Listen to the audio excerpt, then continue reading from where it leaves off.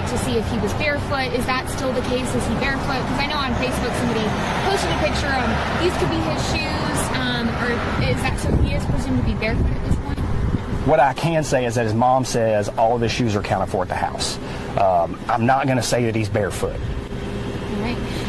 Allegedly! Hello everyone and welcome back to my channel. This is Lady Freedom here coming at you with another raw narrative.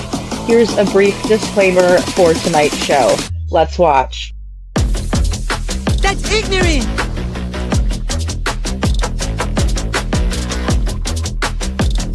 Allegedly, that's ignorant! Ignorant!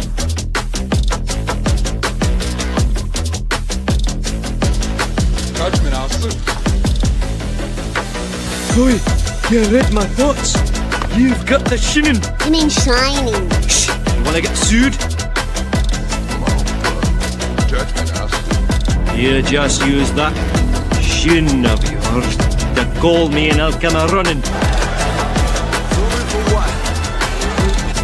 But don't be reading my mind between 4 and 5. That's Willie's time. Hey, yo, boss. I love it when he does that.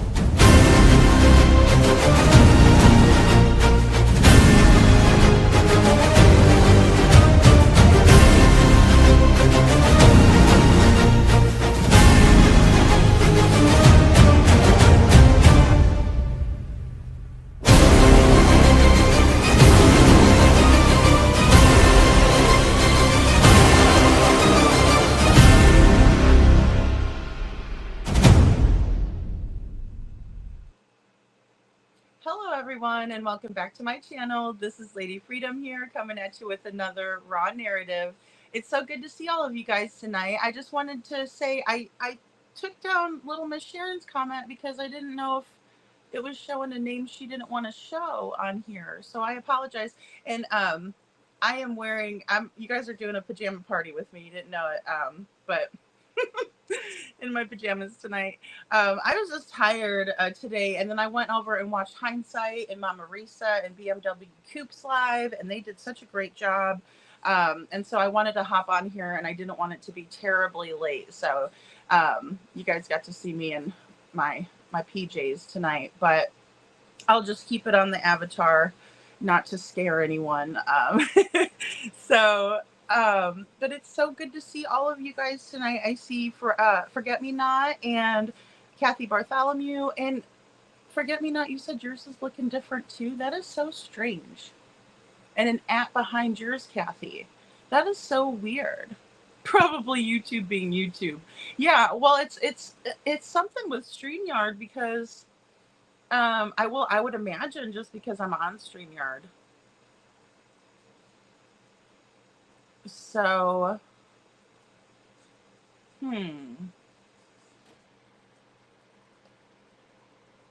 very strange. But I'm glad you guys are all with me tonight. So tonight my title is about the chit chat not cutting it anymore, right? And I think a lot of people feel that way, and I really caught that vibe tonight while we were hanging out over on Voices of Truth is the channel. And if you guys could drop the link for me too, please, mods, if you guys don't mind, because they just did a really great job. All of their live streams thus far have been fantastic. And, you know, if you guys were with me when I first started the live streams on YouTube, well, with StreamYard, I didn't know what the heck I was doing at all. I'll tell you that. And I was winging it, you know, fake it till you make it. And, you know, it's just, they're doing a phenomenal job. I'll tell you that. And it's just really not easy to get up here and you know, to come up with good things to talk about, right? To keep people engaged. And their content is always very much, for me, entertaining and, you know, just informative, very well put together, very well thought out. So just wanted to shout out to our friends over at Voices of Truth. And it really kind of inspired me, like I said, to talk tonight about how speculation, chit chat, us filling in the blanks as we normally would, and how our brains process information just ain't cutting it anymore, right? It's almost to the point of frustration, and I think it causes a lot of strife. And for the life of me, I can't understand why the law enforcement agencies, who are, especially, you know, Sumner County being involved, right, and them holding jurisdiction. This is happening in their town, in their area. Hey, show poodles, and, you know, great people, right, in this area. I'm not saying that people who are in that area are all bad people, and they're all in cahoots and they're all involved with Sebastian and da da da da da. No. That's not how I feel or what I think. But I just I'm having a hard time kind of reconciling why Sumner County is allowing for all of this. Hey, Chloe. And so, you know, I'm having a hard time figuring out why they're allowing for so much drama, and why they won't just come out and say, do a 15-minute presser, or hell, I would even take 10 minutes of, you know, give us 10 minutes of your time and let us know where we're at 16 months later. Hey, Lucy Day, good to see you. Thank you for subscribing. I appreciate you. Lucinda's a pretty name. I like this, the singer Lucinda Williams. I love her. She's beautiful. So anyway, I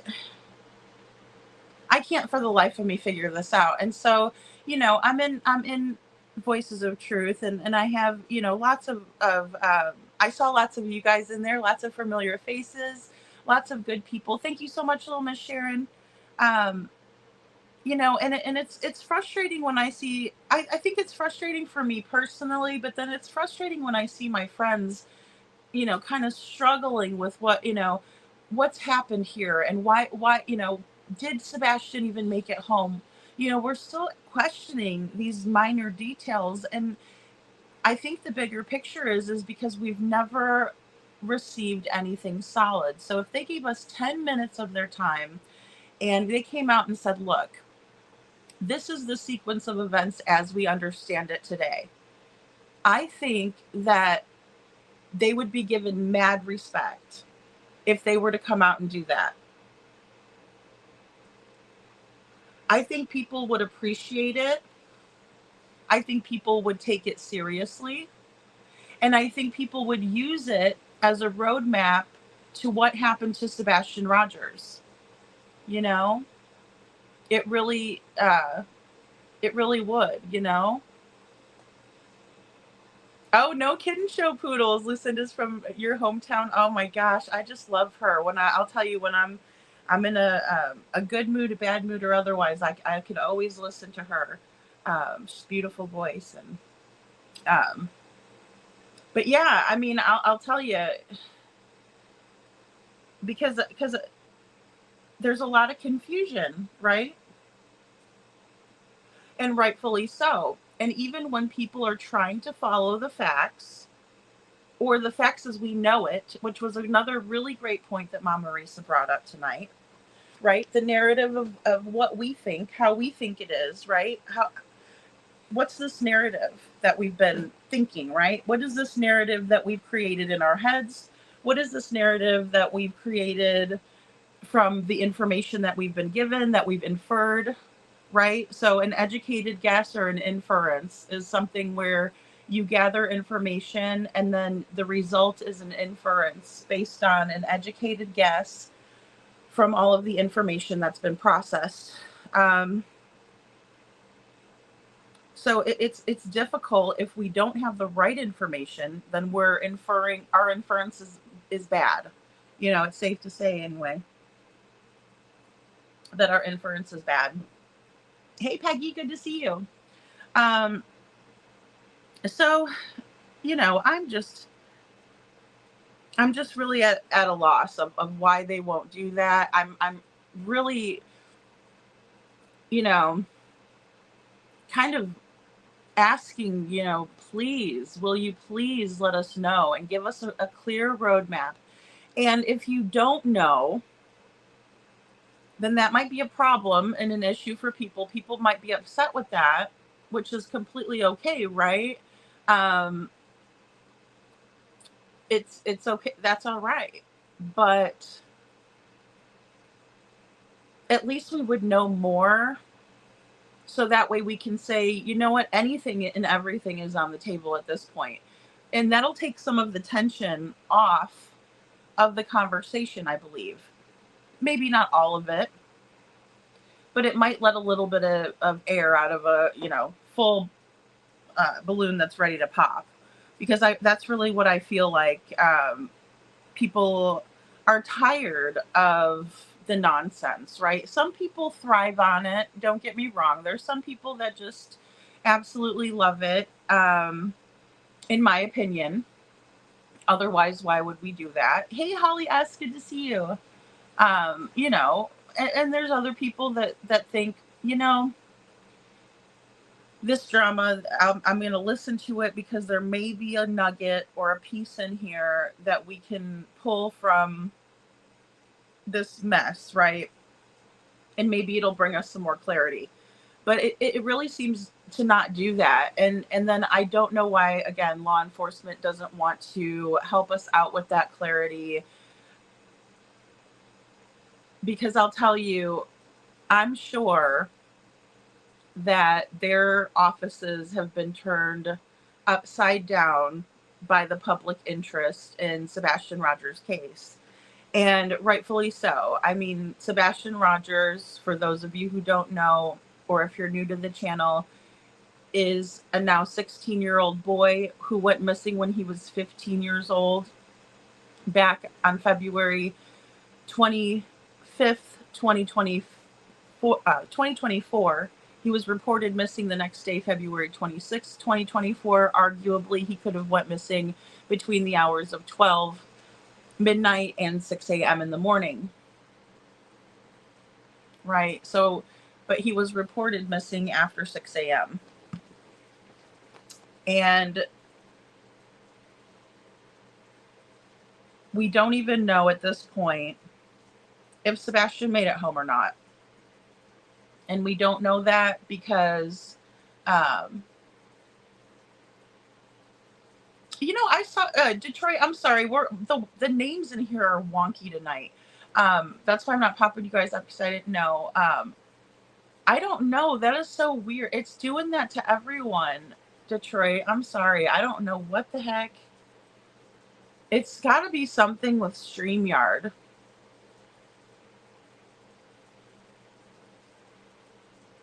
Hi, Kai. Good to see you. Good to see you. Yeah, I don't know why it's doing that. It's the weirdest thing ever.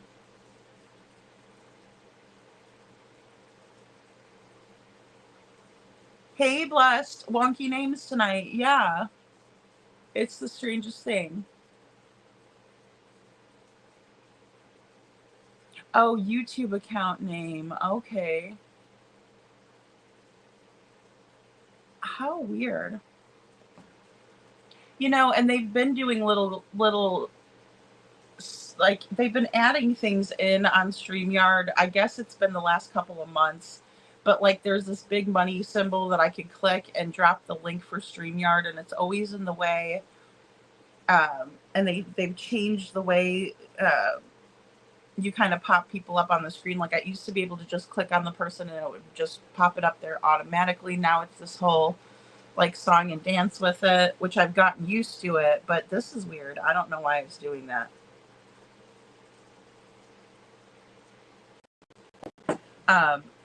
But yeah, guys, I mean, again, like I was saying with the, you know, the office is being turned upside down. It can't be a fun situation. Oh yes. Hey, Town Chat Cafe, good to see you, my friend. I just saw you earlier. Just a friendly reminder, do you want to share that picture tonight? Somebody was asking about it. Yes. I know which one you're talking about. Thank you for the reminder, Town Chat. You're awesome. Bear with me a sec. Let me go and list here.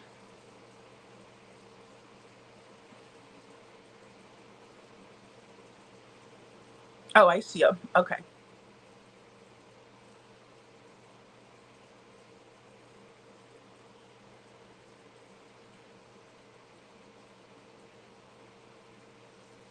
Alrighty. So let me do this and I'll add it in here.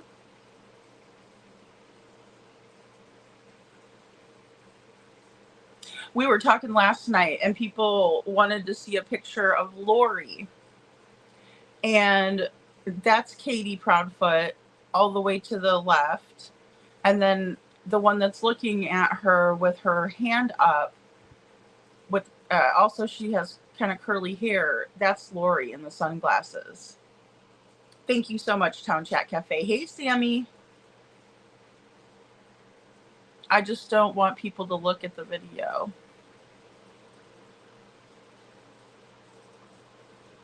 It's very bad, Sammy. The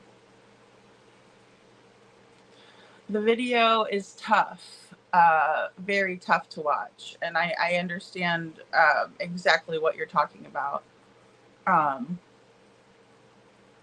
And see, you know, here's another thing that's very cloudy. Who was at the Proudfoot residence? Because, you know, one of our other friends and, you know, great creators and a person that has been so diligent and so wonderful at advocating for not only Summer Wells, but also Sebastian Rogers' Smiley Stories World. And Mods, if you could please drop Smiley's link.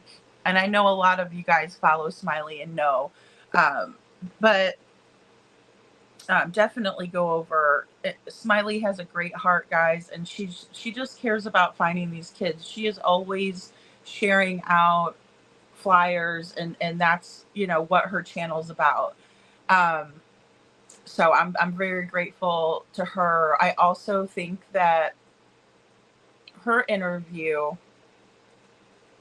with Chris and Katie Proudfoot was one of the most profound interviews that happened in this case. Another one I have to say would be the interview with Bullhorn Betty and Seth, right? In terms of helping us understand. Another awesome interview to listen to with Seth, or interviews even, would be with Josh from the lab when he does interviews with Seth. Really, really great. And so much information and insight into what was happening in the house. But going back to Smiley,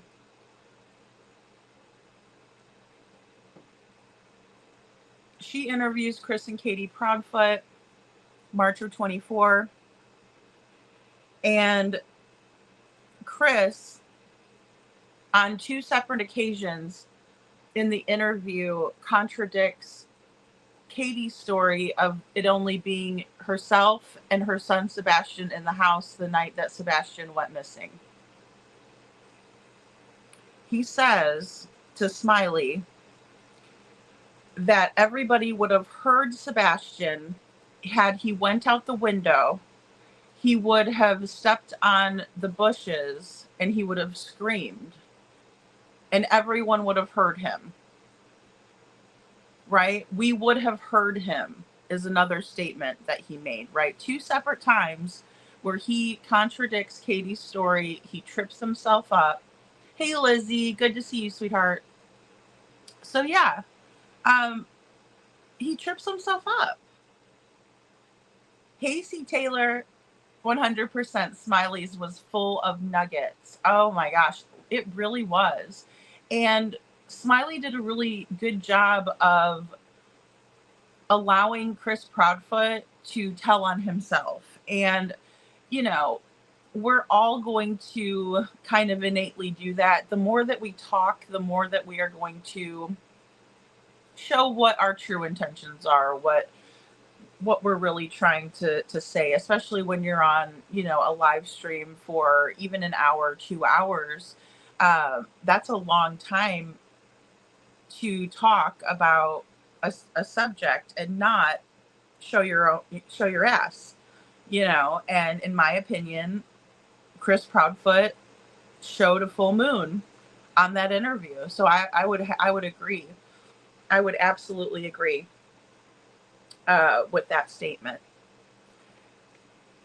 So my question is who else was in the house? Because Chris maintains, and arguably people have backed up, that Chris was in fact working in Memphis and that he was in fact there. Now we have Silvers on the scene who says, no, not so fast. Not so fast. We also have proof from Silvers that Chris was not in the crane at 6:30. He didn't have the earbud in one ear talking to Katie and the other one operating the crane and the workers that day. That's false, in my opinion. Because they don't start work there until 7, according to the sources and according to what Silver's research was. And I find Silver's on the scene to be a hell of a lot more believable, credible, the whole 9 yards than Chris Proudfoot ever was or will be. And so that's kind of where I'm at there. So who else could have been in the house? Possibly Katie's friend Lori and her son, who were allegedly visiting. Because Lori lives in Illinois, and it's not a terribly far drive, but there's no way that Lori could have gotten back and been there that morning had she left from that location and went home and then came back. Now, was she back on the road and Katie called her, you know, and let her know and she came back? Possibly. But I just want to know who else is in the house. Because hey, Michelle, because it seems to me that something isn't adding up there, right? And Chris Proudfoot probably put his foot in his mouth, right? He probably contradicted himself. He probably wasn't being truthful. He probably, and he also, you know, contradicted Katie. And he probably said too much. Michelle says, been going over videos till I'm cross-eyed. Oh, girl, I hear you. I hear you. Yeah. And, you know, and that's the thing. And that's what, you know, that's the dedication that we all have, I think. And I think that's why, you know, I was almost a little bit emotional, I think. Not that I was, you know, like crying my eyes out or bawling my eyes out or anything like that. But it was like, I was kind of almost getting a little bit of emotional when, you know, Mama Reese is saying, you know, guys, we really need to remember to really be kind and considerate, because we are all trying to fill in these blanks, and we are all trying to find Sebastian. And, I feel that. I really do. And I feel that from people like Michelle saying, you've been going over videos till I'm cross-eyed, right? And then we do that, and then we go into someone else's, chat, or, whatever it is, or we see a comment, and our belief system is like, oh my goodness, how could you ever, think that? I'm sitting here, hey, Lori, I'm sitting here in Holly S. and, I'm sitting here racking my brain. And then I go over here and I think somebody's going to validate this, but then they don't. They actually say the opposite. And now my head's spinning and I'm like, oh my gosh. And my eyes are crossed and my head is spinning, right? So it's just like, it's absolutely frustrating as I'll get out. And I see this dedication and I see this love and I see people that feel like I do, that it takes a village. It's going to take a village. We are Sebastian's village, and we're doing that. We're doing this together. We're working so hard together that if we have one disagreement, which is absolutely going to happen because we do not have all the facts, it is really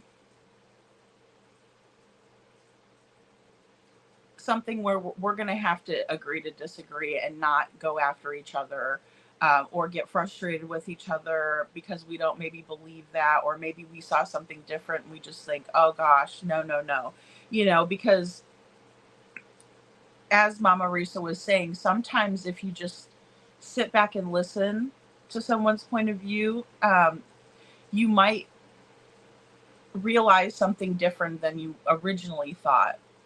Or you may be able to deduct away from, something. And that's really important right now, in my opinion. And the reason being is because we really need to narrow this down. We really need to narrow down the sequence of events, the time frame. I heard one of my friends tonight say, hey, look, I believe that something happened when the thud happened, right? And I've heard this theory before, and it does make sense to me. So 10 p.m., right? 10 p.m. the thud happens. And then, you have this phone call with Mr. Foot, the stepfoot of Sebastian Rogers. And that's when he sleazes his way into the scenario. And that was around, from what he told Duchess for the missing, that was sometime around 9:30 to 9:40 p.m. the evening of February 25th, 2024. And then Katie goes to bed at midnight, and then all of a sudden there's this, lapse of time, temporal lagune, right? But I mean, we're expecting that to happen. It's nighttime. People usually sleep at night. Unless you're a dragon, then you guys are up with me, or, over at the lab, right? So that's an understandable lapse of time. But it still doesn't help out, because there's this 3 a.m. flashlight video, right? This 3 a.m. video that they wanted us to believe was a trash truck magically riding through, the common areas of a nicer subdivision. I don't think so. Not at 3:10 a.m., not in this lifetime, not in this universe. But we were still expected to believe that. And one thing that was very eye-opening tonight was watching Chris Proudfoot peddle the same story as Eric Craddock, and how this 3:10 a.m. flashlight video where the flashlights are moving. You know, one is moving and the other one is moving, and then they meet up, right? And then the other one goes back to the house. That's supposed to be a trash truck, right? A trash truck. The trash truck was on a magic carpet look, right? I mean, little Miss Sharon, it's absolutely ludicrous. It's ludicrous. And they expected us all to believe it, you know. And I've told you guys this story before, but I'll tell it again. You know, I was in Springfield, Missouri, and I was handing out flyers of Sebastian, and I was telling this guy about Sebastian's story, and I was being very vague, sticking to the facts, right? Not telling him, oh yeah, I suspect foul play here, or oh, I suspect this, anything like that. So we're talking back and forth, and you guys can watch it. I filmed it, you know. I mean, I didn't film his face or anything like that, but I do have the conversation. And when we got to the 3 a.m., you know, part of what I was telling him, he said, that ain't no trash truck. Like, he was very adamant, you know, and he said that ain't no trash truck that was doing that at 3 o'clock in the morning. No way, you know. And it didn't take him long to surmise that, right? And I wasn't coaxing him, you know. Like I said, it's up. I wasn't saying, you know, here, watch this video I made, and you know, because I understand that the videos that I create are usually, you know, me painting a picture of what I believe, you know, showing you reasons why I believe it, right? Supporting evidence, comparing this clip or that clip, right? This is what was said, you know, and this is what I think, and what do you guys think, kind of a thing. I did not do that. I was just telling him the sequence of events, right, as we know it, as Chris and Katie have told us. And he said that ain't no trash truck. You know, Blessed says ain't no trash truck. You know, she says no trash truck, but you know, but he's like, there's no way. Hey, perfectly imperfect boy mom. So it's just, you know, one of those things. Hey, Pamela Roberts says, the major problem with the case is Ellie and their lies. Yeah. And poop emoji. Yeah. Or 3 pooping emojis, right? Yeah. I mean, it's absolutely crazy. And it doesn't make sense that they want us to believe this, right? And even just anybody on the street, and I'm not trying to say that this man is, you know, just any guy, you know. He was a smart guy. He was able to surmise this right quickly. But I think anybody would be, because if I said 3:10 a.m. garbage truck, everybody's head's gonna be like, what? I'd be calling the you know, company and telling them they can't be doing that in the morning like that. On a school night, on a work night, a work morning, right? Monday morning, 3:10 a.m. and this big old trash truck just comes barreling through, being loud and, you know, obnoxious. I don't think so. You know. Don't they think somebody would have called the trash truck company their hours of service for the area? Michelle, absolutely. And let's not forget, Bobby the neighbor told us about the trash truck, right? She even told us about the trash company. She said it's owned by J.D. McMurtry, right? Disposal. She said, and there is a clip out there from the news, right? News footage, and it shows a brown bin, trash bin, right? And it one of the bigger ones, you know, with the big lid, and it says J.D. McMurtry right on there, you know. And so verified, right? Bobby has lived in that neighborhood and grew up there, right? She went to school over there. She even went to school at TL. You know what I'm saying? She has lived there. Her sister apparently lived in the neighborhood as well for a long time. She's kind of like the OG of the neighborhood. Let's just put that out there, right? Bobby the neighbor is OG. Wise man, right? Absolutely blessed. I mean, right off the bat. And like I said, I wasn't being biased. I promise. And you can go check it out. I didn't cut any of the interview up. But either way, Bobby explains, right, that the trash comes at a certain time because it was coming a little earlier, but it was coming a little later. But because of the school bus, and we have seen the school bus, that I do have a picture of up in here somewhere.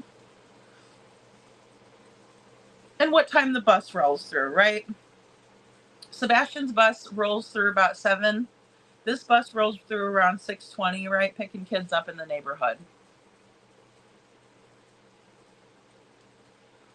You know, and there's Katie with her windows rolled up. Driving like a bat out of hell if we're looking for somebody who's missing. Driving like a bat out of hell. No windows rolled up. Look at me driving. I'm looking for my son. Bullshit. Come on. I'm not buying it. I'm not buying it. You know. And so that's what time the bus rolls on through the neighborhood.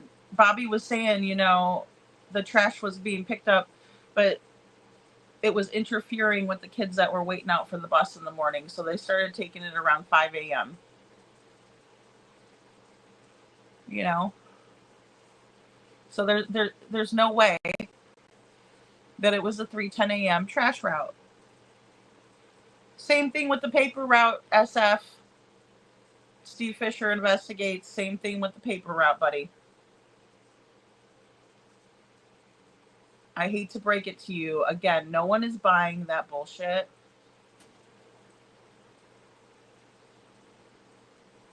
No one is buying this. And we are wondering what happened. Somebody take him? Where is he? Because that wasn't a trash truck in the neighborhood at 3:10 a.m. There's no way. And everybody knows it. But see, that is where we lost trust with law enforcement. Because I remember Seth going on, Pascal, and explaining to us all about this. And that he was told this by law enforcement. And then it was really, really eye-opening, again, to see Chris Proudfoot. Hey, Meg. To see Chris Proudfoot sputter out, pedal out the same bull crap that Eric Craddock peddled to Seth. So it's hard to believe that there isn't some collusion involved here. You know, and it's allegedly, in my opinion. You know, I don't, Holly, see, this is my thing. WTF is going on with LE? You know? Because I don't like corruption at any level. But to think that an officer would be involved in some type of a corruption in a missing child's case.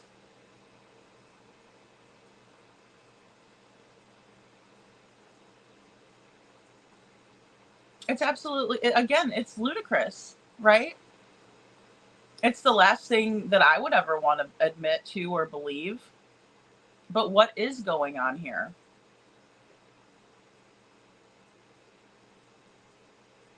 Because they haven't come out and told us jack squat.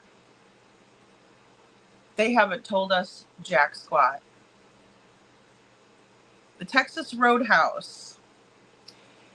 And I'm gonna pull it in tomorrow. I just want to make sure that it's okay. I'll email Mr. and Mrs. E2 really quick. And I just didn't get a chance to pull it in tonight either. So, but they did the video. We were talking about it last night, but we didn't talk about the entirety of what they filmed. So again, just kind of recap. They filmed the bushes, right, of where the green hoodie came out of. They filmed the parking lot. They filmed the spot where Katie was parked. We know this because of the Texas Roadhouse video. So they showed us how narrow of a passage that would be for two women who aren't, you know, skin and bones to get through, right? Maybe if it was two ladies that were super tiny, right, they could just pass through there without, you know, discomfort. But, you know, anybody that's kind of an even average, you know, size wouldn't be able to get through there comfortably. And I certainly wouldn't want to try to, you know, squeeze my butt through there. So, you know, just putting it out there. You know, another big red flag with the green hoodie is that if you have to use the restroom, you have to use the restroom. You're not going to wait in the parking lot by someone's vehicle if you got to go. There was a Starbucks. There's plenty of places that you could have went to that wasn't packed and that Katie wasn't at. But instead, you choose to creep through the bushes and wait by her vehicle and then squeeze on by her. Again, it makes absolutely no sense. And then law enforcement being so quick to say, oh, nothing to see here. Green hoodie's nobody. Oh, by the way, it's a woman.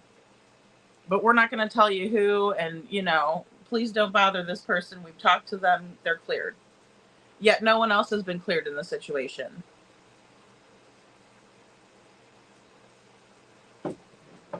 Not even Seth, who has produced records, who has produced receipts. They'll just let him sit on the hot seat. Why is that? Haven't told us diddly, right? Hey, Cinderelli. They know that we all think that they are involved. Yeah, exactly. I believe that too, Cinderelli.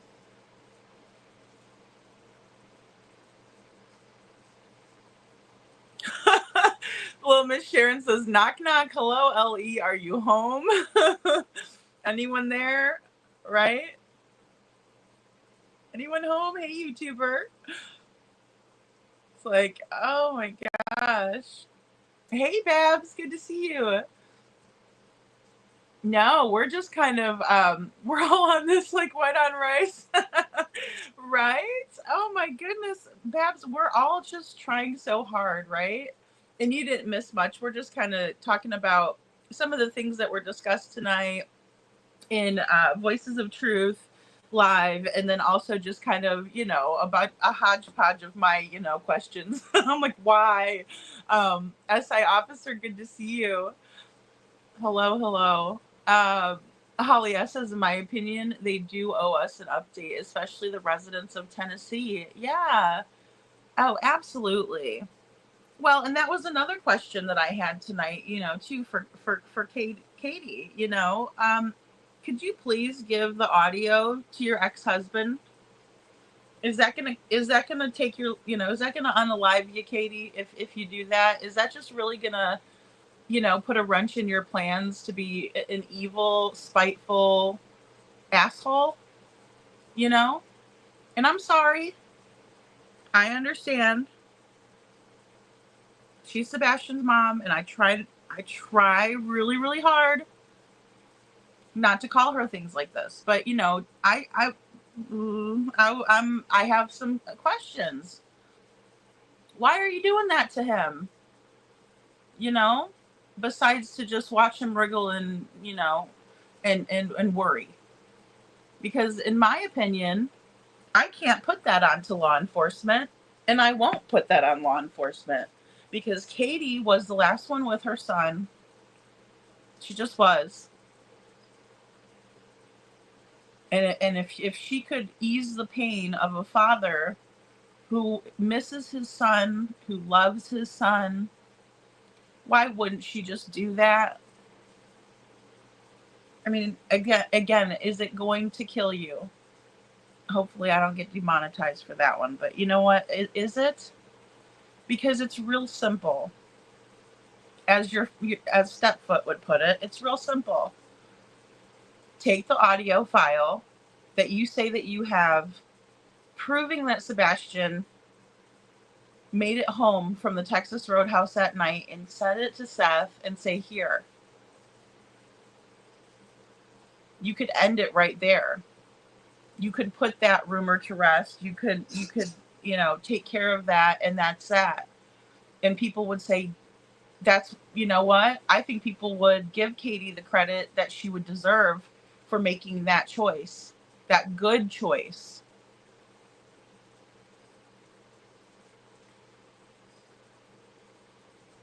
Making that good choice.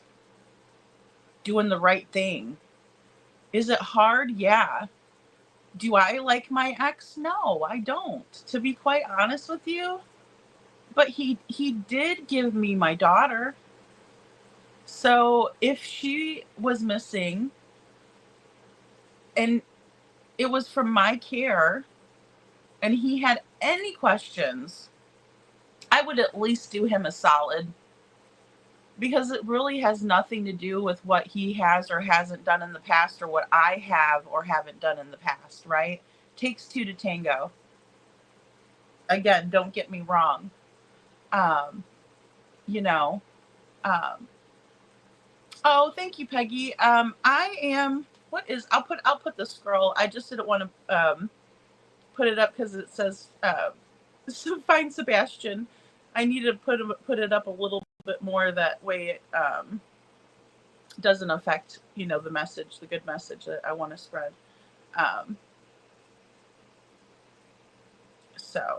But it should be coming up on the ticker. That's horrible. I don't even know my own Cash App.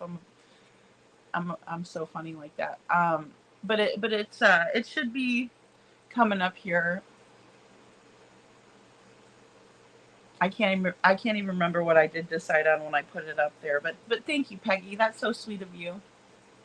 And I so appreciate the support for the channel. It really means a lot to me, and it just kind of helps us keep going here. And hey, Lolo, good to see you. So,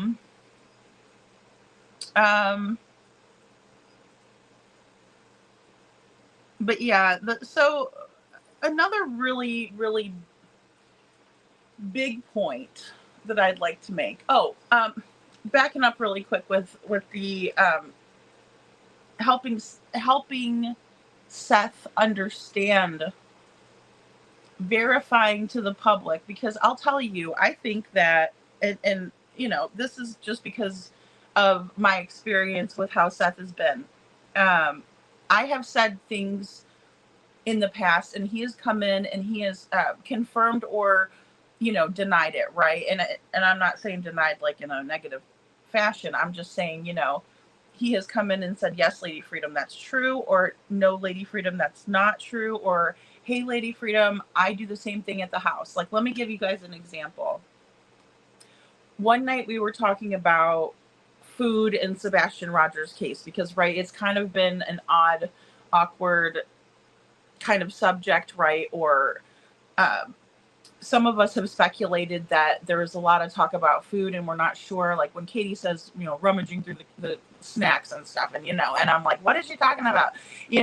But I was saying the one night that Katie was saying that if they run out of something at the house, that whatever it may be, if Sebastian ate the rest of it, right, or he took the last of something, to let them know that they needed more of it, right? Just let us know that you need more. And I was speculating on that, right? Oh, Babs, I agree. He speaks the truth. Seth is very straightforward, in my opinion, too. But yeah, I mean, and he came in, he said, Lady Freedom, I do the same thing at my house. So that, to me, again, is the same sort of grace that I would show my ex-husband. Do I particularly agree with him? No. Otherwise, we'd still be married, right? But I'm not going to torture the poor son of a bitch. You know what I mean? I'm not going to sit there and hold our child over his head ever. I mean, that would be, even if he did that to me, it wouldn't make me feel good to do that tit for tat. And I wouldn't, because that's her dad. you know, but give him that. Just give him that, you know. So I'm just urging Katie, you know, if you listen to me or if you don't, I know, you know, if you like me, you don't, you're indifferent, whatever. Um, could you please just give him that? Because I think Seth would come out and tell us. I think he would say, look, guys, you guys are barking up the wrong tree here, right? So to speak. And he's very matter of fact. He doesn't have a problem coming in here and saying, hey, Lady Freedom, this is how it is. And I say, thank you, you know? Because that, again, that doesn't mean, I'm not taking that as him saying, oh, Lady Freedom, you're wrong. Well, I am wrong. But here's the best part about me being wrong. We can check that box off. And we're good now. Okay, that is taken care of. That is squashed, right? It's a moot point. We don't need to keep discussing. We don't need to keep analyzing it, right? So that's the big point. That's the big point. Not whether we're right or wrong. What's the truth? What are the facts? That's what's important. The Texas Roadhouse. The Texas Roadhouse. The area in and around the Texas Roadhouse is completely fenced in, guys, okay? The whole area around there is fenced in. So from that, knowing that, Green Hoodie wasn't some homeless person who wandered in, so to speak, right? It's highly unlikely. And then it's even more unlikely that this homeless person would enter into a place that really there's only really one way and one in and out. You know, one side of the street you're going out of this area, the other one you're coming in. It's a very busy road near there. And it's all kind of gated in, right? Very nice area. There's a Fairfield Inn over there. You know, it's a nicer part of the area. And from everything I've seen, Hendersonville looks like a very decent area. You know what I mean?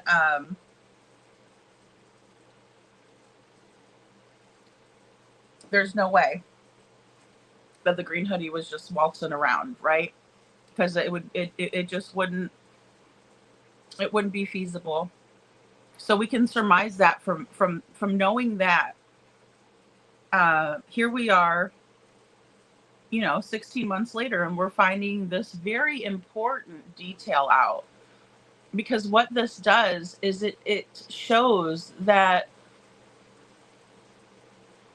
transient people are not typically in this area. But why would these transient people be in the area on this particular night during this particular time when Sebastian's being taken out to this particular restaurant where he doesn't even eat red meat because he doesn't really care for it?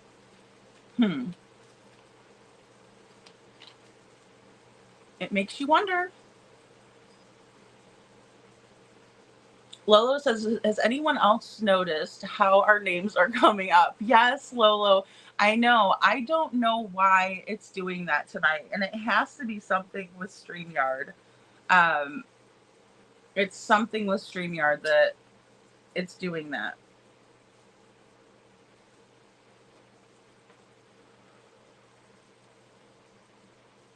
The glitch of the day. It's YouTube's glitch of the day. And it might be because it's transferred over to YouTube. Maybe it is a YouTube problem, huh? YouTuber probably. I know, it's weird. And I don't know, it wasn't doing that to me when I was in. I don't see, but I don't know what's streaming. I only chatted in one today. Lolo says if you don't type out the whole thing, it doesn't highlight their name. See, and that's why I haven't been popping your guys' comments up, because I didn't know if you guys wanted me to today because of that.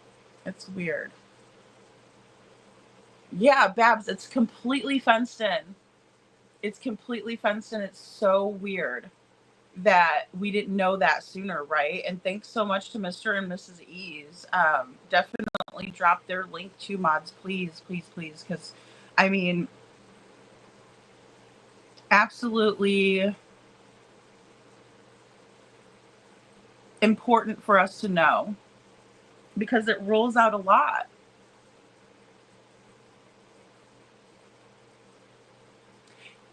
Yeah, Lucy Day Lucinda says it does, and it throws everyone into confusion. That it's happening a few times last year worries me that reintroduced an old bug. I'm usually Lucy Day. Okay, so this has been a glitch that's happened before. Oh gosh, Babs, that's such a good point. I wonder why no one asked Yellow Jacket guy what was he doing there. Yeah, no one even said, like, can I help you, sir? That's what's really weird too, Babs. He was talking to the side door guy and then walked back. No carry out bags, nothing. Exactly. Yeah, he's talking to the guy in the black hoodie, right? Which apparently, from what I can understand, does not work there anymore. You know? YouTuber says, great question. That's worrisome, Lucy Day. I know. It is. It is. That's why I'm like, what is going on? Yeah, really. Exactly. It's a bad sign, especially given how much YouTube must make every year. No excuse for cutting corners. Babs is very strange. YouTuber says, I agree. That's funny. Try glitch. You know, it could be StreamYard reading the wrong field, but I think that the chat is YouTube-based, not StreamYard. All speculation on my part here. That's true. You know, that's a good point that it is YouTube-based, because that's what I was thinking. Since I'm on StreamYard, it must be them, but probably not. Thank you, Little Miss Sharon. Hey, Trishy, good to see you. Good to see you. Good to see you. Oh, I'm proud of your strength and bravery. Thank you, Trishy. Oh, I so appreciate you. Yeah. Yesterday was a good day. It was a good day. Also, any verification when Lori arrived and left. SI officer, that is such a great point. When did Lori arrive and leave? Because she was apparently at the poker party, from my understanding. She was at the poker party. And I'm not talking about the Polish polka. I'm talking about a poker game that was alleged to have happened. Town Chat Cafe says, good, I'm glad you mentioned that. I started to come back and say hi, and it was working, so that's why I changed my mind to say hi individually. So that's a big howdy to y'all. Thank you, Town Chat. Howdy. And allegedly, LE questioned and cleared him. Yes. Did they talk to Lori? You know, did LE talk to Lori? I want to know that too. And I know some of this is us being nosy. I get it, you know, and Ellie's probably like, these pesky YouTubers are so nosy and all these people want to know. Well, but we just want the right information. And I think that's what we're seeing this disconnect and the frustration coming in, is because we want to be able to say, okay, look, Sebastian came home from the Texas Roadhouse or he didn't. Okay, look, Sebastian was the one who took the trash out, because that was another big thing that we were discussing tonight. And that has LE all over it as well. And see, this is where I get frustrated and I have more questions, right? Because I'm saying to myself, okay, they showed Seth this grainy, dark video that he said he could not make out. He couldn't make heads or tails of whether that was Sebastian taking the trash out or not. Katie Proudfoot, on the other hand, who has not been honest with us, and we have caught her in very many lies. Same thing with Stepfoot. I cannot say the same thing for Seth. And this is why I want to preface that, and that's why I have this conclusion, this inference, if you will, in my opinion, and that's where it's formed from. She says that the FBI absolutely identified that Sebastian was the one that took out the trash.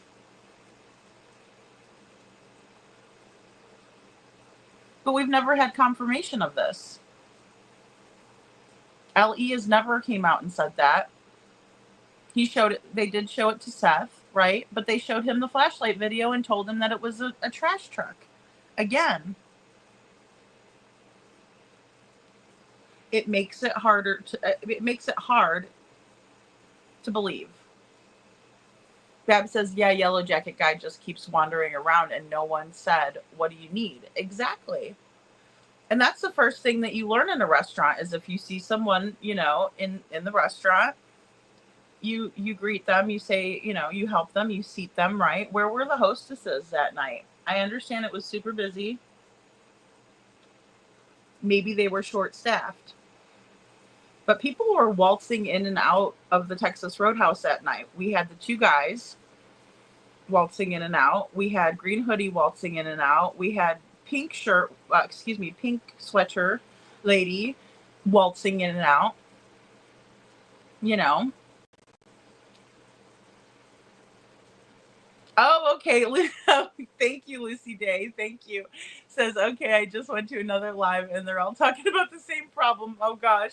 I was like, hopefully I'm not being oh no, my chat. Our little chat in here is being singled out, right, by YouTube. Oh no.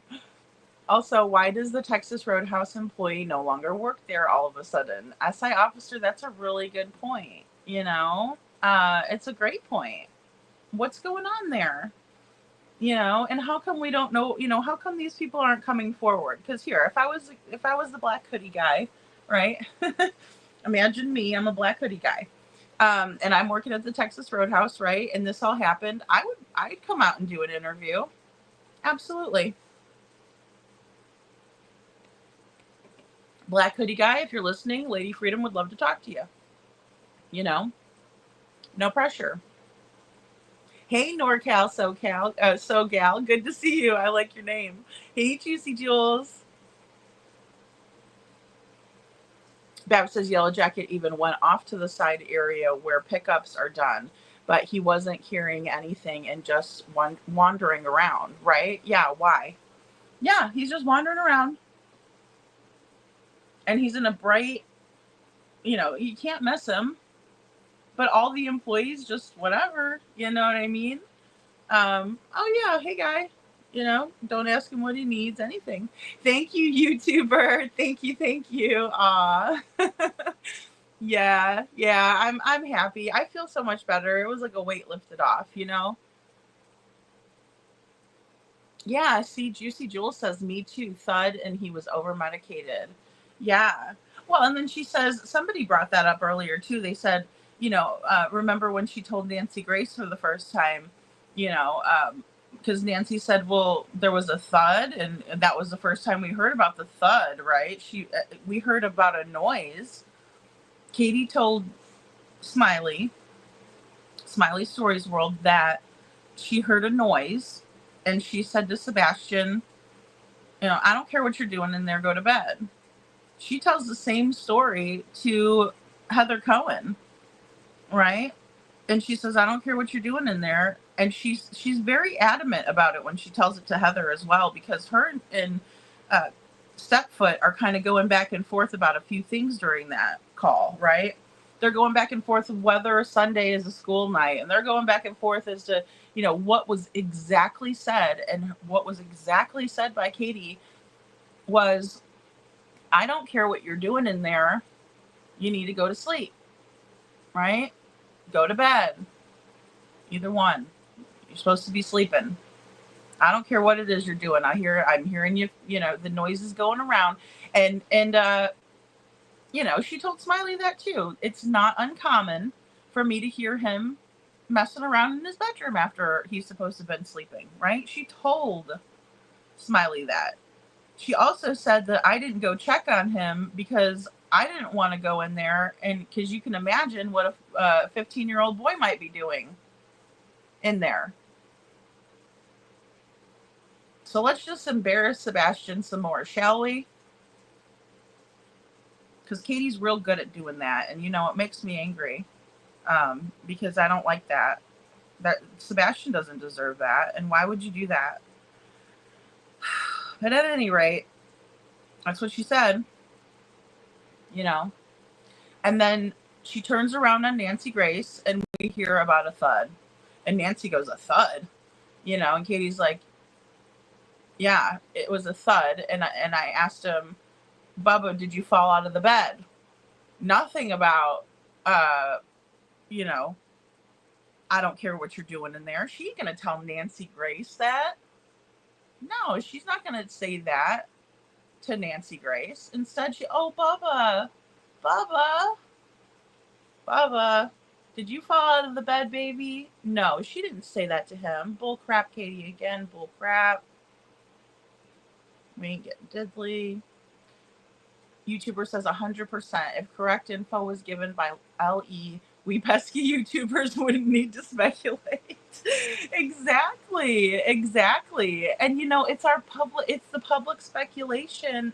It's not our fault, right? It's just a normal, natural thought process that we all have. And that's, you know, that's all of us. We all possess that, right? Where if we're told something, we're going to fill in the blanks. And we do that all the time. You know, sometimes that's where the biggest misunderstandings come from, right? Is where, you know, I might tell you a story and, you know, I'm telling it from my perspective, right? And how I feel about it and how I perceived the events. And then you're taking that information and you're processing it through. And even though you're not even intentionally doing it, right? It's just the way our thought processes are going to work. But you're kind of filling in the blanks, right? As I go along. You know? That's why sometimes when you get to know somebody really, really well, or if you've been with someone for a very long time, or if you're best friends with someone, you might kind of finish each other's sentences, right? Because you kind of know how to fill in the blanks because you know that person very well. So that would be one example of that, right? But we are always filling in the blanks because that's how we are able to process through the information and come to a conclusion. You know, and that's just the natural order of things. SI officer says it has me questioning one of the young, thin employees that left in a black hoodie jacket with gloves and a bag of something. In my opinion, could have acted as Sebastian checking the mail. Oh, I see what you're saying, SI officer. Yeah. Yeah. It's just hard to believe that none of those odd characters had anything to do. And mainly for me, it would be the yellow jacket because of the phone. And we went over that last night. And as a matter of fact, for those of you guys who, because I'm not camming up tonight. I'm pajamas. You guys had seen me in the beginning here.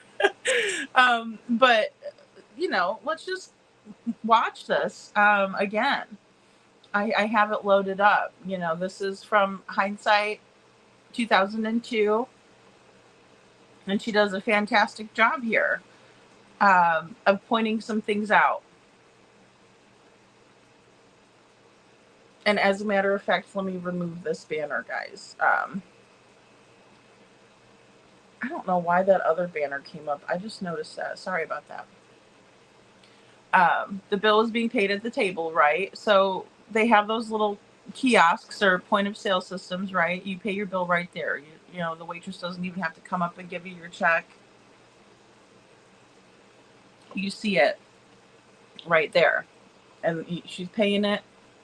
Taps. Hey, Borna, honey. Taps, right? Now the rose gold cell phone on the right side of the table. She picks it up and put it in her left pants pocket, but pulls it out and puts it into her right front pocket instead. Or was it a swap? A lot of activity right here for just putting a single card away. A lot of activity. She takes her napkin from her lap and she folds it onto the table. Here comes the waitress, probably to thank them. Make sure they didn't need any to-go boxes or whatever have you. She's clearing the dirty dishes.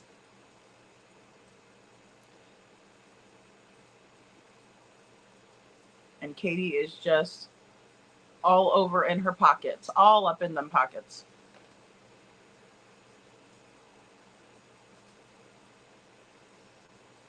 Here's the takeaway. And then there's another phone showing in her left jacket pocket, possibly. She touches both jacket pockets which appear to be full. Then we see the rose gold phone sticking out of her right front pocket, allegedly to be easily accessible. So she knows. She's checking to make sure which cell phone is where, and that she's got everything in her pockets. She's not going back to the table to make sure they're not leaving anything behind. She is very much involved in what is going on, what phone is where in what pocket. And we see that. And she's checking to make sure she knows where they're all at. And she even seems to be double checking, right? Because she needs to do this handoff without Sebastian knowing about it, in my opinion. She needs to be discreet about this, and they don't have very much time. And the area that doesn't have cameras or that we don't see it, you know, she only has that small window. I mean, and her pockets do appear to be full, in my opinion. And she's definitely patting them, you know, down and making sure, you know. I think it's interesting, NorCal SoGal, I think it's interesting too that Sebastian's wearing short sleeve t-shirt and then Katie's in a hoodie. And so was everyone else that night. You know, there's a lot of people wearing hoodies that night.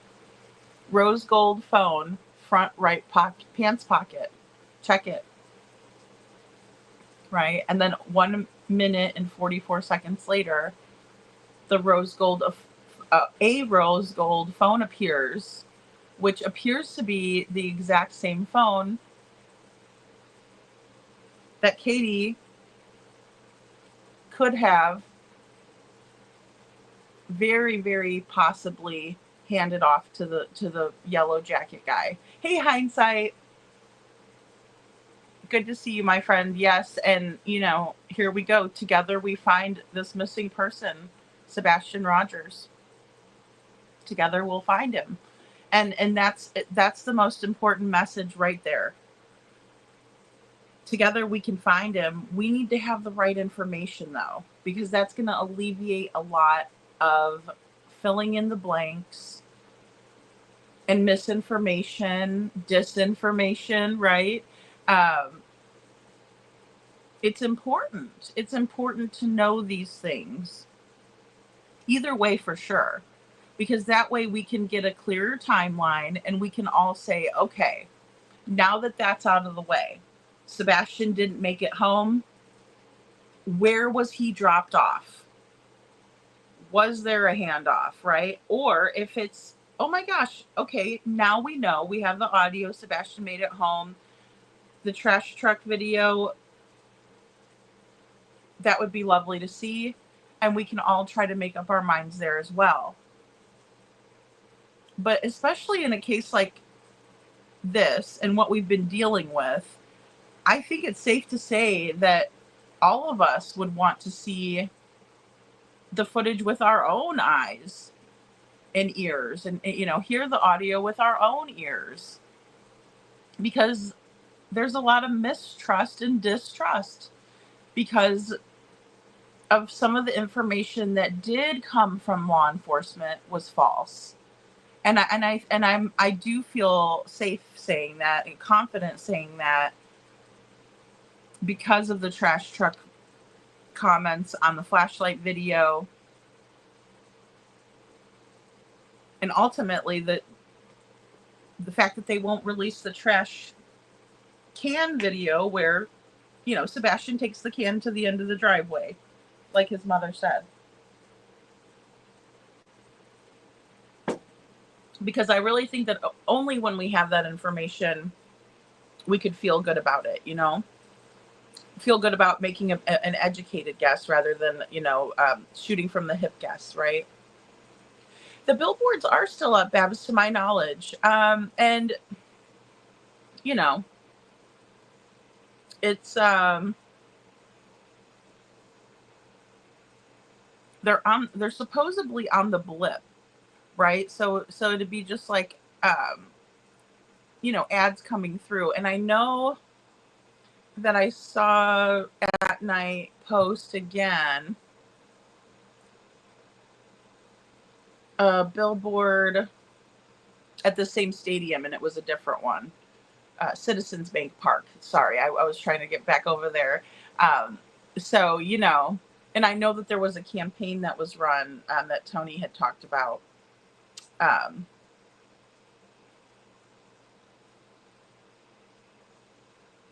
Bab says, in my opinion, YouTuber says, Babs, in my opinion, the law has to change. It only perpetuates corruption. Yeah, I agree.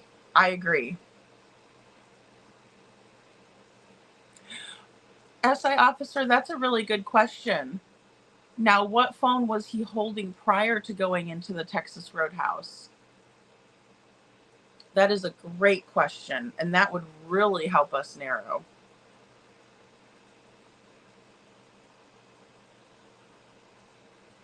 Well, and that's the hardest part, Babs. What can we do, or what can anyone do to change this? New laws need to be introduced. Most guys, YouTuber, that's a fantastic point.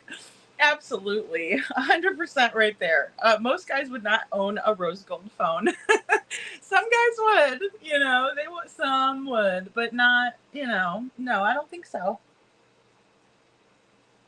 Let's just say the rose gold did not match his style either, right?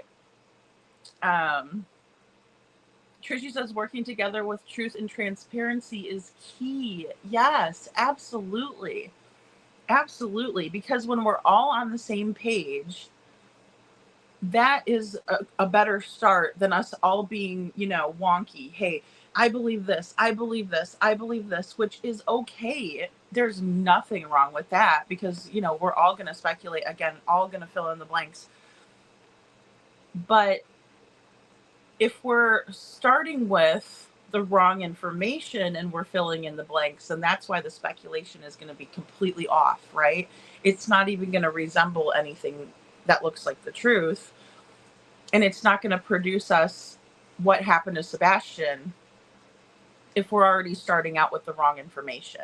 So the best place to start out would be with the right information, everyone being on the same page, and we can go from there.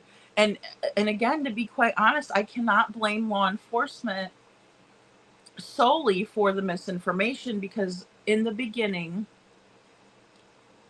Katie Proudfoot was putting out misinformation, in my opinion. She was also deliberately putting out disinformation, in my opinion. And she wasn't just doing that to the public. She was doing that with the police, in my opinion. From day one,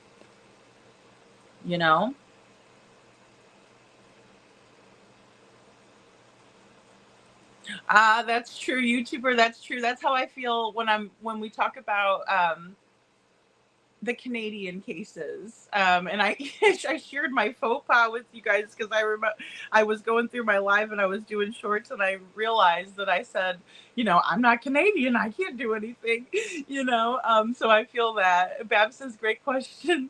Or excuse me, YouTuber says, great question, Babs. I'm in Australia, so my opinion has now swayed in the U.S., right?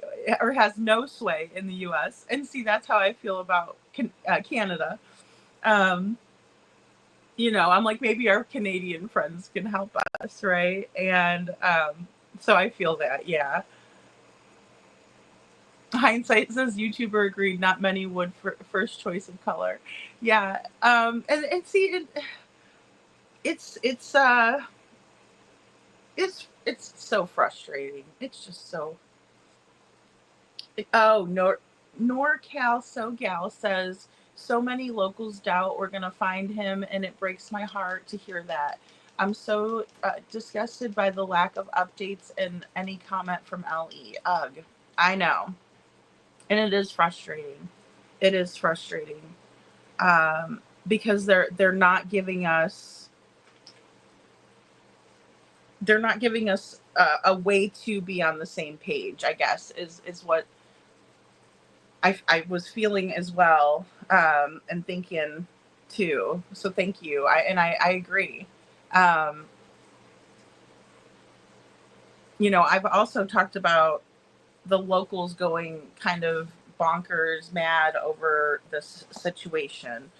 Um, there's a lot of like local YouTubers that have been involved in a lot of the harassment, the bullying, the threats.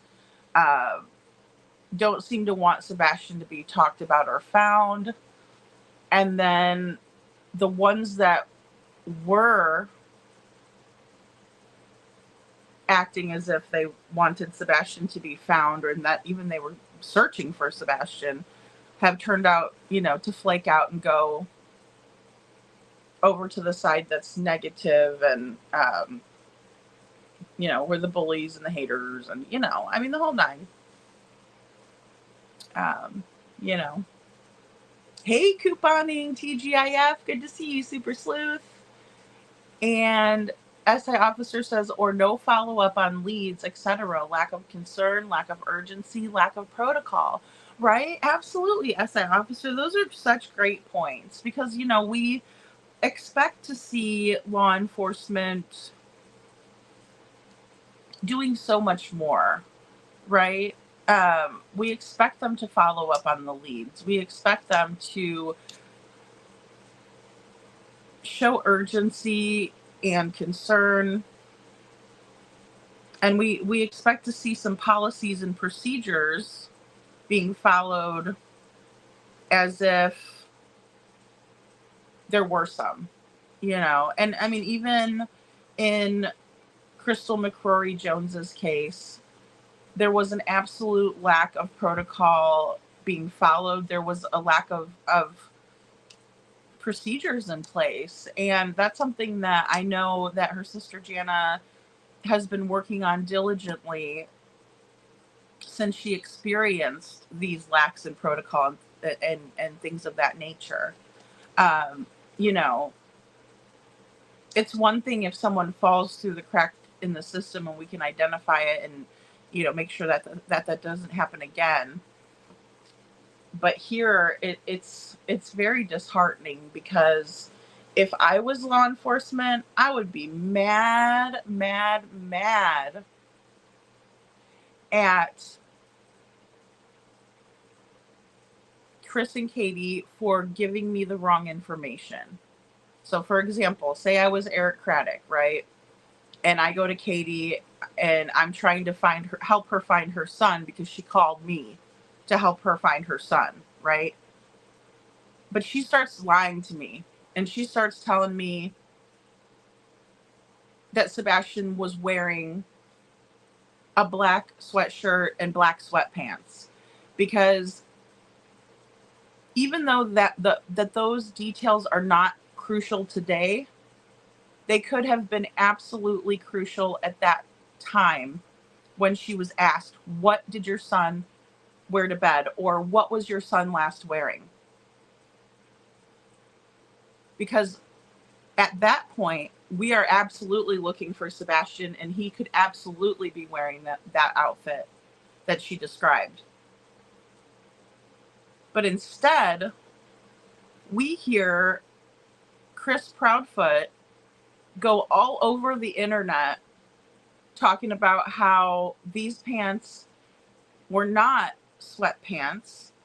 They were Adidas track pants, Adidas style track pants. one interview, it was 70s style. The other, it was 80s style. Then we had 90s ripaways and, you know, all of this nonsense.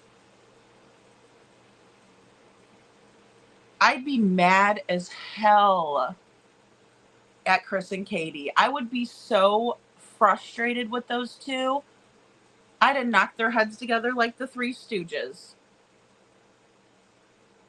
That's how I would feel if I was Sheriff Eric Craddock. Someone who went to school for 6 years to be a professional, to be a detective. He was a detective. And you mean to tell me that you're okay with these guys playing games with you and lying to you? Oh God, no. Like I said, I would not be pleased in the slightest. I wouldn't be amused. And as a matter of fact, I would have taken Katie into a separate room and I would have held her there as long as I could until she told me that I could no longer question her because she is seeking out legal counsel. And then I would arrest her ass for child abuse. Because you cannot tell me that they didn't know about 5 CPS reports. You cannot tell me that they didn't know that Sebastian was regularly seeing a counselor. You cannot tell me that they didn't speak to Sebastian's teachers, who are mandated reporters, who helped Sebastian report the abuse. So again, if I'm Eric Craddock, and I'm a professional, and I'm educated, and I'm an officer of the law, I would never let Chris and Katie get away with lying to me. Yes, Peggy, I do. Oh, thank you for your super chat. Thank you. I do. Let me put it up. This is terrible. I'm so bad with this. I'll read it. I know it's teeny tiny on the scroll. But yeah, I would be so frustrated, angry. I would want the truth. I would want them to stop playing with me. And I would try to, you know, take the stance just like we saw with Sheriff Mike Morrison. I would not be easy on Katie. I would be the same way as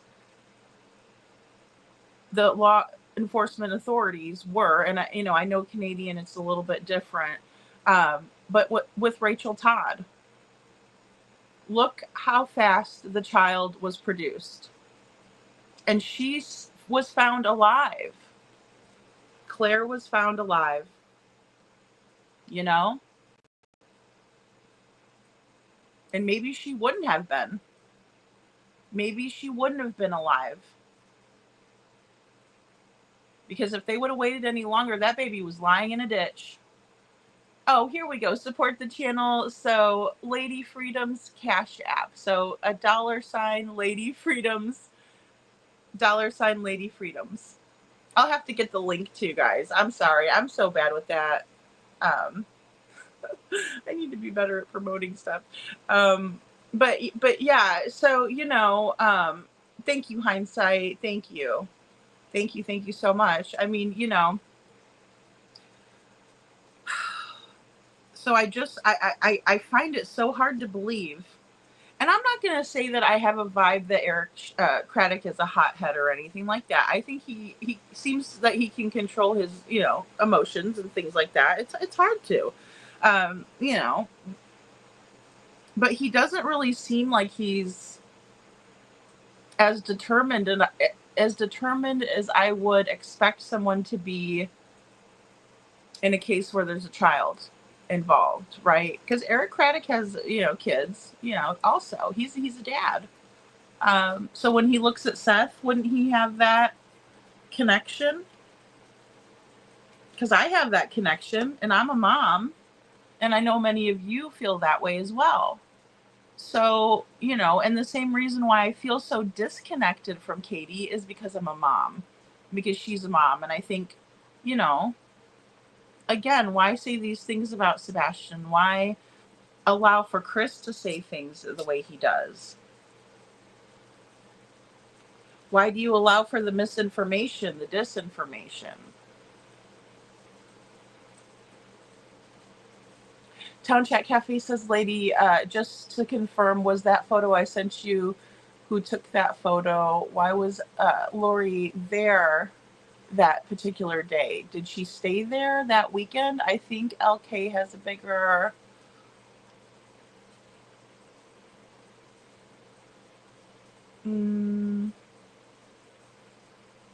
connection that that is being realized. That's what's being realized. Well, I don't know who took the picture. I know someone told me, and just so you guys know kind of what we're referring to, I'll put it up here. Give me a sec. There we go. So this was supposedly that morning, and that is her Volkswagen Tiguan. And I don't want to bash Lori. I don't know what role she has here. I think she had to have been there that weekend, because it's alleged she was at the poker party, which was on Friday night. I don't know. I'd have been beside myself if I was Lori, to be honest. Lori allegedly has a son that's Sebastian's friend, right? And I recognize that, sometimes the kids play together because their parents are friends. Sometimes the kids play together and you make friends with the parents because you meet them and, or whatever. They meet at school and you meet the parents and you realize, oh, that's a nice couple, and you might hang out with them, right? You and your husband or significant other, whatever. So that does, happen. But apparently Lori and Katie go way back and they've been friends, right? And then the kids are friends because they're friends, is my understanding of it. She does not look concerned. She kind of looks like, very cavalier, shockingly cavalier, in my opinion. Because if that was, if Sebastian was my child's little buddy, I'd be upset as hell. And I'd be going scorched earth looking for him.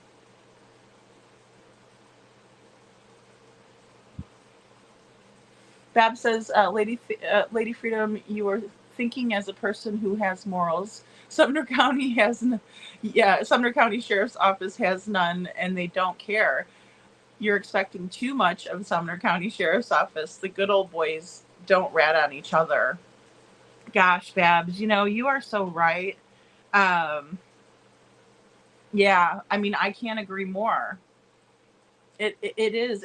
It's and I think that's part of the frustration, right? Because I'm expecting more. I'm expecting too much. And then I'm also thinking, from my perspective, and they don't seem to give, a rat's patoot. And then the good old boys, boy.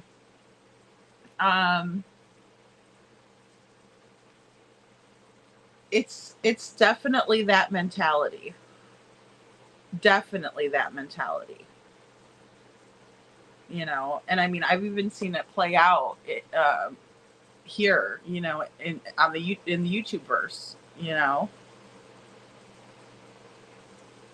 Yeah, I completely agree with you. And they show that they don't care because they're not going to come out. They're not going to give up the case, right? They're just going to say, we're working hard on it. Yeah, and expect us to believe that. Just like they expected us to believe the trash truck and Katie and Chris and, all of that.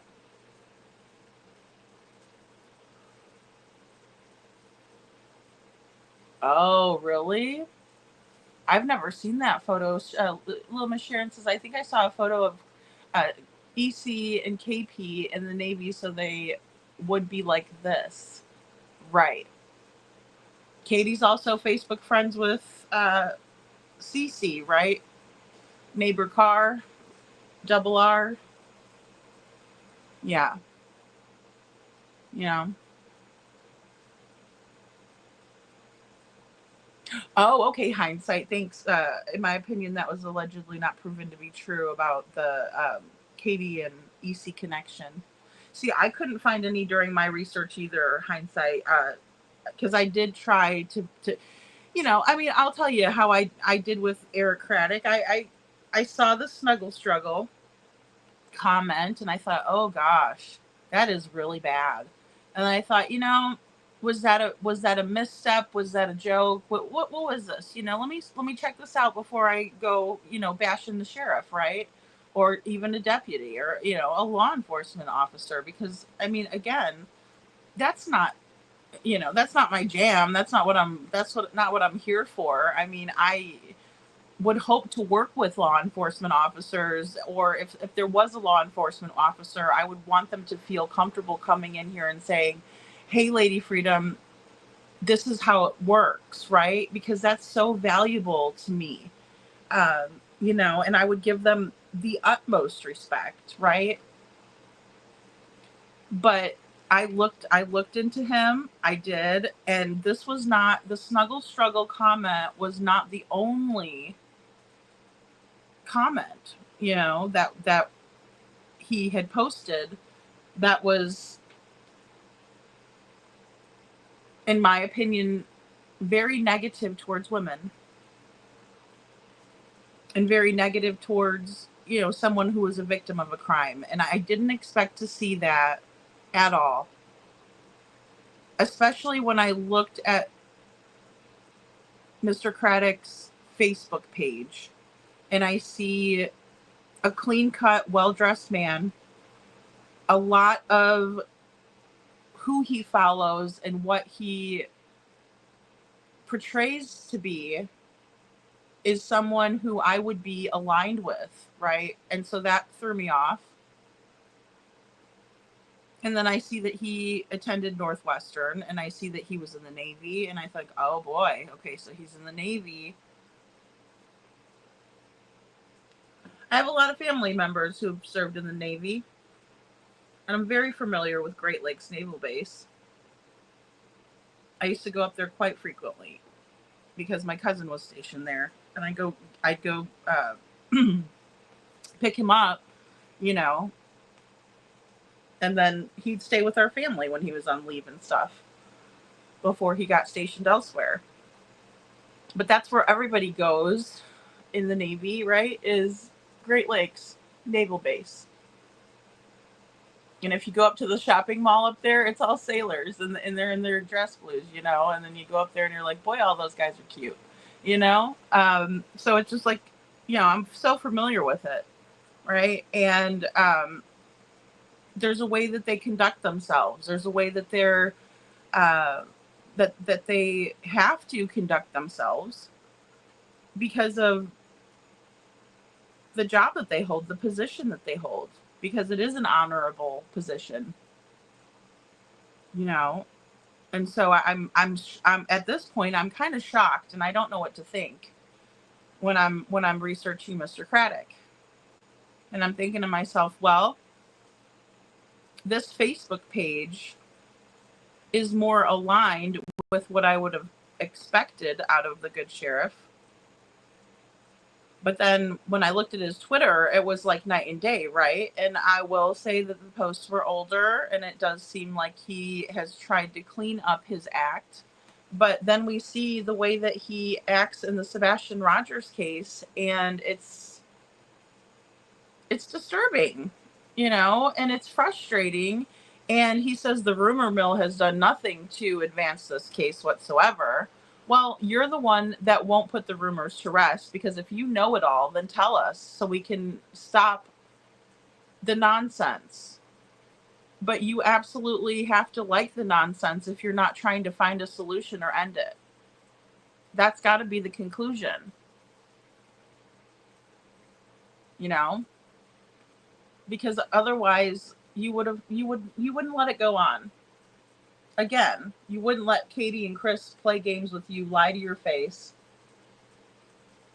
and make a fool of you. Ultimately, that's what they did.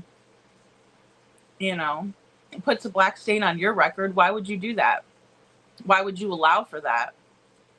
Because I'll tell you, if I went through 6 years of school and I worked my ass off in the Navy and I'm still an active member of that, I'm not going to like someone like Katie and Chris Proudfoot. As a matter of fact, I would find them to be utterly disgraceful, and I would make it my job to bring justice. Bab says the FBI would blow this case. The county protocols and procedures wide the F open. Again, people think on sane reasons. We're not dealing with sane people, y'all. Babs, that is such a good comment again. You know, because we're not. It's absolutely insane. Some of the things that seem to be part of Eric Craddock's belief system. SI officer says it seems that they would rather practice drawing their pew-pews playing in the office than focus. Oh, yeah. Or they like to, you know, brag about how they could ride a motorcycle all day long. You know, that's the best part of your job. Not justice for these people, not justice for children, not justice for elderly, not, you know, protecting and serving. I get to go fast. I get to ride a motorcycle all day. Big whoop. What are you doing to help? What are you doing to end Sebastian's case? Because you cannot tell me that you can hold your head up high knowing that you've done nothing, you yourself have done nothing to advance Sebastian's case. You have done nothing to help put to bed some of these rumors, yet you'll sit there and complain about it. That doesn't sound like someone who takes action to me.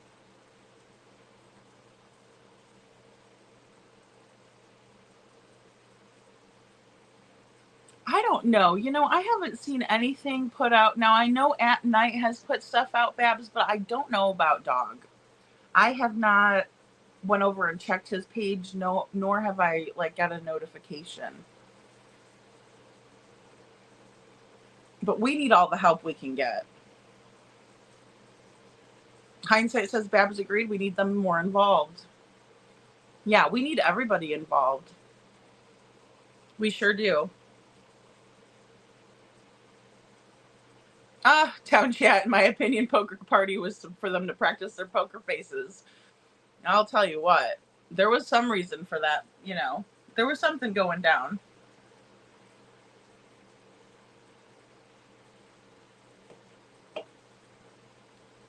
And, you know, it speaks volumes, the silence from Lori. Because, again, she's going to do what Katie wants her to do. And Katie has probably wanted her to stay silent, in my opinion. Or Chris threatened her. He likes to do that with women. Bab says, hindsight, but it's not going to happen. Sumner County wants this to go cold, and it will. Well, and, you know, I wish that wasn't I wish that was not the truth. I wish I could be like, you know, Babs, I disagree with you, but I can't even say I disagree. You know, and they're not the only ones that want this case to go cold. Katie Proudfoot herself said that she didn't want her son's story to fall to the bottom of a feed somewhere, and he hadn't even been missing for 2 months at that point.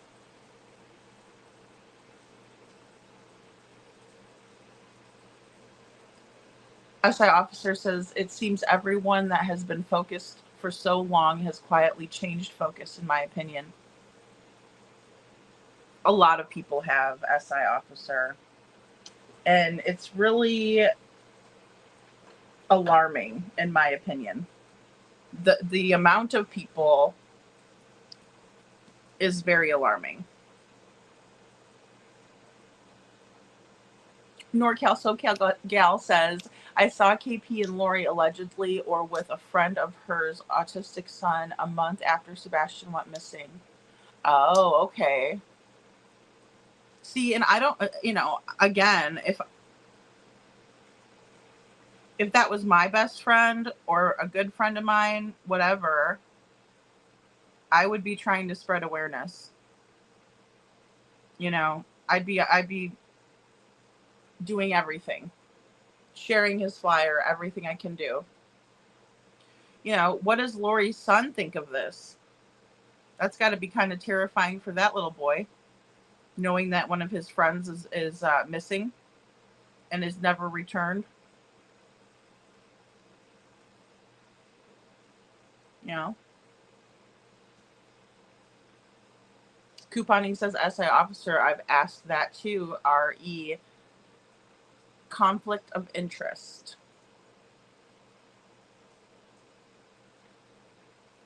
Well, and that's, you know, Babs, that is really valid, because it does appear that way, right? Nobody cares anymore. Because nobody cares anymore. Sumner County doesn't care. TBI doesn't care. No one but us cares. And we can't change anything about that. Yeah. About who cares and who doesn't. I agree. Almost a codependent situation. Yeah, it is. It is. And it's frustrating because it seems that no matter what we come up with, there's always a reason why that's not true, even if it makes sense. And I think that's a big part of the frustration as well. You know, and the people that we're looking to, or who we should be looking to for answers, because I'll be the first one to tell you, you know, please don't look to me for all the answers, because I simply don't have them, and I wish I did.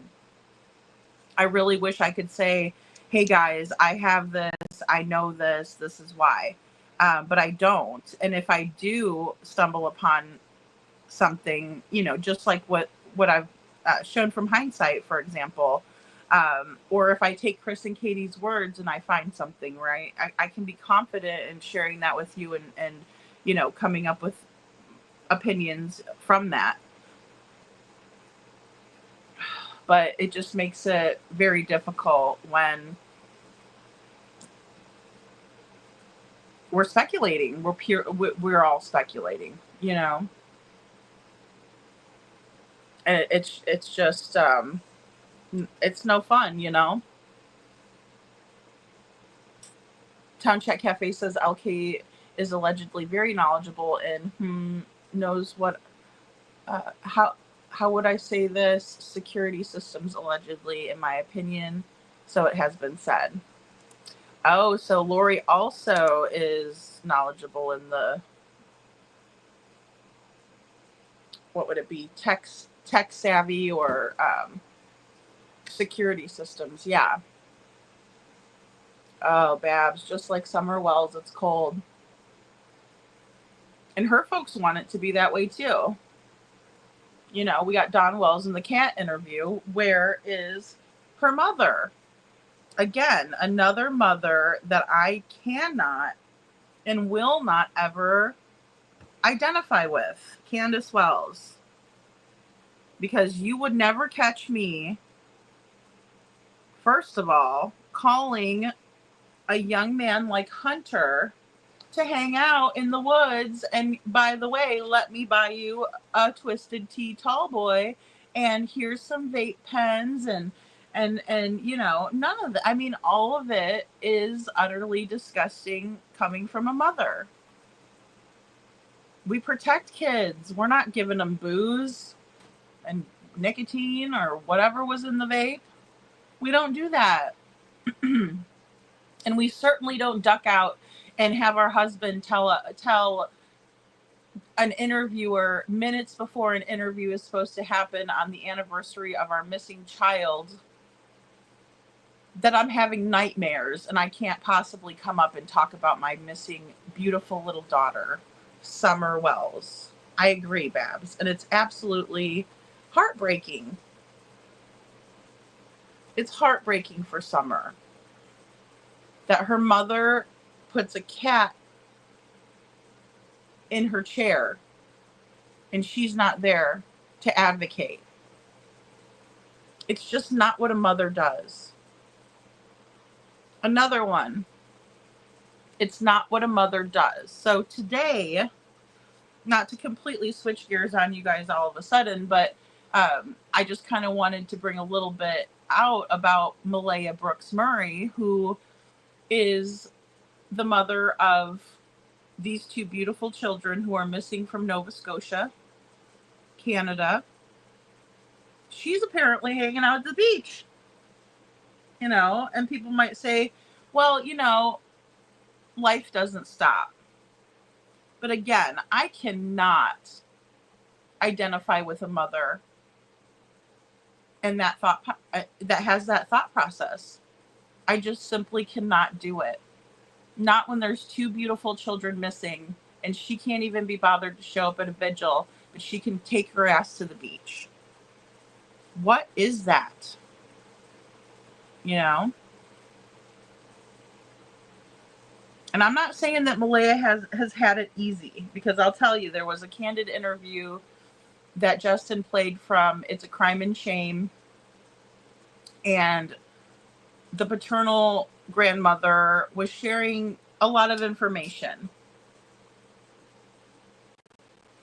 And she's not afraid to tell it like it is. Her son, you know, possible issues with substances, as well as, you know, an absent father, right? And I'm being nice to the guy, right? Because I do like his mom, and I think his mom's doing the most that she can do to at least be candid with us, which is more than I can say for the children's mother. Hey, Sasha.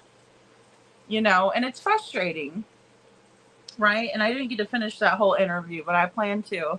Well, you know, we'll be talking about it, because she does come out and say some more. But again, I just can't. I can't with these moms, you know, because it's just definitely not something that in the way that I would handle it. You know?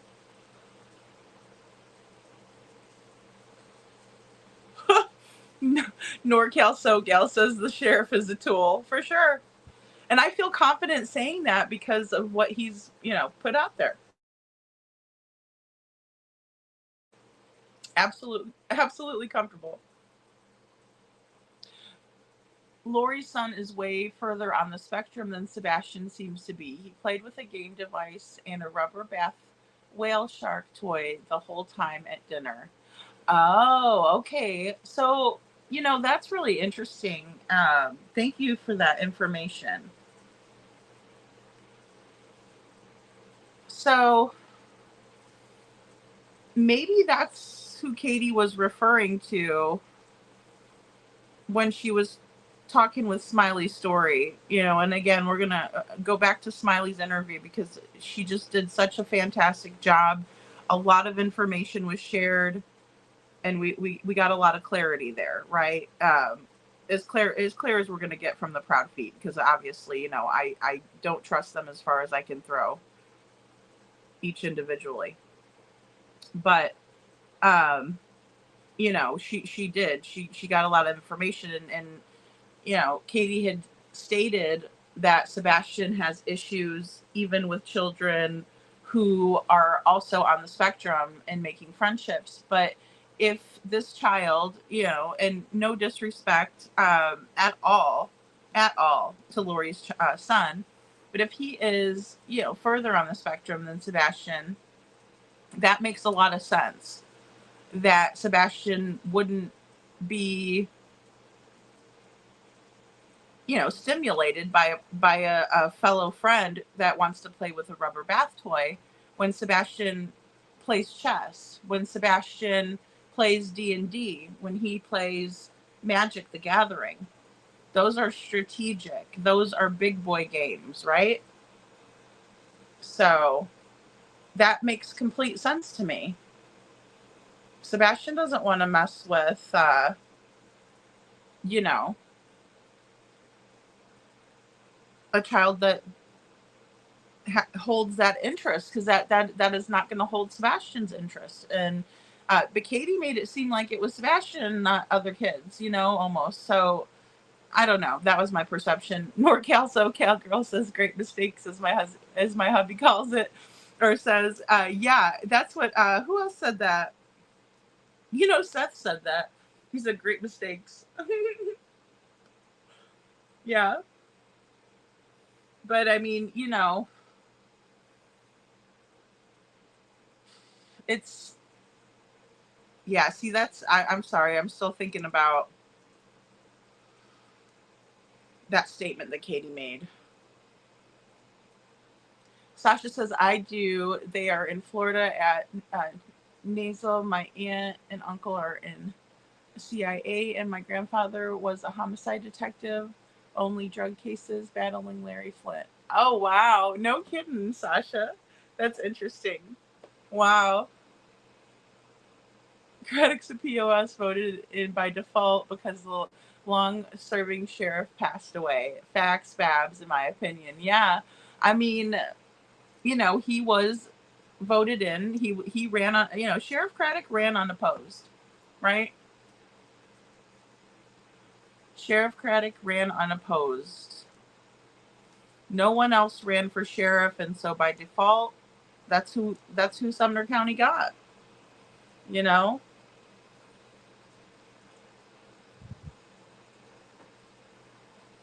Well, and see, this is where it gets very cloudy, Town Chat, Town Chat says, lady, so her friend and son were with them on that fun day. Was fun day Saturday or Sunday when they all went shopping, the bowling alley, game place, and where they did the group. So, yeah, so how it went was Friday. Oh, this is what we kind of know about the weekend, or what I know to be true. But you guys can help me out too. If I forget something, please let me know. But Friday, apparently there was, okay, well, let me back up. So according to Silver's on the scene, he goes and checks this all out, right? And it's alleged that Chris Proudfoot left Thursday, right? He took Friday off and he came home that weekend. It's alleged that his mother's vehicle, or excuse me, it's alleged that his vehicle was at his mother's house, right? Caught on some satellite images, allegedly. Again, cloudy. So then Friday night, there's this poker party, right? And that's held at Chris's family's. And apparently, Lori and her son were there. Sebastian and Katie were there. There were many in attendance that night, right? It was a poker party. And then Saturday, they went to Costco. And the picture was taken of Sebastian in the Optimism t-shirt. That's the same picture that was, thrown in Seth's face, according to Seth. And Katie was on the morning that Sebastian was reported missing, February 26, 2024. And Katie says, see, look, Sebastian's happy. Look, and putting her phone in his face when he arrived. And then Sunday, it's alleged by Katie that they woke up. Fun fact, she made breakfast, spaghetti pancakes. Google it, y'all, right? That's what she said to Duchess for the missing. She said that they called family on the phone so Sebastian could brag. And then they headed over and picked up their niece. And they went to BJ's where their niece's mother was, and they all met up. That's where Sebastian had the colossal popcorn. Katie bought some items, and they headed back to the house, just Sebastian and Katie, allegedly, according to Katie. They dropped the groceries off. They hung out there for a little bit, and then they headed over to the Strike and Spare, the bowling alley, right? But there was league that night, and so Sebastian wasn't able to bowl. So they did the arcade instead, which is located in the Strike and Spare. And then they headed over to the Texas Roadhouse and had dinner. And then from the Texas Roadhouse, they went home. Sebastian took the can to the end of the driveway. And then he played in his room until about 9 o'clock. And Katie also says that she let Sebastian stay up that night a little late, right? So his bedtime is usually earlier, but she figured after a fun-filled day and a lot of activities, let's let him stay up a little later. It was never said that Sebastian had a shower, any type of routine, any medications. And, this was mentioned tonight too. Mama Risa was talking about it. She's absolutely right. We don't know really anything about that night except for Sebastian was playing, in his room until he came out and said, "Good night, Mama, good night, puppies." But we didn't hear that Sebastian, brushed his teeth, set clothes out, made sure his backpack was ready by the door, just regular activities of a Sunday night, right? Because there's nothing worse, and I've talked about this, than going through the backpack in the morning and seeing that, you got to make a hat for the teacher. And that she wrote you a note and said, "Please, could you make me a hat?" I had that happen. And I busted out the glue gun at 6:30 in the morning, you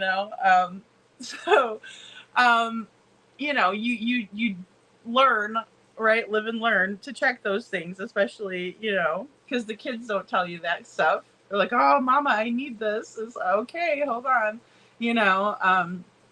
so you make it work, but you hate to be in that kind of a jam, right? It's quite the pickle.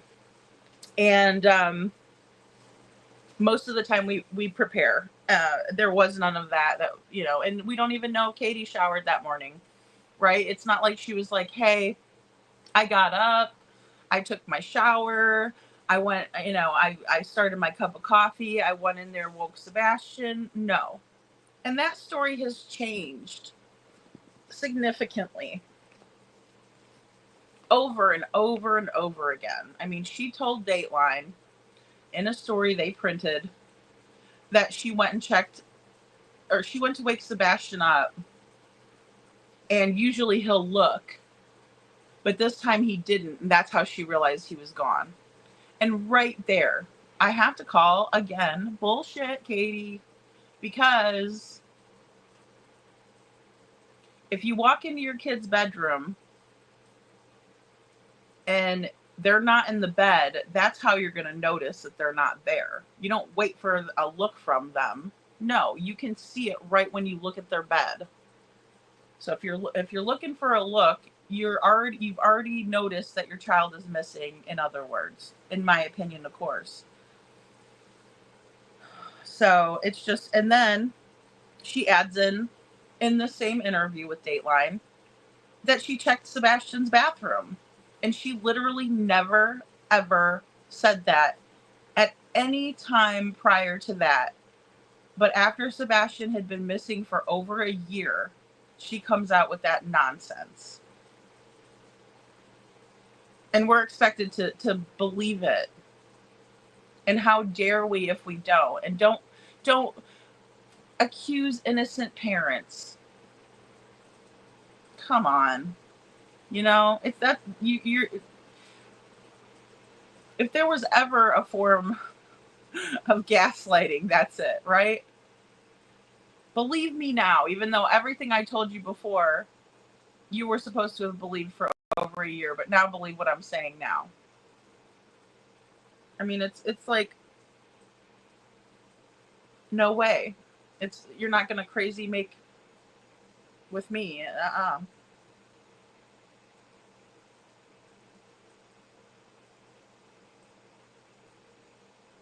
I wonder if KP's friend was questioned by LE too.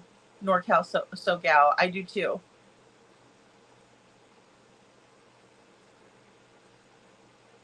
Town Chat says, so if she showed back up, Sebastian went missing, did LK have her son with her, or was LK's husband with her, and where did they stay? At KP's house, or where during their stay? See, Town Chat Cafe, it's alleged that Lori stayed at a hotel. I don't know which one. And I don't know anything about a husband, only, Lori and her son, and from my understanding, were visiting.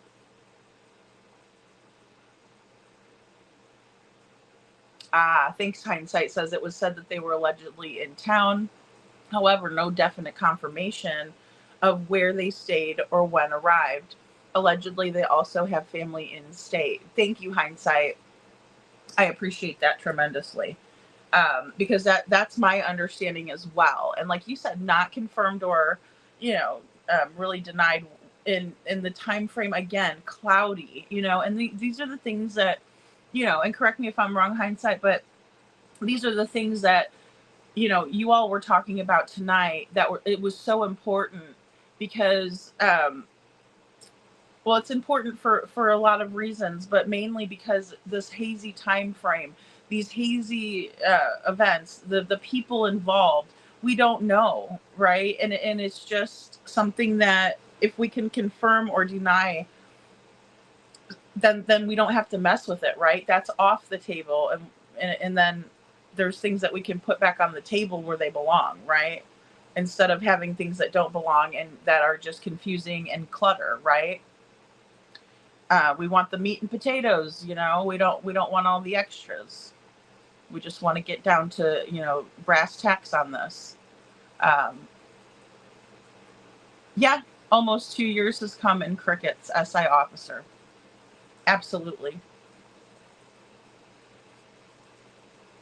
Oh no, animal cruelty, Sasha. I'm sorry, I must have missed something there. You got to leave no stone unturned, and they keep saying that. I agree, Hindsight too. Yeah, they kept saying that, but it seems like there's many that have been left unturned, or deliberately, maybe another freaking stone was put on there deliberately. We'll just, that's kind of my opinion. Sasha says Hawkins called the FBI immediately and searched for weeks. Years later, still searching. Lawson did multiple interviews, so Sumner is the worst in my opinion. Hindsight says we have an entire binder of check marks, quotation marks, and X's as we go, never stop. Absolutely. And see, that's the organization, right, that it requires for a case like this, Hindsight. It really does. Because I'll tell you, I really think that I have a great memory, but it's very difficult in this case because, like, another thing Mama Risa was saying, the narrative that we know, the narrative that we've been given, the narrative that we've been spoon-fed, even the narrative that we've created in our own brains, the narrative that somebody might come in and tell us, and then it changes what we're thinking. We need to have the correct narrative, or something really close to it to start out and have a good starting out point. Otherwise it's so jumbled. And what you guys are doing, Hindsight, is so very important because you're keeping track of everything. That way it's not really, I guess, not written in stone, but you have something to go off of, right? Because it is a lot of information. SI officer says, oh, they had a poker party, all right. Yeah.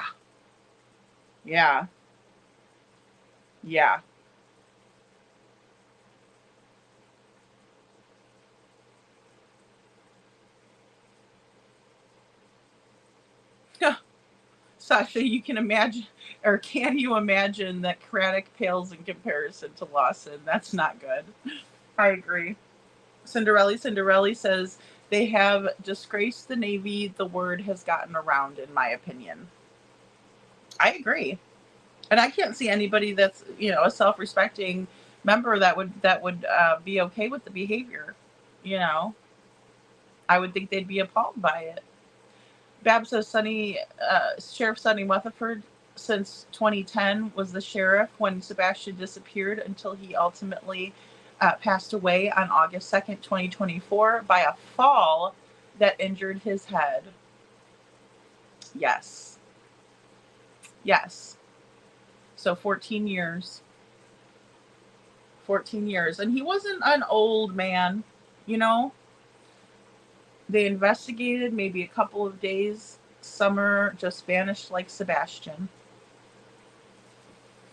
Mm. Yeah, Sasha, absolutely. Sumner County didn't even notice the flyer was wrong. I did. Rip TBIS for that. And they did. They know it. They blocked me. What is that? Sasha, I'll tell you what. You know, I I can't argue with that. You know, it's like, oh yeah, let's change the flyer a year after. That sounds like a good idea. You know, let's not be thorough or anything. Let's not. I mean, and that's the main issue. That is the main issue. Bab says Craddock was unopposed in the election of 2024. I still find the death of Sheriff Sonny suspicious. You know, I tried not to look at it that way, Babs, but it's mysterious. It's mysterious, and when we think about the level of corruption here, it's absolutely possible that something could have happened to the good sheriff Weatherford. If it was my missing son, I wouldn't want to go out to eat within a month. I'd be staying home waiting. Oh, absolutely. I would never go anywhere, NorCal, SoGal. I wouldn't. They would have to pry me out of the house wherever my child went missing from, in my opinion.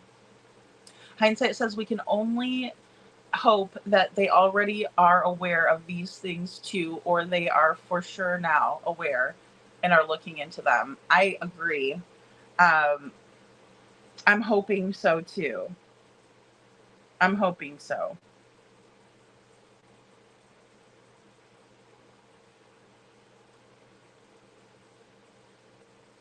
Hey, Ellen Robinson, good to see you. Says fact sheriff position by posthumous promotion.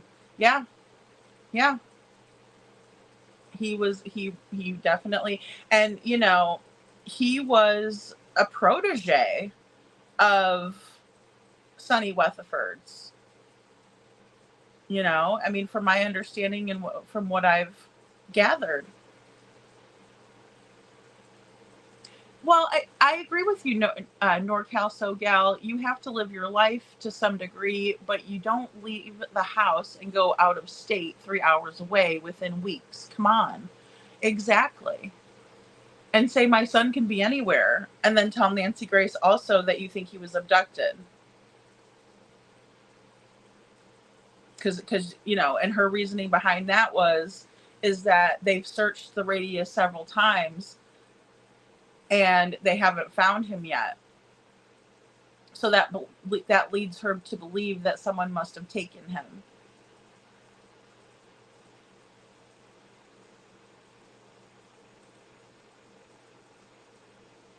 Hindsight says yes, NorCal. I wish the FBI would get all up in the cracks of Sumner County Sheriff's Office. Amen, Babs. Allie, let him go. Sasha, yes. Hindsight says, in my opinion, she is another one who knows where her children are, in my opinion. Yeah, absolutely. Absolutely. You know, and it's very rare for two children to go missing at the same time. You know, especially one that's an older sister who has a set of lungs on her that gets people's attention, you know. And there's no doubt in my mind that Lily would always protect her little brother, Jack. Always. Bab says Hunter knows all of what happened to Summer, in my opinion. So does Candace and Dawn. I agree. I wish Hunter could come out, Babs. And, you know, his father is very adamant. And he's 19 now. And he can fully come out and do whatever he wants to do. But his Mountain Dew swinging Papa is saying no way, you know, and had a full outfit, you know, on YouTube. Sammy says she's unscrewing the license plate so she or he or it. Okay, I'm done. I'm done with this case. I want to go to the beach. What the hell? I know, Sammy. I know. And it's just they know that 3 a.m. lights video is legit.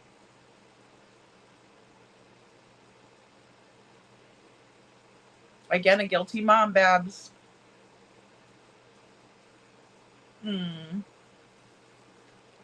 NorCal So Gal says, ugh, I came home to Tennessee to visit this summer.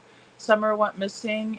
It upset me so much. Then I moved here a couple of years later within the search perimeter for Sebastian. Oh my goodness. Oh. Well, and I'm so glad. And you know, that everybody is still looking for her, you know? I mean, she is just as cute as she could be, and she would be 9 years old. And I know I should probably put that age progressed photo, guys. I just don't like that. I don't like that one. I don't think it looks like her. So I probably should get it up though, instead of putting her old one, but.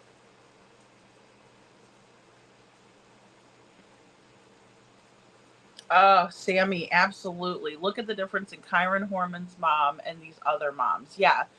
Desiree Young is like relentless. I also saw her doing her car wash that she does, her annual car wash for Kyron.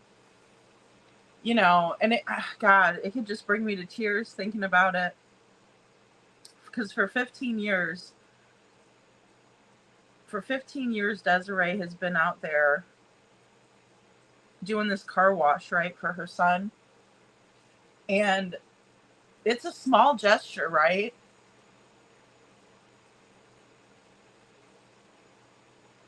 But it has so much love behind it. And if I ever once saw Katie do something like that, I would support her. And I wouldn't care what anybody said. Or what anybody thought. I would support something like that. Because it's positive. And because it's for her son. But Desiree had a message that day and she said, you never stop. You keep going. You always be their voice. You always spread awareness and let people know. Because Kyron has not been found for 15 years. And the last one with him, his stepmother, Terry, she's never been in trouble. And she's probably, living to bench press another human. Kathy Bartholomew says, Lady Freedom, yes, Proudfoots are clear as muddy water, in my opinion. Right. And but they expect us to believe that they're being crystal clear. But we know that that's not true. It's more like sewer water. I agree. Bab says, any mom that could do anything except beg, plead, put your child's story out on every media outlet possible is nothing but guilty, in my opinion. Right? Or they never cared, Babs. That would be my only other, option there. I agree. It looks like you have guilty knowledge, or it looks like you don't care, or you had something to do with it. Right? I mean, Sammy says, I never made the connection. Good catch, Lady Freedom. I was surprised to hear that she had friends and wondered why she wasn't letting Sebastian play with her friends as kids, but now it makes sense. Yeah, thanks, Sammy. And, I just thought of it when it was brought up here because I'm like, oh, I didn't realize that Lori's son was on the spectrum, but if he was so much further, from Sebastian on the spectrum, and like I said, I'm not disparaging this young man, this child, not at all. It's just where he was at on the spectrum, that made sense, right? Why he wouldn't want to interact as much, because they don't have the same interests. And because Sebastian would probably want to be like, hey, look at my, what did they call it? The triple green dragon, or whatever card. And, this little kiddo over here is playing with a squeaky toy. It's a different level of play, right? And they're not going to connect on that level. So, yeah, and the same goes for that young man. He might think that Sebastian's cards are not, appealing at all. And Katie did bring that up, and she, when she explained that, I kind of, perked up a bit and thought, well, that sounds like a mom, understanding her child's needs, understanding where he's at, understanding why he didn't have friends or whatever when she was explaining it to us, that sort of thing. Oh, okay. NorCal, SoCal, Lori's son, KP's friend seemed almost nonverbal autistic. See, that would be a completely different, interaction, right? Yeah, and again, I did think it was, very important to explain to people that, there's different, different levels of the spectrum. Nobody's the same, right? And everything like that. But it definitely makes more sense, right? Because you can't just expect, that's like saying that me and somebody, else that has PTSD is going to get along. We're going to be the best of friends because we both have PTSD, and I'm here to tell you that doesn't always work, right? Because we both have different triggers, whatever, and we're both different people and our personalities, things like that, right? There's some things that have to click with people. Some people you click with right off the bat. Some people you never do, right? Some people are like oil and vinegar with everybody, Chris Proudfoot. Allegedly. But, I also thought, and this is just allegedly, again, in my opinion, is, what parent of a child who has autism or is on the autism spectrum would ever allow their child to go for a visit with a man like Chris Proudfoot who calls children on the spectrum the R word? Because I wouldn't want my child to endure that abuse. I wouldn't want my child to ever feel like that was a label that was appropriate for them. Ever. And it certainly isn't appropriate for Sebastian, nor is it appropriate for Lori's son, who was nonverbal.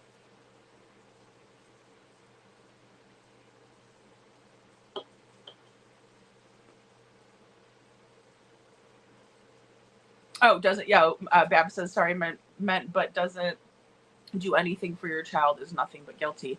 Yeah, it definitely shows guilt. It does, in my opinion, especially, never wanting to be out there and just comparing what Katie hasn't done with, say, what a mother who is really trying to find her child, like Desiree Young, like Brandy Neal.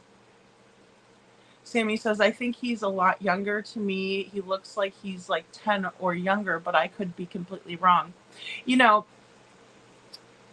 I'm not sure how old he is either. So that would make a difference as well, Sammy, right? Because their interests are going to be different. 5 years is a big jump, in maturity and likes, dislikes, all of that. So, okay, that makes more sense too. Wouldn't it be schmurder if they left him in that wooden playpen to freeze? Absolutely. If they left them, Jack and Lily, absolutely. Yeah, it would, or it would be reckless. I guess it would kind of depend on intent. And I also don't see, this is where I feel like a fish out of water when it comes to Canadian law, and how they handle things.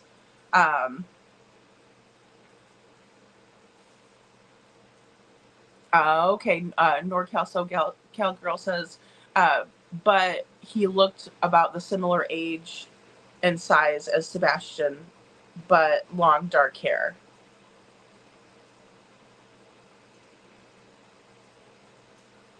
Sasha says, when I was younger, when my uncle is in the CIA, I would come.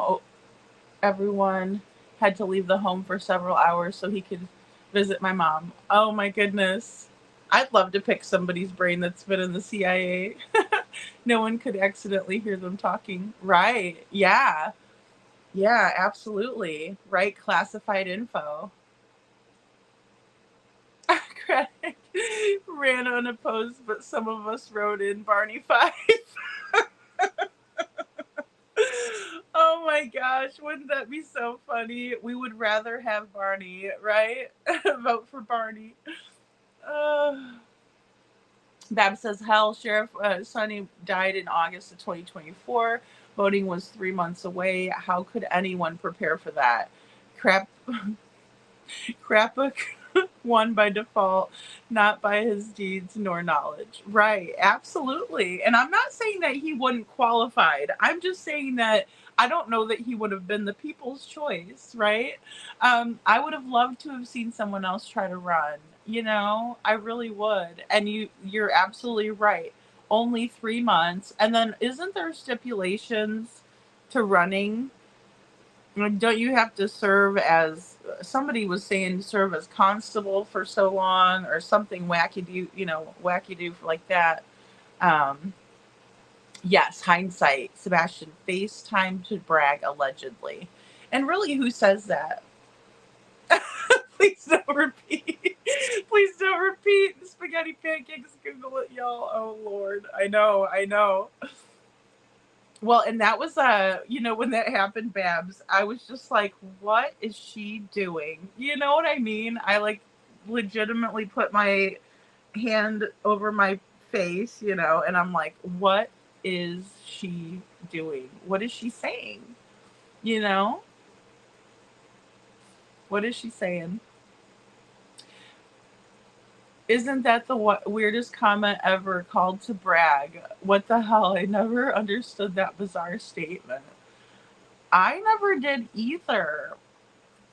And if Sebastian liked to brag, I'm just going to put that one on, he maybe is modeling some behaviors from CP, because we've seen him brag about a lot of stuff that he probably never should have been bragging on, like, oh, I love to hit Sebastian with the belt. Ha, ha, ha, ha, ha. I like to throw his toys away. Oh, SI officer says, gee, I wonder what they investigated as far as the grandmother and the phone call. Well, I know, an SI officer, that was another thing that came out that, showed a lack of protection, in my opinion, when it came to Katie allowing for interactions with her mother, who is a registered SO.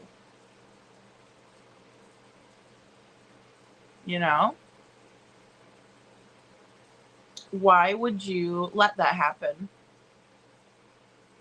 Why would you get upset with Seth for reporting it?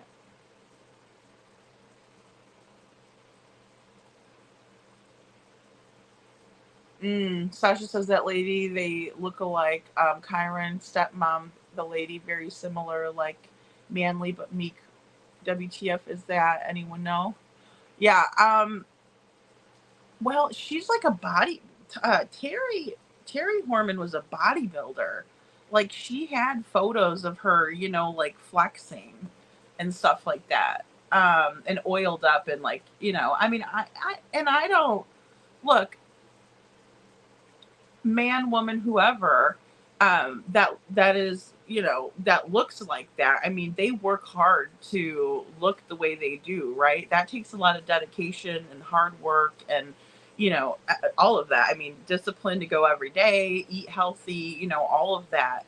3 eggs in the morning raw. No, I'm just kidding. But I just found it really comical that she was like talking about bench pressing, a love interest. It was a little off-putting, in my opinion, not something I would expect.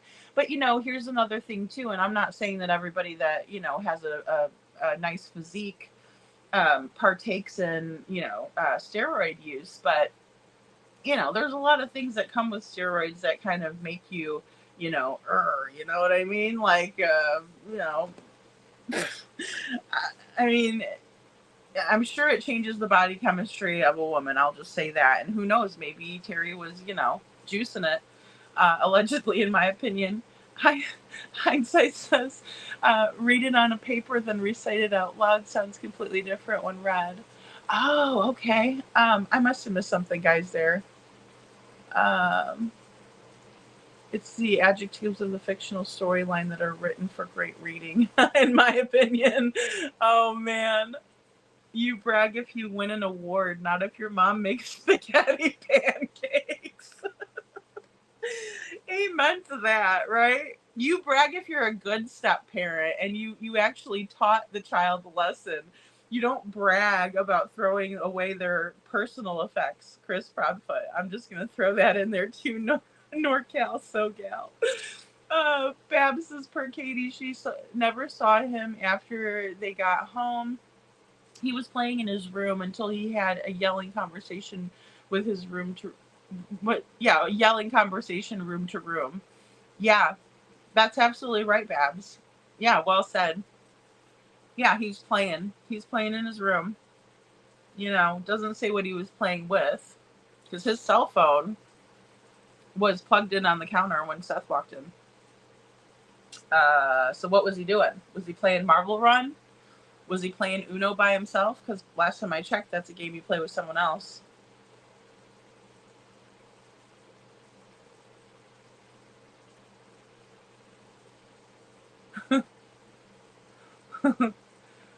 Sasha. Sharon, Lil Miss Sharon says, Dateline said missing from near the school. Oh my gosh, I know. And that's another thing that makes me so angry to hear that. I'm like, he didn't go missing from anywhere besides his house, if he made it there. I'm just going to throw that out there because we don't know until we see that trash video. I'm gonna be a little stubborn on that, I think. Just a little bit, because I'd like to see it. Or at least show it to Seth and he'll tell us. She was the one bragging Mom of the Year day before he goes missing. Amen. I agree. Yeah. Yeah. She wanted to make herself seem like super mom, right? Because the spaghetti pancakes story did not come out until March 17th on Duchess for the Missing. March 17th, 2024, Katie tells this story to Duchess, right? She's the one that says it. And that's where she says the whole, Google it and stuff, And then she says, fun fact, right? It's annoying, because she's very snarky and there's no reason for that. And maybe she saw something earlier on the internet, because I think they were closely watching the internet and the comments and what people were saying. And I think she wanted to, jazz it up a little bit and make herself seem like she was a good mom. Oh, I made the most fun breakfast. And then, we did this. And, we went and picked up family and we did this. And, he had a colossal popcorn, and it was just the greatest day ever until he was missing. There's another story like that. Another little boy, Timothy Pitson, and he has never been found. And his mother, Amy, was the last one with him. And she took him all over the place. They started out at Brookfield Zoo. And then they proceeded to go to water parks, indoor water parks. There's a bunch of them up north. In the Wisconsin Dells, there's multiple parks that are indoor that you can go to any time of the year. And that's what they did. His mother took him out of school on a lie, said they had a family emergency after he was dropped off by his father and his mother. Mr. Pitson headed off to his job. Mrs. Pitson headed off to her job. But then as soon as she was dropped off by Mr. Pitson, She turns around and goes up to the school, takes Timothy out under false pretenses, and proceeds on their journey. They're caught on camera the entire time, and they're having the best time. I mean, Timmy looks like he is having the time of his life, enjoying, making memories with his mother. Until all of a sudden, Amy Pitson is the only person on camera. She is seen going into a grocery store where she buys Ritz crackers and milk, which was said to be by her sister her favorite snack. And then she went to a hotel room. Well, then she goes to the parking lot where she writes a horrible note to Mr. Pitson and puts it in the mail. And then she goes to the hotel room by herself, and she horrifically takes her own life. Timothy is nowhere to be found. The only thing that anybody really knows is that Mrs. Pitson, Amy Pitson, makes a phone call to Mr. Pitson's brother, her brother-in-law, and then she chucks her phone out of the window. Her cell phone was found, but Timothy is nowhere to be found. Very similar circumstances. Timmy was only 6 years old when he went, vanished. It's just, and when we see it over and over again, Bab says I called BS from the very first interview, and we do call BS because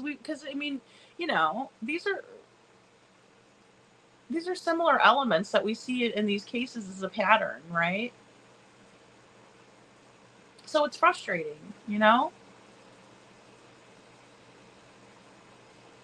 Babs, that's a really good question, or that's a really good point. She says no one had ever asked her what was the typical Sunday night for Sebastian and the household, preparing for the school week, work week. Absolutely. And she wasn't giving that information up, and you would really think that that would be like a very typical response, right?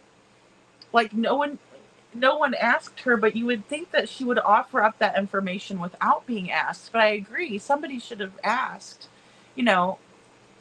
what's a typical Sunday look like for you? And in particular, with the long day of what with the long day that y'all had, what was that night like? Because you said that you allowed for Sebastian to stay up a little later tonight. So this was not, this wasn't typical. So what really happened that night, right? I think that's such a good point. Sasha says the Chiron perp step lady and the KP lady look alike. Manly, meek, very odd. Very odd. I agree. They do resemble each other a heck of a lot, don't they? Yeah, all our interviews were fake as shit. I believe that too. Couponing says, did anyone else hear that CP and Sebastian got into a scuffle outside at the poker party? Oh. No, I don't. I did not hear that. Couponing. But I can believe it. And the reason why I would believe something like that is because of this. It's because this is a photo that Katie put out of Sebastian. And for some reason, they had to blur out his neck. How would somebody get a bruise or an injury on the back of their neck? Did somebody grab him back in the back of his neck like that? Because they did a horrible job of concealing what they didn't want us to see. There it is, circled. So whoever did that did a real shit job, in my opinion. Maybe try harder. If you're going to try to conceal bruising or an injury on Sebastian, maybe try harder, because that is amateur hour if I've ever seen it. I think a 5-year-old could do a better job. maybe even a 3-year-old. Heck, those kids know technology. Hindsight says everything we post or speak about is always given to all law enforcement as well. They normally never give confirmations unless they have further questions. Yeah, I agree with that, Hindsight, too. That's been my experience as well. And as a matter of fact, there were a couple of tips that I called in that I told them, please don't feel like feel it necessary to call me back. You know what I mean? Unless you need to, but I'm not expecting it, right? I wanted them to know that because I didn't want them to think, because my way of thinking is at the end of the day, if you have it, right, if law enforcement has the information that I sent over, that's who needs to have it, right? And at that point, I'm off the hook. I did the right thing, and the ball is in their court now. And again, obviously it would be nice, to know if they got it or not, but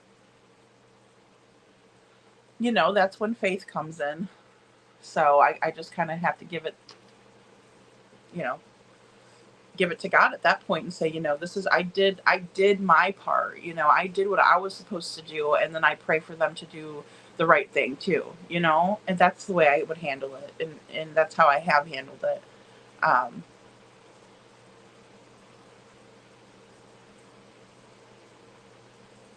Yeah, that's fantastic, Hindsight. Thank you so much for doing that. See, that is that's the best example, right? Because, that's what everybody needs to be doing first and foremost. If we see something, say something. Let law enforcement know immediately first, and then let the public know, because we have to be in the know too. NorCal SoCal Gal says, I'm not sure if local LE is corrupt or incompetent or lacking resources, but no matter, we deserve regular updates. I agree. And I get, and I appreciate what you're saying as well. I get it. Sometimes there are limited resources. Sometimes, a high profile case like this is lands in the lap of an office that is not used to dealing with these types of cases. And that's when they do humble themselves and recognize that and bring in other resources, which is what we would hope that they would do. There's a certain amount of arrogance, in my opinion, and a big ego when it comes to Eric Craddock. And I noticed it very early on, and I chose not to really discuss it because I was kind of, trying to cheer them on as well. But at a certain point, I have to recognize that, like you said, it could be a number of things. But at the end of the day, it really doesn't matter. What matters is results. And we're not seeing that. What matters is updates. What matters is, if you don't like the rumors, then help us out. Because you're part of the problem if you're not part of the solution. And again, I would urge Eric Craddock to do just that. Please let us know what's going on so that we can be on the same page, and so we can follow your lead.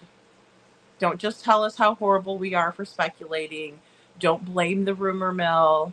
You have the power and the control to change that. Only you do, Craddock. Only you do. And I will say that there's going to be a lot of us that are skeptical of you. But I think at the end of the day, we would rather go under the guidance of law enforcement than not. And it can really help us tremendously to know either way. Katie can't keep her story straight, Babs.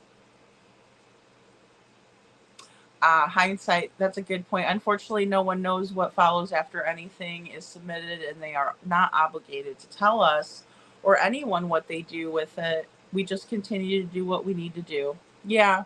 And that's all we can do, and we can urge the sheriff to please help us out, also. Um, but I do believe a lot of us feel like that falls on deaf ears, or that it has been falling on deaf ears. And it's not because they can't hear. It's because they're choosing not to, in my opinion. That's a great point.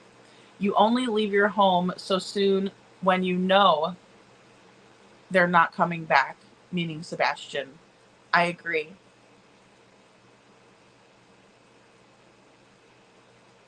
I hope they see it, hindsight. I hope they see that um, everything that you have put out, because you're thorough and because you pay attention to the details.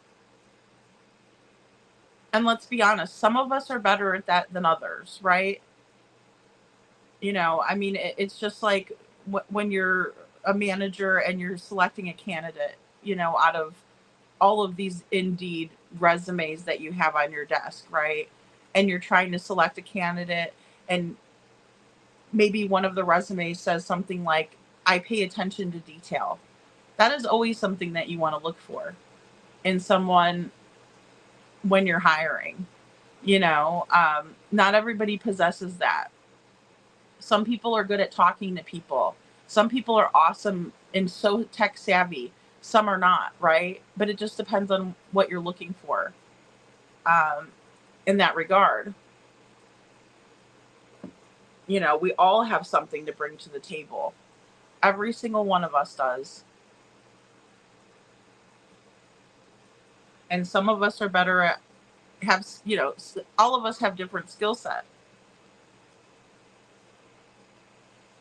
And mindset is another thing that's really important, a positive mindset. Even when we're in a negative circumstance, it's important to kind of keep a negative mindset. Although I'm a realist, I get it. I could be cynical as anybody else. I can be skeptical. I can want to see it, right? I'm kind of a show me kind of thing. Will you show me it? Let me see it. Where did you get this from? Where is this? I consider the source, right? But there's just some things that people have innately, and paying attention to detail is one of them, in my opinion, just from my experience working with people and things like that. Sasha says, yeah, what's odd, the watering hole video, Summer's hair was longer than the vehicle video. So Hunter claimed Bly cut her hair again at his house. So what does that mean? Yeah. That's a great point. Well, there was a lot of speculation on the bathing suit as well, Sasha. And then look at what she was wearing in the milk jug photo. And why are they cutting that little girl's hair up like that? It's just mean. I mean, it's sinister, Sinister.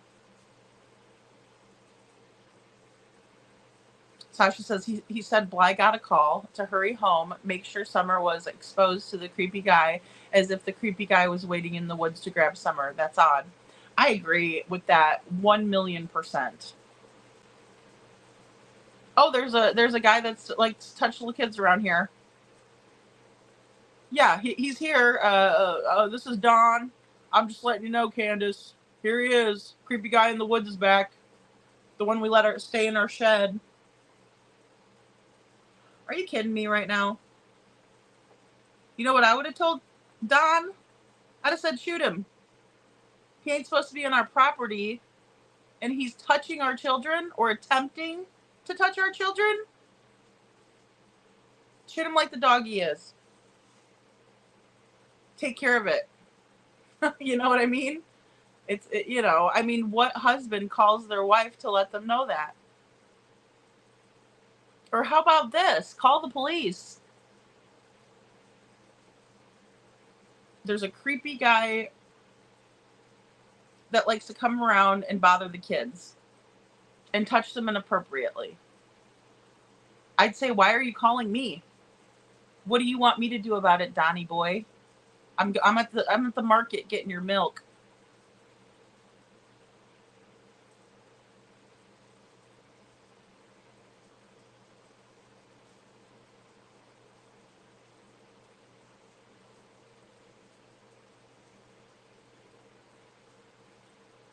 Sasha says, so who was hanging in the woods? Dobbs, Jody Sue, and Andy, maybe, or Jody Sue's son. I don't know. Interesting. Dobbs said Jody Sue took the picture of him with mud on his behind. So Dobbs posts a picture with a real sand blue truck. Bly's scent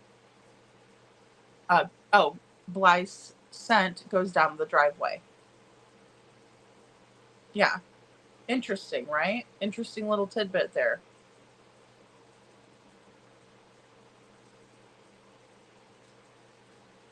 Well, and you know what too? I think hindsight and Babs, I'll tell you my experience when I sent over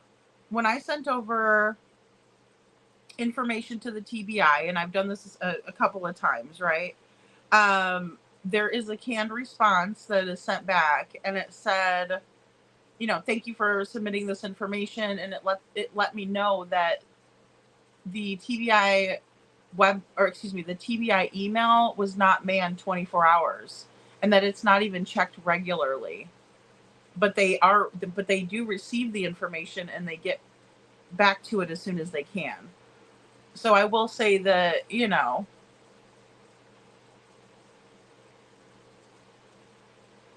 it didn't give me the warm fuzzy feeling, I mean, I understand they're busy. I understand that's a public tip email, right? That's given. But the fact that they don't have it checked regularly or manned 24 hours or anything like that, I mean, that's the reason why I make it a point to send it to all of them, right? TBI, Sumner County, Dog and his team, because that way at least somebody's going to get the tip eventually, and I absolutely want Seth to see it, and I absolutely want Katie to see it. I want her to see, look, this is your son who's missing, and this is information that we have, right? So me putting it on YouTube is more so for his parents to see, and for you all to let me know what you think of it. Spreading awareness, right? But yeah, I mean, I got a canned response too. Hindsight, same thing, And that's the response that I got. I didn't get, I didn't get anything back that said, hey, we got your tip and thank you. They didn't want to follow up, right? And if they did, if it was something that they did want to follow up on, I'm sure they would. And I understand that too. Hindsight, respectfully, there are some aspects that are not a topic openly discussed, and because I will say that if I did get a response back from TBI, I probably or any of them, right? FBI, any of them, I would have said the same thing. I would say I don't want to let them. I don't really want to let you guys know what they have shared with me or what they haven't, kind of a thing, I guess.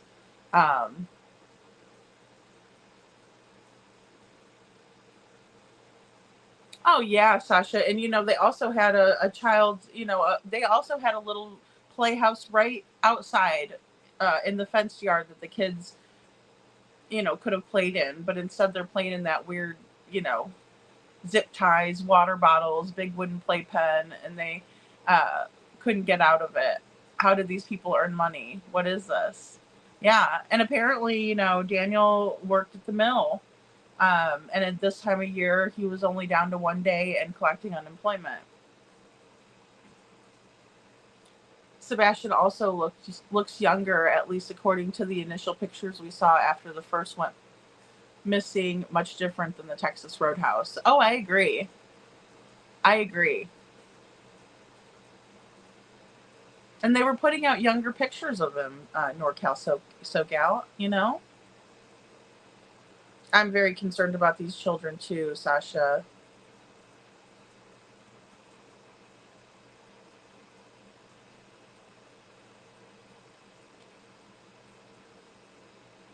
Daniel called those odd things Jack and Lily's cabins. Well, yeah, and then he also told, was it the I believe it was the Nova Scotia News, and I can't remember off the top of my head exactly, what that news outlet was. But he's like, this is Jack and Lily's, tree fort, that's out in the woods. And I thought, it does not look like something a child would play. And even some people were like, it looks like a hunting blind, right?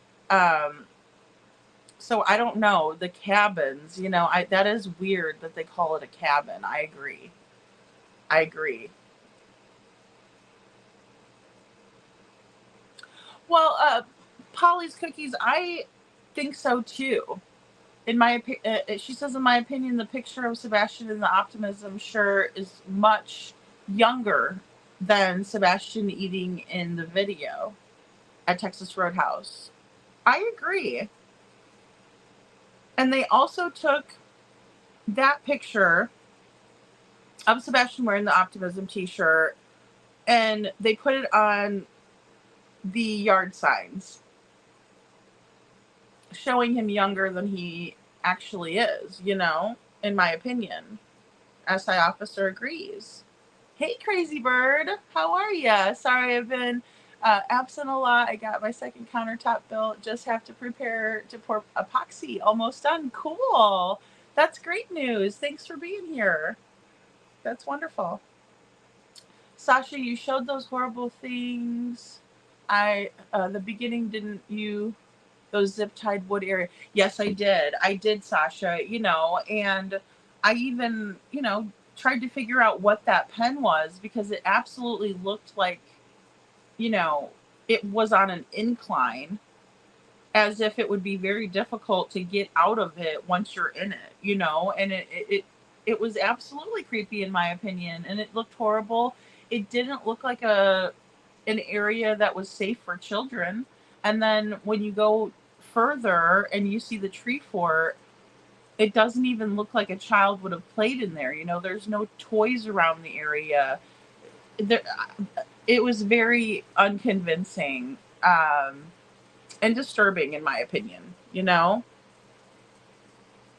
Fab says Daniel called them forts, but the video shows bottles, syringes, zip ties. What the hell kind of fort is that? I think those were places for people to go to. Oh, yeah. To use. Yeah. Well, it certainly didn't look to me like a child was. It didn't look safe for a child, for children. It absolutely did not. It absolutely did not. There was that weird board in there. It's just weird.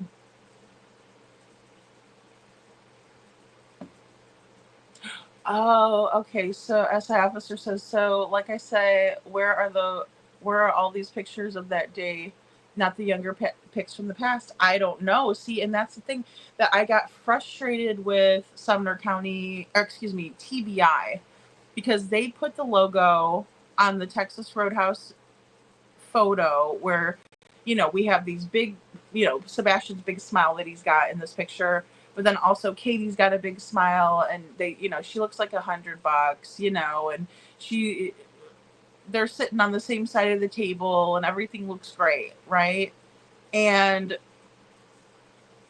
that's not the scene, that is not the scene.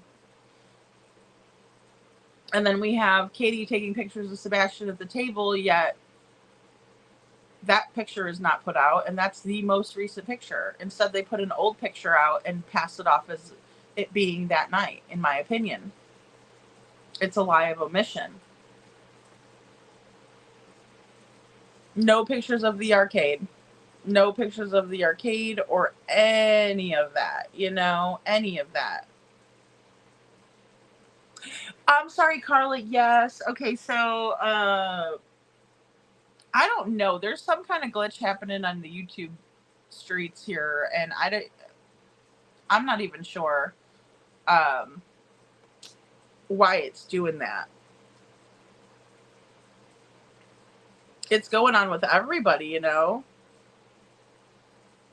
Yeah, it's at Crazy Bird. Yeah, thanks, Hindsight, because I was like, what in the world? It's like a step down, starting off at a bad foot already. Stepdad about extra parent, or how about extra parent? Well, yeah, I mean, and I'll be honest, I don't really believe Daniel. I mean, I can't.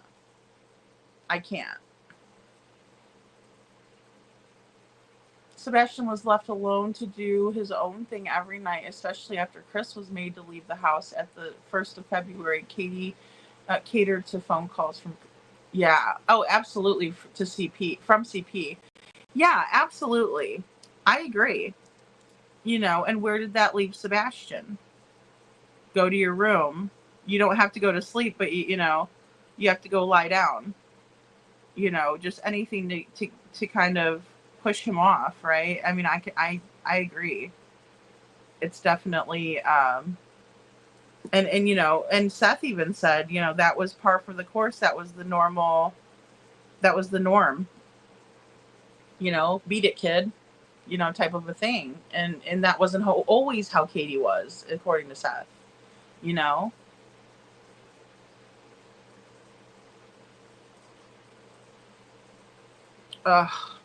Carla says it's a terrible life Sebastian lived at his mom's home. I don't think anyone did anything with him except his wonderful dad, Seth. Yeah, I agree. Well, they're like two peas in a pod. You know what I mean? They're just like two peas in a pod. Hindsight agrees. Yeah. Yeah. And that was his safe place. That was his safe place. Sammy G says, yes, there being so many people at their house on a random Monday, but how did they get there? Because we don't hear about the other people unless that was the lookout car Mob talks about. I agree, Sammy. Yeah. Yeah. I mean, there was a heck of a lot of people there, and there was also major contradictions from Melissa about when they started searching. And Kathy Bauer talks about when she was there, right?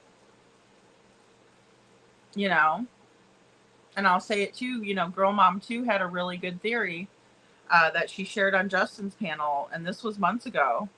And she said, and again, I think there was premeditation, but she said something that, again, and this is another great example of what Mama Risa was talking about tonight in Hindsight and BMW Coupe, right? The message they had. When I heard Girl Mom 2 say this, it made me think, right? And I started saying, okay, so yeah. And what she said was that it's her opinion that there may have been an accident or a snap, and Katie called and involved Chris's family. And once she did that, they were automatically involved. And the minute that they didn't turn her in, they're just as culpable, and they're a part of it, right? And then they helped with whatever happened. And when she said that, I paused and I was like, wow, well, now that could very well be what happened, right? So I put it into, the other category, because for a long time I was always like, no, premeditated all the way. But then again, when I think of it that way, it could explain some things, right? And it does make sense. So, you know, and I think that's what Mama Risa was talking about, that sometimes we'll be so stuck on the same way of thinking or the same path that we're going down, and we haven't considered something, and then someone might bring in a new idea, and then we might think, okay, well, that does change things a little bit, right? Or we might have confirmation on something, or we might have debunked something, right? And then we say, okay, well, that's off the table. So Sammy says, I'm wondering if we're missing a whole video. How did those people get there? How did the dogs get it outside? The neighbor could see the dining room right until she said the power shuts down in one person. Yeah, I do remember that, Sammy, too. Bab says, good point, Sammy. Why did the family suddenly show concern for Sebastian that morning when they otherwise could care less about him? Right. Or how about, doing mean things to him, like picking on him at his birthday party, or, hey, we're going to bring the other grandkids to Disney and you're not invited. I mean, mean. I can't think of a kid off the top of my head that I didn't like, because kids, you give them the grace. It doesn't even matter if they're Dennis the Menace. You know what I mean? You treat them nice, right? You help them out. You try to be the adult and a good example for these kids. I can't even think of one kid that I've ever been like, man, I don't like that kid. You know what I mean? I just never have. Maybe if it's a kid from, like the one, who was the bad one, Sid from from the Toy Story movie, right? Maybe if I met a kid like that, I might be a little creeped out. But I'll tell you, I've never ever thought of like a child that I would ever want to make feel anything less than loved or included. I can't even believe them, they make me sick at my stomach. I just, they make me completely sick at my stomach treating him that way. Hey, Ann Reynolds. No, it's okay. Babs, be focused on Sebastian. We need to be focused on Sebastian. I appreciate you. It's all BS from the first interview I saw of Katie. When she giggled after she said, I told him to go to bed, and he did. I knew right then. Yeah, that was odd, right? I couldn't tell if she was, nervous. But then, I agree that there were definite red flags popping up. But then also, you got,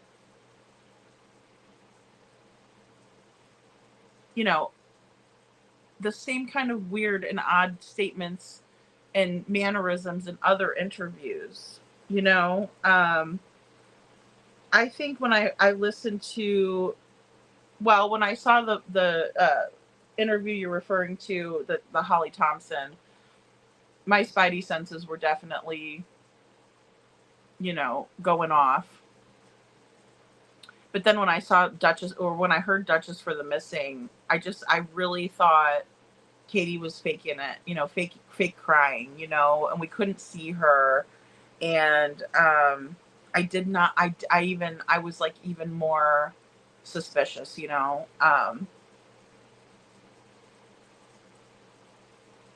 Seth, good to see you. So Seth says that was his 14th birthday. Thank you, Seth. Thanks so much for letting us know. And you're talking about the one, I'll just put the, see, because this is what I'm wondering. So if oh, here we go. So if this one was his 14th birthday, so that would have been 2 years before he went missing. No. 15. So just the year before that. Sorry, just the year before that. I'm sorry, I'm off with the math. But see that I'm just always with his shoes. This is what's, and if that was his 14th birthday, I agree. Hindsight that Seth has done and continues to do all he can. Absolutely. Sammy says yes, Babs, and then if Texas Roadhouse had something to do with it, with those people, there's no way that they just went home, chilled out, and then Katie and Chris alone, allegedly, in my opinion, just met a car outside. Yeah, and that's where I'm hung up as well, Sammy, actually. I mean, because there's so much suspicious activity at the Texas Roadhouse. And then if we're to believe that Sebastian, made it home, took the trash out, and all of the events transpired the way Katie says they did. But then there's still that 3 a.m., car outside and the situation and the neighbors confirming it.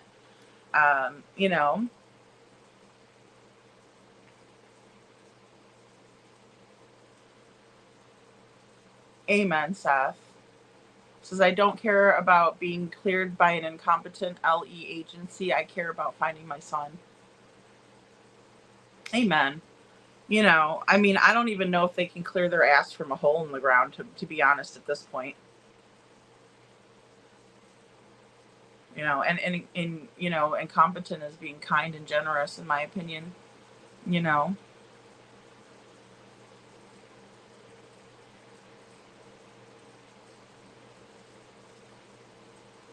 And it's out of control.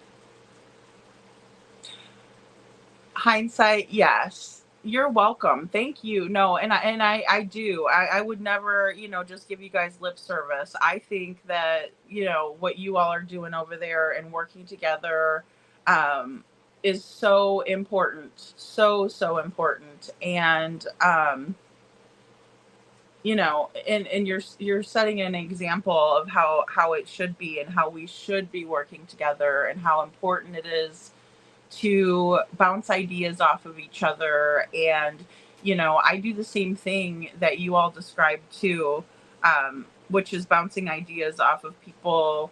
What do you think of this? Help me with this, because, my brain isn't the only one that thinks, right? So, and I am not arrogant enough to think that I know everything or any of that, and then sometimes there's things that I will see that other people won't, and vice versa. And sometimes people have to spell it out for me, and I'll say, oh, wow, okay, now I see it. Thank you. And, it was the same with the cell phone, because at first I was like, Katie doesn't have another cell phone. Come on, guys, don't, let's not go too far, but then I realized, I'm like, oh, okay, looks like she does, Sammy says, exactly, tell us, Mr. Craddock, who is really wearing the reflective pants, because it wasn't Sebastian.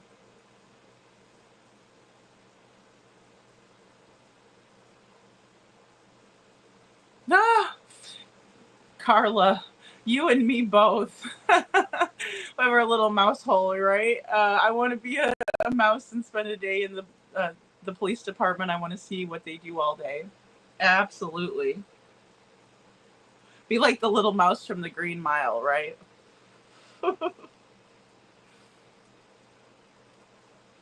Hindsight, yeah, says everyone exactly, lady. Sammy says, you guys and gals, I made a mental list of all the things Show LE is working on this and all the things that LE has neglected, in my opinion. Perhaps one night we can do it together. Yeah, absolutely, Sammy. I would love to go over that. Most definitely. Because, and I bet you there's people, again, putting all of our heads together, I bet you people could really bring a lot to that conversation. Because right off the bat, and I've said it, unconscious bias was present, in my opinion. Conflict of interests, definitely. And they contaminated the hell out of the crime scene. Let's just be honest. Letting all those people in the house. They should have shut it down. You know?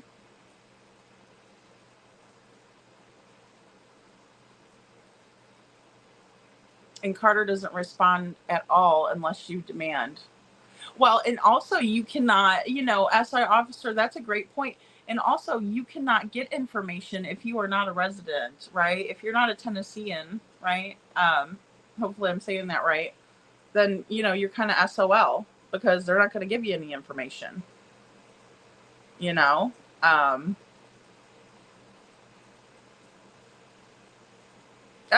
Sorry, Carla. We are jumping around, aren't we? We got Summer going. We got Lily and Jack. We got Sebastian.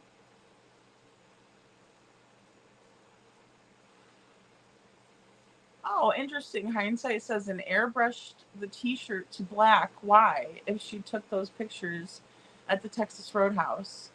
That's a great point. That is a great point. Sammy says, sometimes I wonder when people say there's another person that's doing this, it is really another personality, but the same body, like maybe creepy guy shares a body with the father of a missing girl.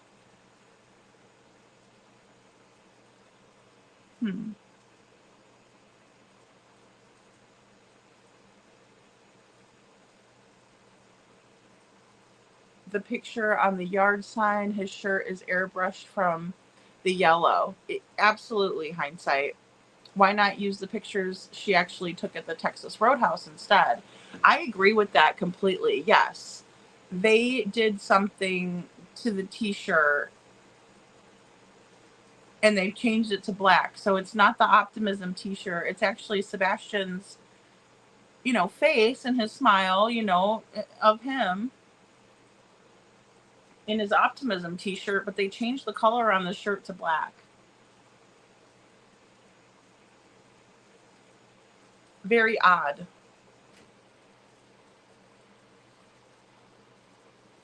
Sammy says, I bet they haven't read most of the tips. They probably scanned some of them. But, when somebody says something on YouTube, hundreds of people feel the need to call it in. Yeah, absolutely. Sammy, I agree with that. And I get it. They might be inundated at times, absolutely, but I hate, one thing that I just really disagree with is them not taking seriously what is being said on the internet, especially out of the mouth of Mr. Proudfoot, Katie, my opinion. And it's really unfortunate because it's doing a disservice to Sebastian, in my opinion.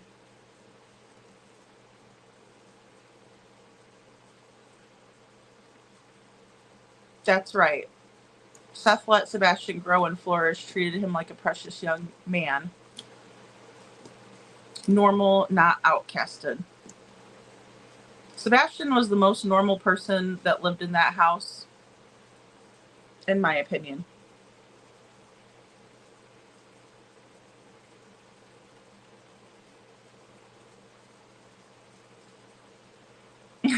Hey, Seclusion Works. Good to see you. Peeks head in carefully. You're welcome here, Seclusion Works. Thanks for being here. Says, I know I don't have speaking rights here, but the involvement of the Bower Sox fits into the flashlight theory. Yeah, you can speak here, Seclusion Works. It's okay. Absolutely. Yeah, don't feel uncomfortable at all, please. And I agree with you. I do. Like logistically, it just has to, it would have to be, there would have to be others involved for this all to work, in my opinion, and seeing as how history does repeat itself, or, you know, kind of from what we've heard. And of course, a lot of it is alleged, especially when it comes to like Terry and what was said by his former coworker. You know, it's just kind of like what they do. And, you know, I mean, who doesn't help their family out? I can't fault them for that, but Seclusion Works says Sebastian would have been placed over a shoulder and carted out into a waiting vehicle. Yeah. Yeah, and the reason I believe that too, Seclusion Works, is because Bobby the neighbor did allege that was caught on camera, that someone was carrying something, you know, and of course it's not like she said who, but someone was carrying something over their shoulder that night, allegedly, around the same time of this, you know, 3:10 incident. Sammy says yes, which is supportive of the still with us theory. Yeah.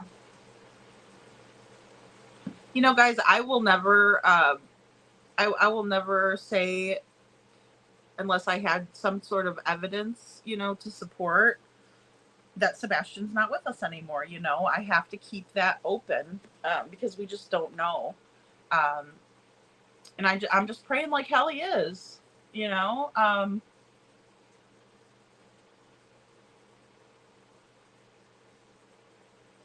And if he isn't, I hope the people that hurt him or did anything rot.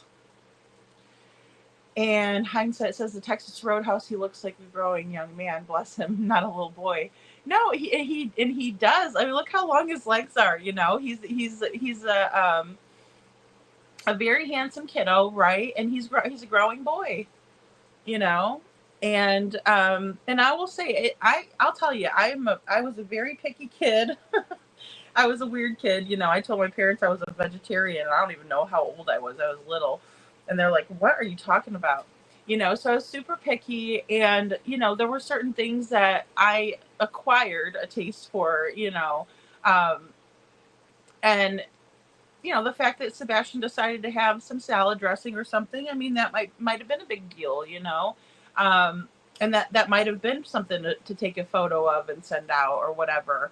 But why wouldn't why wouldn't you share that with us at least? You know, I think that's so important.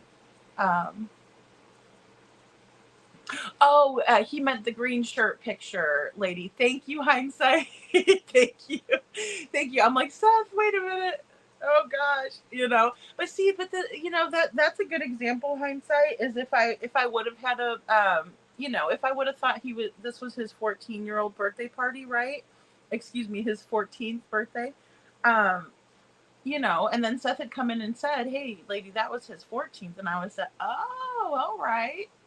Okay, I gotcha." You know, so thank you. SI officer says, no, I think it was the one that has the blurred out neck. That was his 14th birthday. Okay, because I did have that picture up. Thank you, SI officer.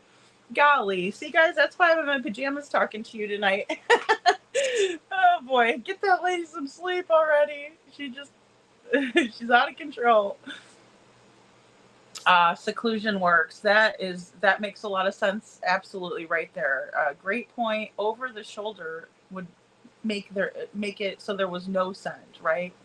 Over the shoulder equals no scent. Yeah, I mean, well said, and a great point. You know, I mean, and that's the thing too. We have to kind of follow what would make sense, right? Or, you know, if we have something like a neighbor saying, okay, this is what's been alleged, and then we kind of can see that, and even, you know, arguably this flashlight video, I mean, it makes sense, right? And then when we find something that makes sense, it's really hard not to, you know, kind of focus in there, because especially when a lot of it doesn't, you know. Hindsight says correct, SI officer. Thank you, guys. You guys had me worried over here. I'm like, uh-oh, I'm messing up. You know what I mean? I'm like, okay, now that makes sense, but still the shoes, if that was his size and when he was 14, oh boy. Couponing says, how come CP and KP's electronics weren't taken that day and Ellie looked at Seth's that day? Well, the only thing that I can think of, couponing, that's a great question. The only thing I can think of is that maybe, the police were operating under the narrative given to them by Katie. And then also Chris said he was on the phone with LE most of the day that day. So he was talking with them. We don't know what was told to them, initially or otherwise. And so they may have been thinking, because I'll tell you, at first, when I saw the Holly Thompson interview, and we were talking about this last night, I thought, okay, well, maybe he was trying to get to his dad's, because according to Katie and Chris, they have a great relationship, right? They even said the same to Duchess. They said whenever he wants to go see his dad, he can go see his dad. We don't hold him from his dad, as long as it's not a school night or interfering with anything. It's kind of an open arrangement, right? And so I was thinking, well, did Sebastian decide that he was going to go see his dad? And sometimes, kids, teenagers are impulsive, right? And they don't think the situation through necessarily, and then they get themselves in a pickle again, like we were talking about. So, I mean, and did Sebastian think, hey, I know how to get to my dad's, and I'm going to start walking because something happened, right? Because there was an issue.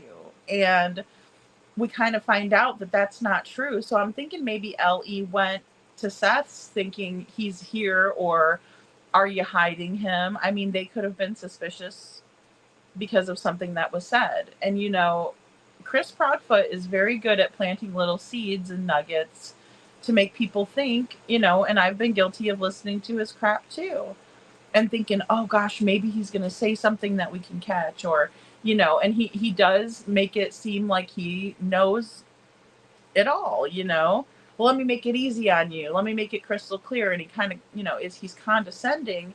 And, sometimes if you don't have kind of a strong mindset or will, or confidence about yourself, you may fall into that trap of somebody,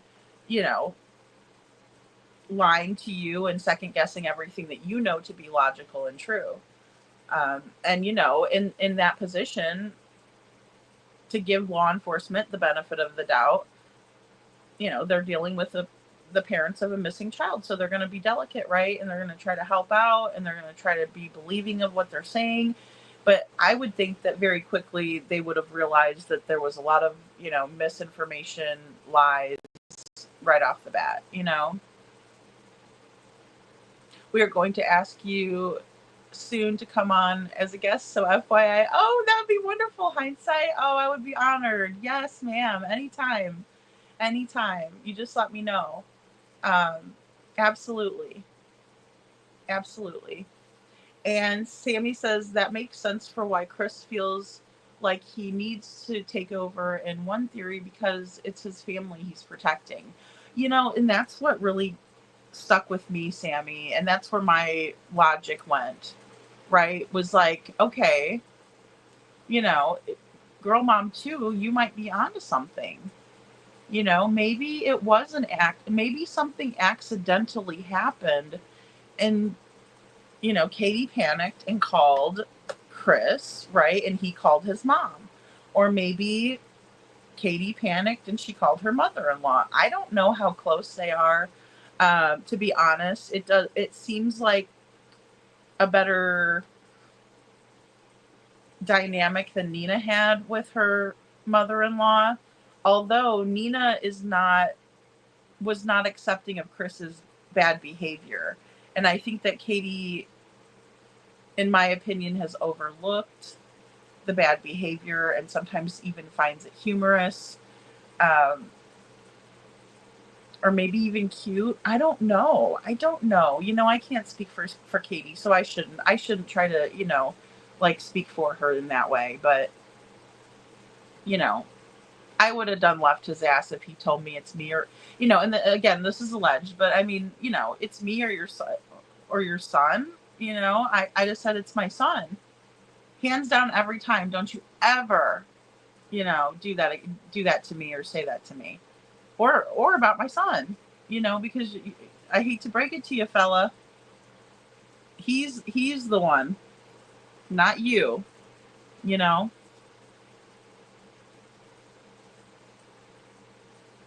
Yeah, that's interesting. Thank you, Seclusion Work says, I've personally seen a home sealed for a crime scene. It's very thorough.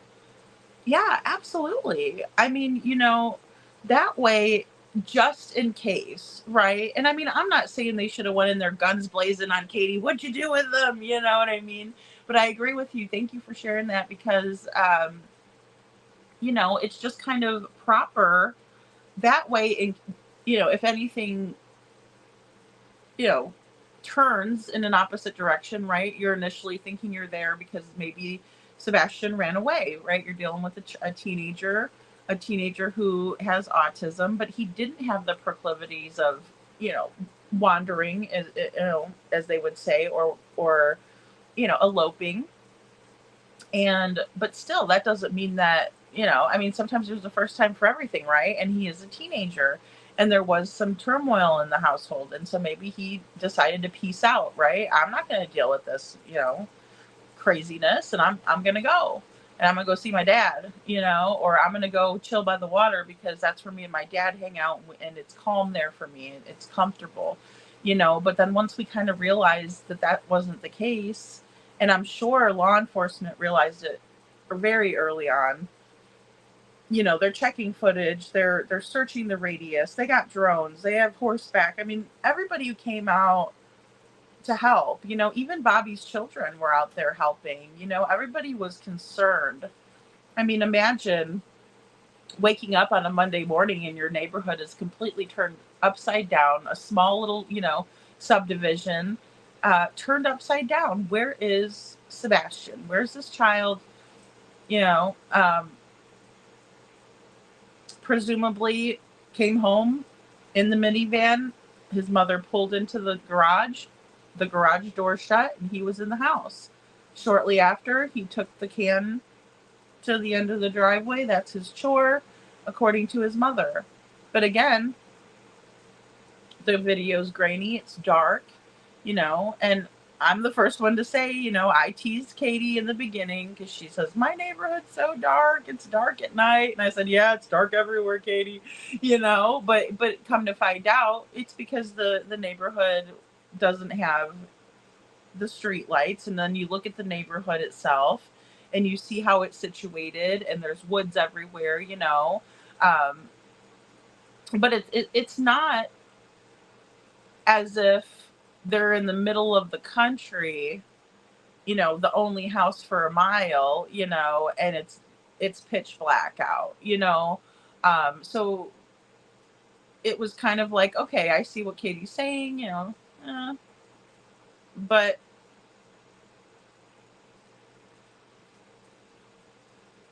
then I think it was Chloe PI said she walked the neighborhood without a flashlight and she was able to still see.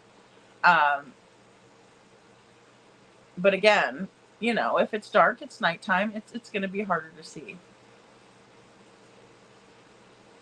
Bab says they never did that at the Proudfoot's home. Even Seth walked in with no questions. Amen, Babs. And did they flip Sebastian's mattress and toss his room like they did over at Seth's? That was bizarre. It was also, it was almost like they were told something to have that reaction, right? And maybe they were looking at, and maybe they flipped the mattress because they thought maybe he was hiding something in between the mattress or something. Kids do that, especially teenagers. They're secretive. They're secretive beings at that age. We all were,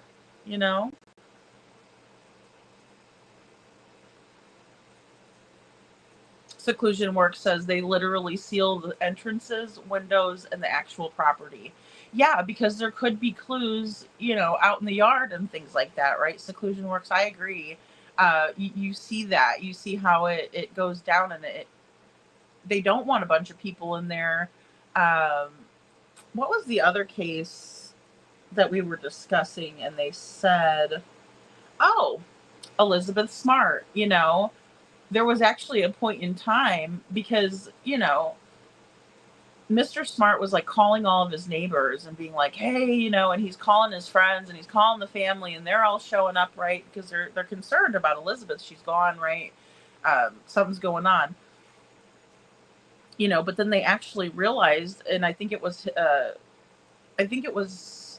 her uncle, and he's like, oh my gosh, I almost touched the counter and I'm contaminating this scene, right? And then the police were like, oh crap, we need everybody's fingerprints now, because they're now everybody's fingerprints are in the house, And then another big difference was that, Elizabeth's mother realizes, oh, I burned the potatoes earlier and I cranked the window open, and now there's a slit in the window as if somebody cut the window. But we don't see that in Sebastian's case. And as a matter of fact, again, to Smiley's story, in her podcast, she says clearly, like, look, was there anything or any indication that somebody could have, broke in, or that somebody left out? And Chris says, no, there is nothing. And, all of the exterior of the home had not been tampered with, so it's not like, and then also it's not like the windows were left unlocked or the doors or anything. Everything was locked. And Katie's been asked that point blank so many times too. And she was asked by Smiley, was everything locked up? Trisha from Web Sleuths said, did Katie lock up that night before she went to bed? And Chris says yes. He also says the only door that Sebastian could have went out was the front door.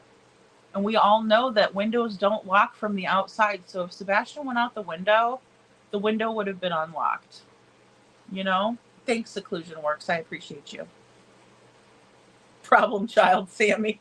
The little bad one. The little bad one. Lord.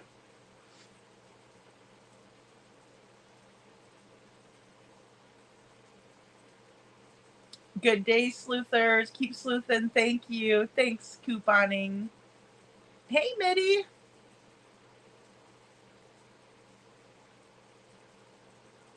Seclusion Work says, in my honest opinion, something awful went down in the home and it destroyed 4 lives. Yeah. I agree with that.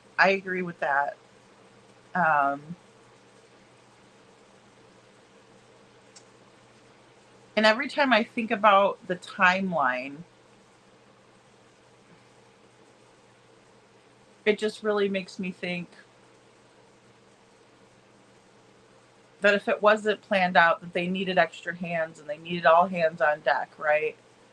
But if it was planned out, then again, for it to have happened in that time frame, and then for there have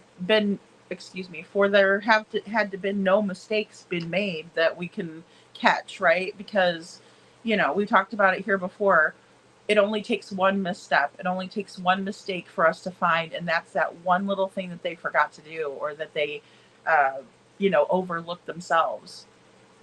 And that could really crack things wide open.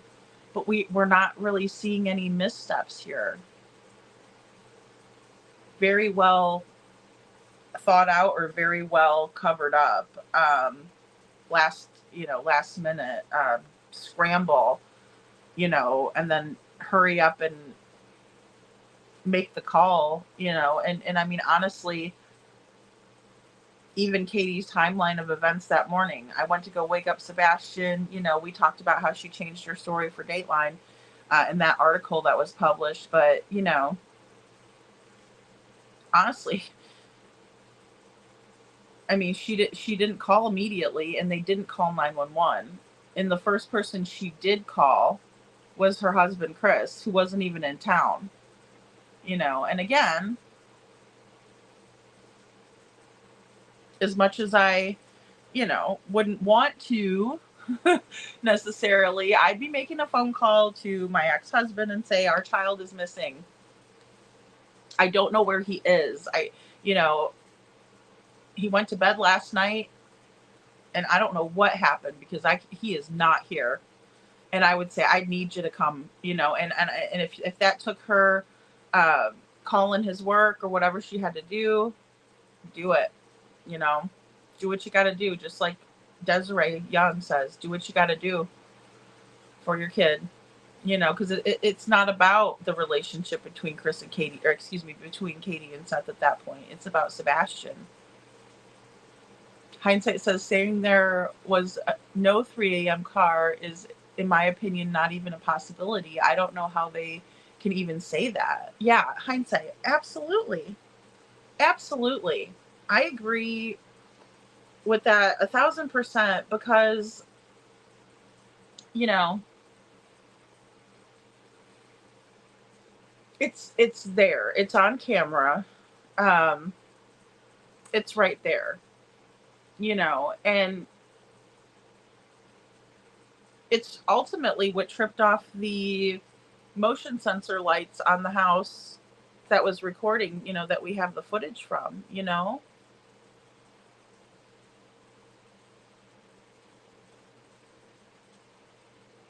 Sammy says, but if they're doing nothing, why would folks need to get lawyers and allegedly be exercising their Miranda rights? Well, that's a really good point. That's a great point. You know, Sammy, I would have made Katie exercise her right. You know, I would, you know, I mean, especially once I felt like I was being lied to, misled, or duped, you know, you know, if I'm Craddock, again, I'm Craddock tonight. If I'm him, you know, I'm not going to be happy with you jerking my chain. I'm not going to be happy with that.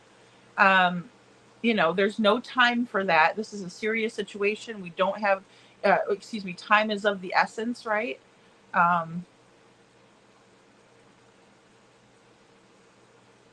Yeah. Not only that, she takes a picture of him eating that dressing.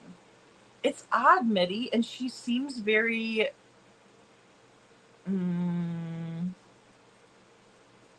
secretive, right? Like, she doesn't want Sebastian to know she's taking a picture of him. And again, we've kind of talked about that a little bit. You know, there's been times, I think my daughter was like 12 or so when she started doing the thing where, like, I'd go to take a picture of her and she'd like cover her face. I don't want you to take my picture. You know, I mean, I don't know. It starts earlier with girls and stuff. I'm imagining.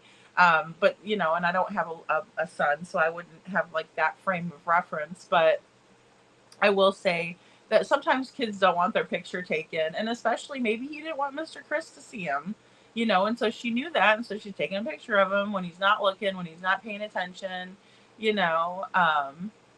So, you know, it's SI officer says, I don't know, I might have missed that part. I don't know if you saw this earlier, but didn't they go back to the Proudfoots home 2 weeks later and ask for their camera footage?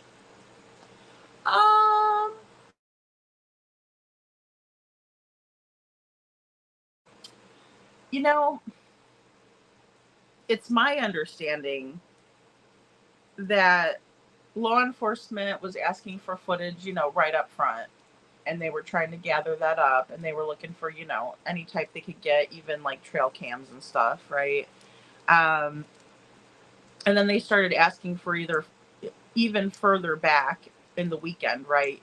So if you have, you know, footage from Sunday morning on, you know, please, you know, let us know and send it over, right? But it was alleged that there was it's alleged that there's a Facebook group, right, that the neighborhood had, and it was run by Bobby was the admin of it, right? Like I said, she's OG, and she, alleges that the footage was turned in, but the Proud Feet were also, trying to get a hold of it, and they wanted all of the footage, and some of it was given over to them directly.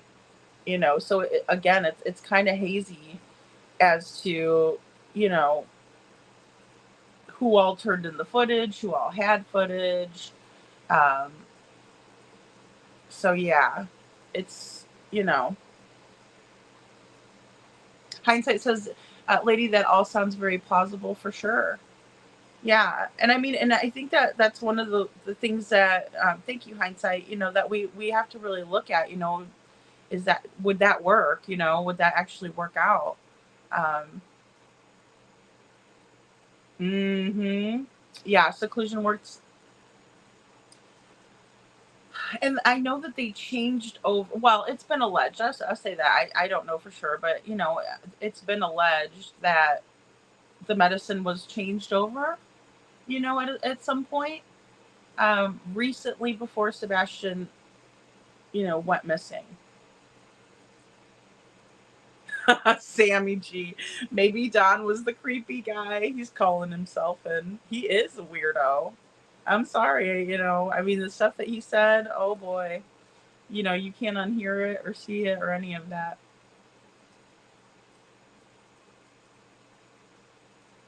Seclusion Work says, if that's the case, Mitty, with a over medicated situation, the chemical would be effective at 31 minutes, depending on what was used. And I think I will just say this to you, and you made me think of it. Seclusion Works and MIDI, they did not mention the medication at all. Like, Sebastian, wound down. He was playing in his room. I told him he could stay up till 9 tonight, but then at 8:45 he was in brushing his teeth and taking his medicine for the night, right? So we don't even know what time medication was distributed that night. We just know that Sebastian regularly took his medications, at night. Mitty says, Sebastian does not leave to go to the restroom. Would be interesting to see the whole footage. I want to see it from beginning to end, Mitty. Just like raw footage, right? Just the whole thing, and even maybe like the parking lot beforehand, right? I that would be ideal.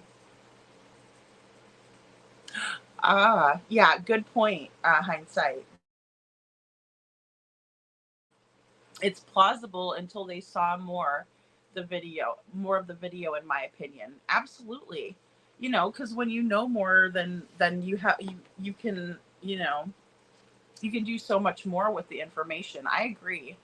Yeah, because and that's the thing with it too, hindsight. That's such a great point. That sometimes things are very plausible until there's another element added into the situation, or we find out a new piece of information that's relevant and real, and then we're like, oh, wait a minute, that changes things a bit, doesn't it? In either direction. And that's why I appreciate you guys, because I know you guys are open to the facts. So I know, in my heart of hearts, that like, if there was something to come into the case and we got a new piece of information, that I think that, people would be comfortable moving in a different direction if it was something that was real and truthful and authentic. I think if a new fact, fact was brought in, people would entertain that and move in that direction, because I do think a lot of people are fact finding and trying to base their opinions off of facts as much as we can at this point, Sammy says, yeah, I don't support it at all, and I think if anybody has real information, it's probably going to come from YouTube. Many more of us doing this full time than at Sumner County Sheriff's Office. Well, and that's a great point, Sammy, you know, because I know a lot of people will kind of get into that negative mindset and be like, well, you know, none of us are going to solve this, or none of you YouTubers are going to solve it. But then we look at the contribution of Red, White, and Bethune in the Gabby Petito case. Had they not looked over their footage, it's my opinion that Gabby wouldn't have been found as quickly as she was, you know, and that's,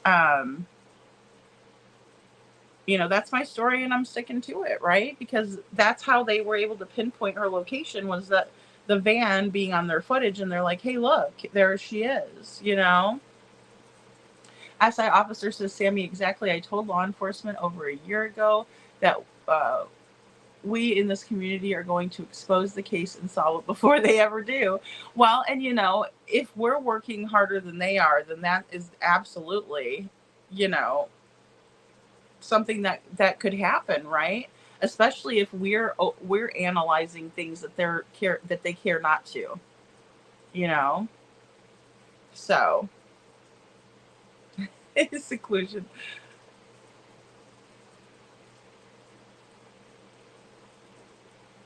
Could be dispersed by grain.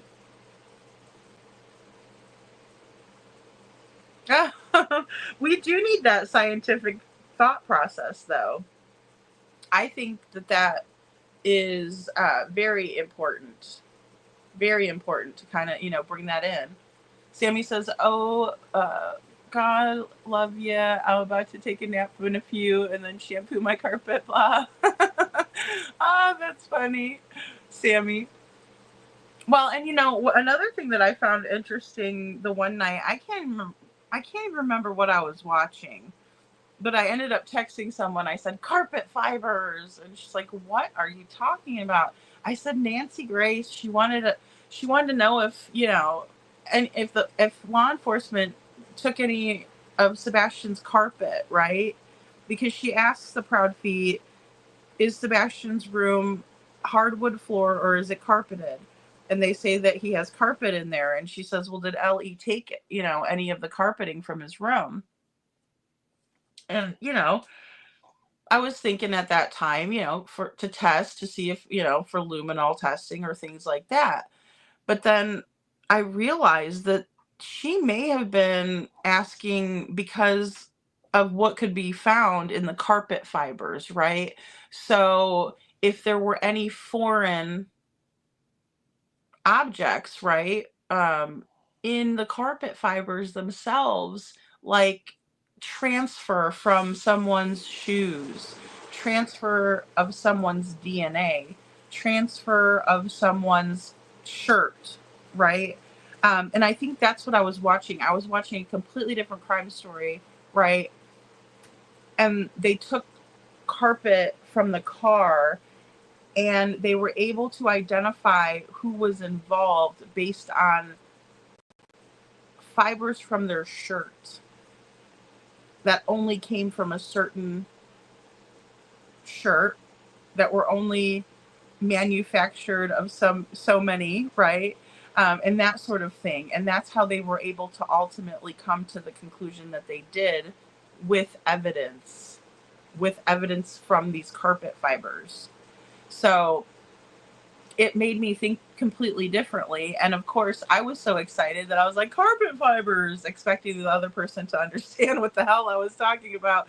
But, you know, it brought me back to Sebastian's case. And I thought that is probably why Nancy wanted to know if law enforcement did their due diligence and took from Sebastian's room, where he went missing from, a bit of carpet to analyze, because you'd be surprised what they find in it, you know, within the carpet fibers. But they failed to do that. And, you know, is why I could agree that there is a level of incompetence or purposeful hiding and not following protocol, you know. Yeah, great question. Seclusion work says, but the question is, what was used and where was it obtained? And I would agree there, seclusion works, and I would say that's probably the $1,000,000 question. You know, the how is a big one, and then the what and where. Um, and I've been working on something, guys, and I'm gonna be, we're gonna kind of be rolling it out here soon.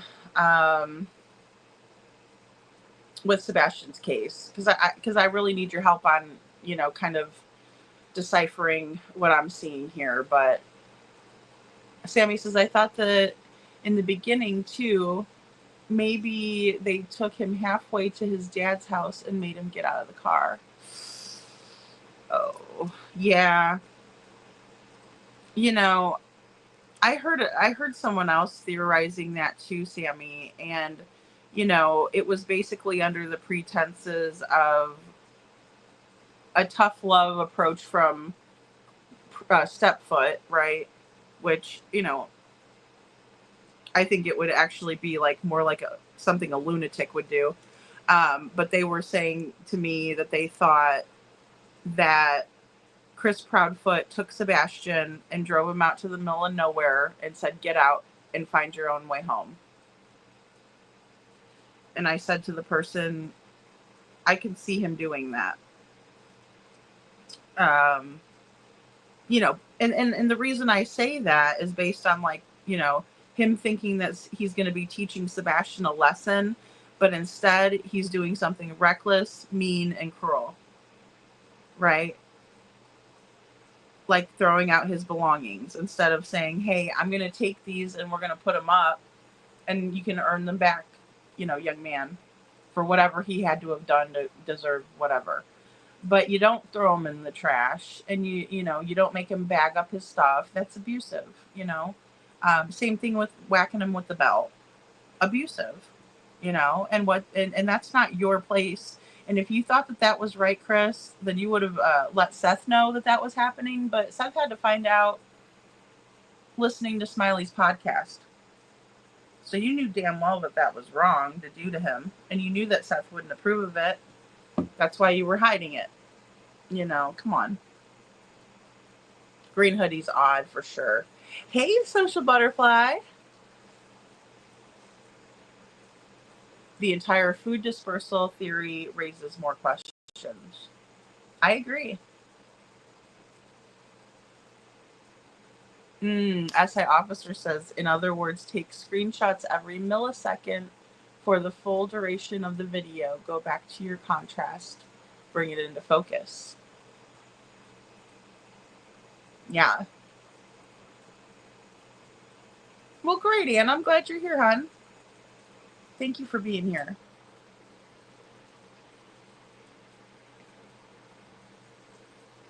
That's interesting. Seclusion work says, I know you can use a chemical biological agent to induce illness. Rainesh and the famous historical unaliving of Germanicus is well documented.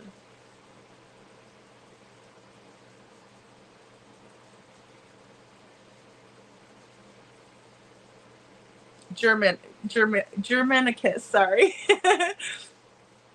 And Sasha says maybe these people are extreme pervs and CPs was involved and they just called more pervy friends to remove Sebastian, my opinion. There's no telling, because I was wondering about some of that too, Sasha, and it's just my opinion too, and it kind of alleged, but when we hear about the open marriage and the swinging, those kinds of things, it just makes for a really dangerous environment, right? Because if people have odd sexual proclivities, in my opinion, allegedly for educational whatever, that's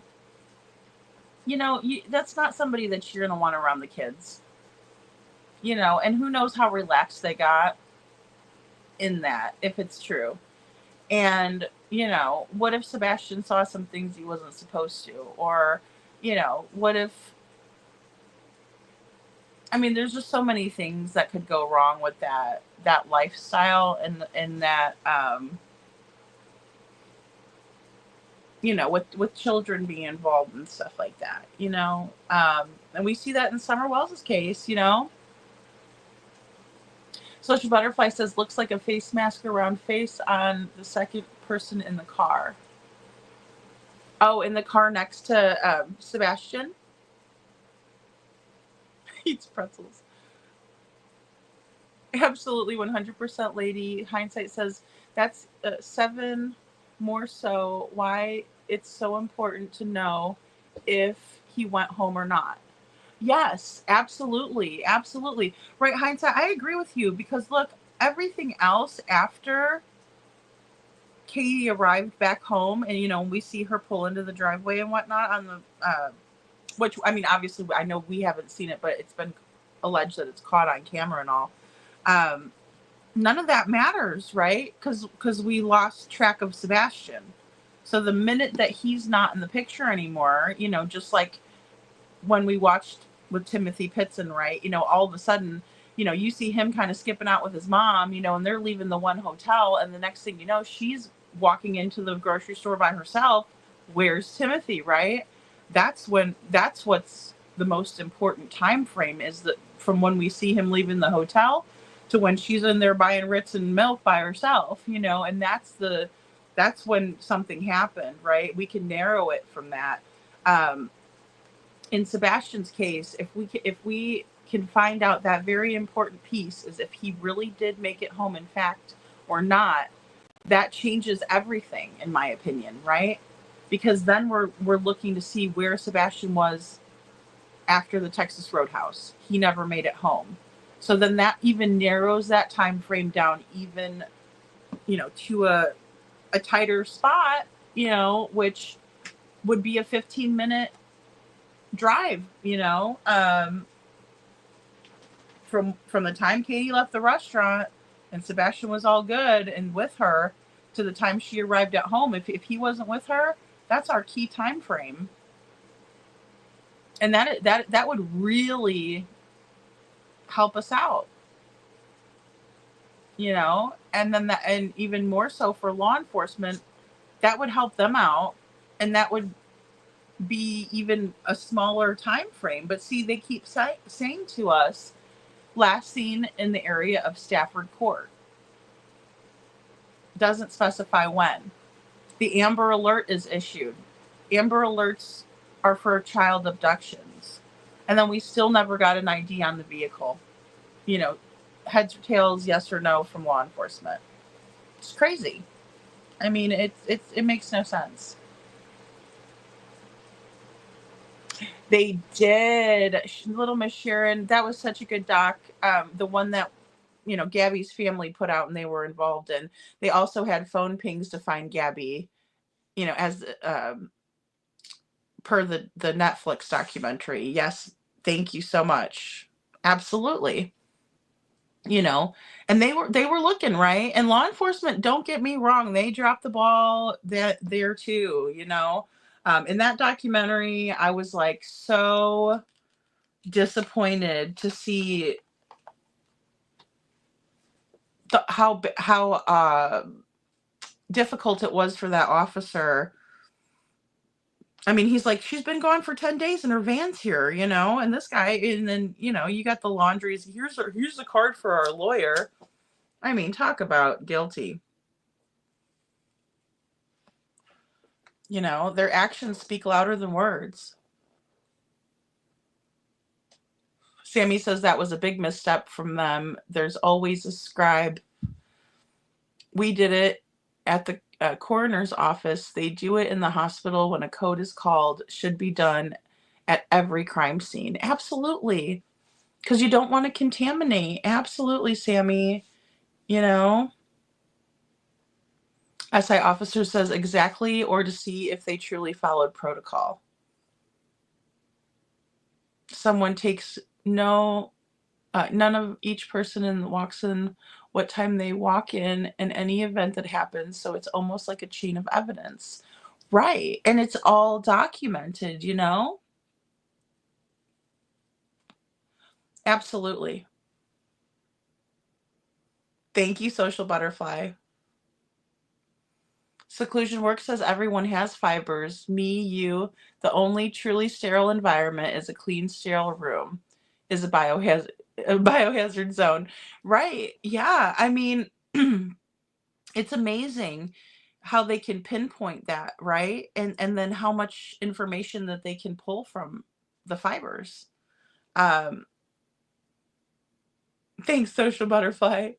Hindsight says, according to CP, they sat at the table, talked. He asked if they wanted anything. They said no and went about the day to look, allegedly. Yeah, and he was saying that that's a great point, Hindsight, and he was also saying that he was asking about things like fingerprinting and that he was mocked by law enforcement, saying that's only in the movies. Well, baloney. I mean, we all watch the crime stuff, right? First 48, all of that, Forensic Files, and I mean, I'm not saying we're experts because we watch that, but, we see these patterns in true crime, and we see how evidence can be examined. I mean, even down to the way, blood spatter works and things like that, right? Even how a lip print could work. Like, I remember watching one, and I can't remember what it was. Might have been Unsolved Mystery, something like that. But, the person was caught by a cigarette butt that was left at the crime scene. So going back to what Seclusion Works was saying too, it's like that could have been in the front yard.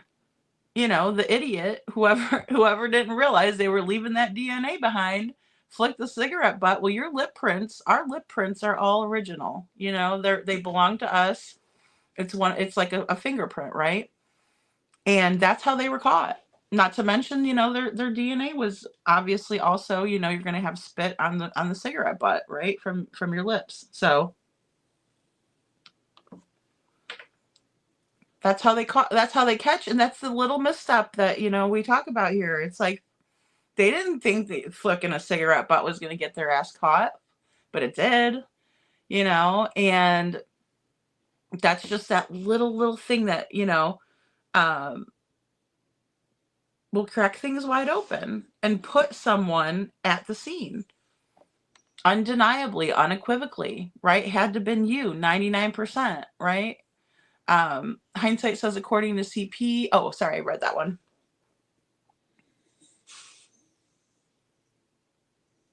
Biosafety. Thanks, Seclusion says, brain's processing other data while chatting. That's me when I'm multitasking. Or if I get too tired, right?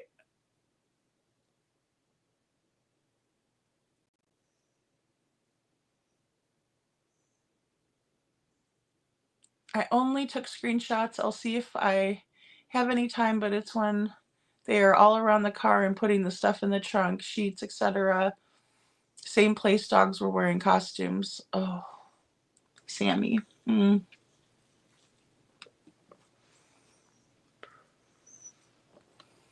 Yeah, you see it, Sammy.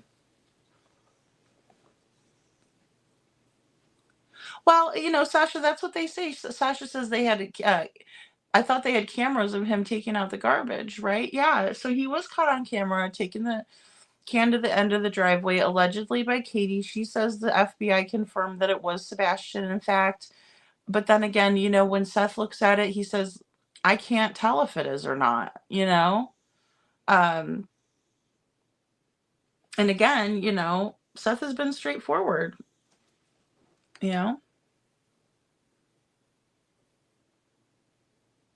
Hey, Tracy's Unicorn Universe. Good to see you. Thank you for subbing up. I really appreciate you.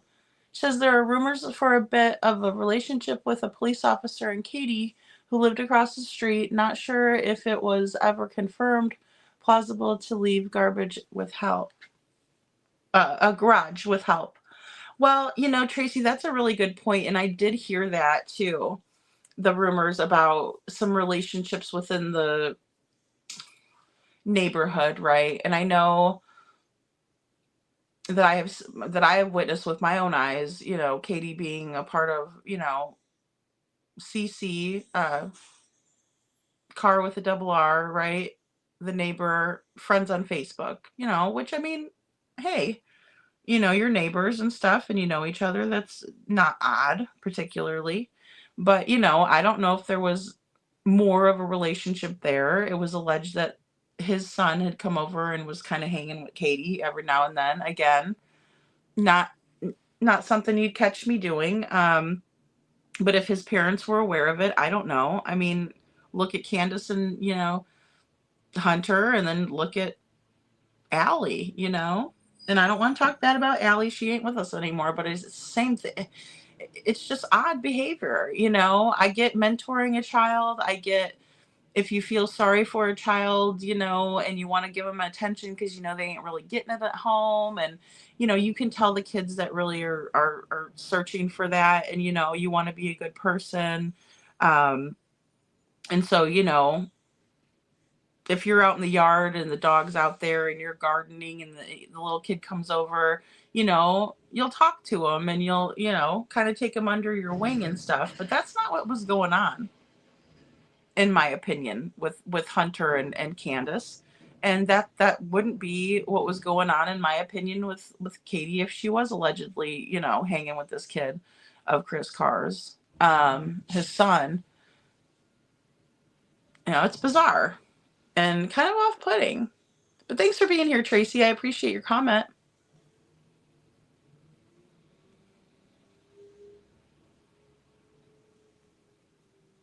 Justice for Nog. Good to see you. Good to see you.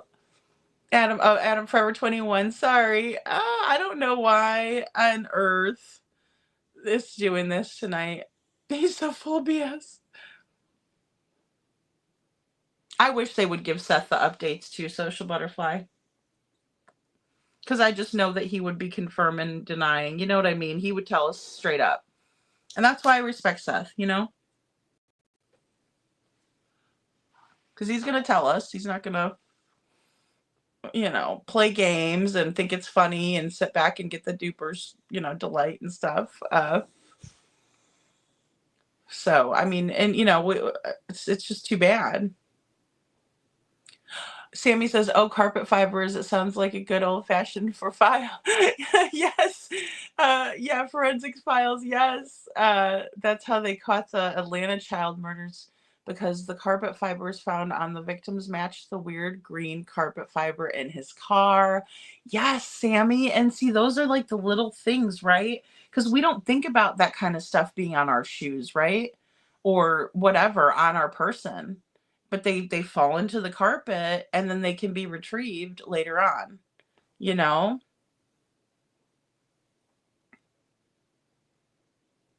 Thanks, Town Chat Cafe says, lady, I heard that relationship was allegedly debunked and not true.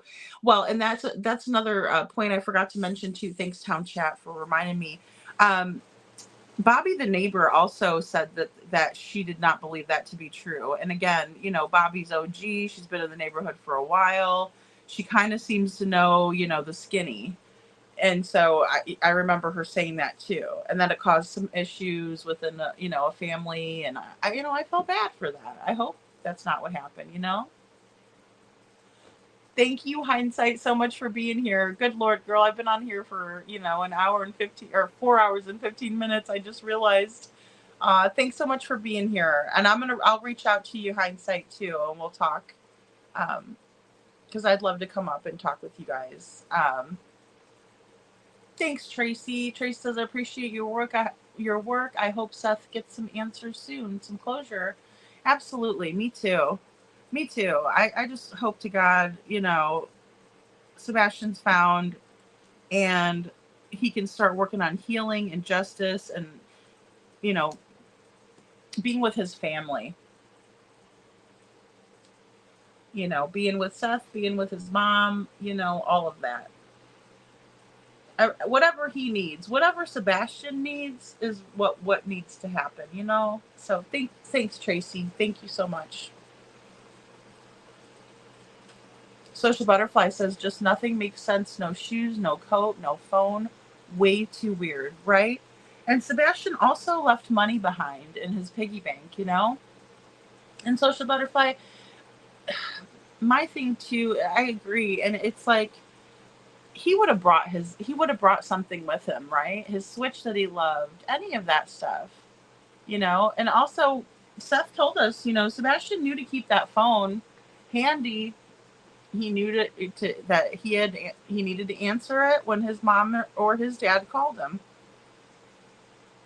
you know. And Sebastian, I'm just going to put it out there, based on what I've witnessed at the Texas Roadhouse, in the Texas Roadhouse video, Sebastian's a well-behaved kid, you know. And children on the spectrum, they tend to take things very literally, and they like to follow the rules. They like order, you know. So it's just weird that he would go against what his dad's told him to do. And if he was going to his dad's house, I think he would have brought his cell phone and called his dad up and said, Dad, I'm coming to see you. Another thing, you know, Sebastian's extremely intelligent. Now that I know that, there's no way in hell that Sebastian would have started walking to his dad's house. He would have walked to a safe place. He would have waited for his dad, and he would have called his dad to come get him. And that's my opinion. You know, that's how I really, really think and feel. Knowing what I know now, he would have called his dad, and he would have said, hey, Dad, come get me. Because he wouldn't have walked that far, you know. Whether he knew how to get there or not is kind of irrelevant to me at this point, because I believe that Sebastian knew that if he needed his dad, he'd call him. He knew that he could trust and confide in Grandma Robin. He knew that things were bad and that they weren't normal in his environment. He also stated to his father that he doesn't think that Mom and Mr. Chris like me very much. I don't think, his quote was from his father, I don't think Mr. Chris and Mom like me very much. Heartbreaking. Tracy's Unicorn Universe. Absolutely. Bliss was caught by DNA on pizza, I think, for the original sample from Rex. Yes, pizza box, you know? In my opinion, a lot of things have been debunked that should not have been. I think so too, SI officer. I think so too. It's like a roadblock, you know? Bobby's going to be great on the witness stand, little Miss Sharon. I agree. Town Chat says, Lady, one thing that keeps me hopeful that Sebastian Wayne Drake Rogers is still with us is when KP says she thinks someone has her son. So that is one thing I am being hopeful she is being honest about. Yeah, thanks, Town Chat. I appreciate your comment. Yeah, absolutely. And I think we do need to read between the lines here, and we do need to dig deeper, and we do need to analyze statements. Sammy says, yes, SI officer, but I didn't do the whole 30 minutes. I only did a couple of different parts where I thought maybe I could see something, and I did. I saw a lot. I scared myself, and then I thought those people are wackos.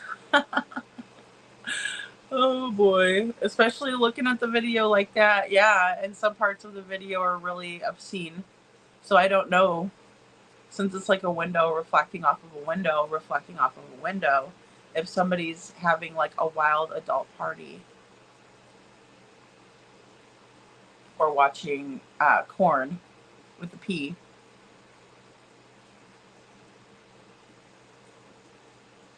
It's unnerving when you look at it from that perspective, Sammy. I agree. Yeah, seclusion works. I understand. In my honest opinion, I think Sebastian may have been a savant. He was exhibiting high intellect. Absolutely. I think he is an exceptional child.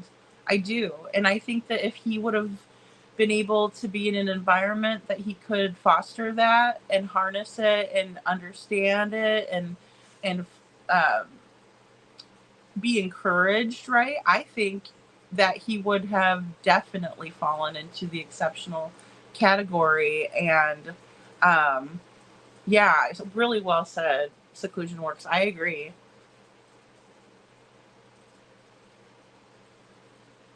Well, absolutely, Tracy says he was very intelligent and he would have wore shoes. Absolutely. Taken his coat and probably left when his mom was sleeping.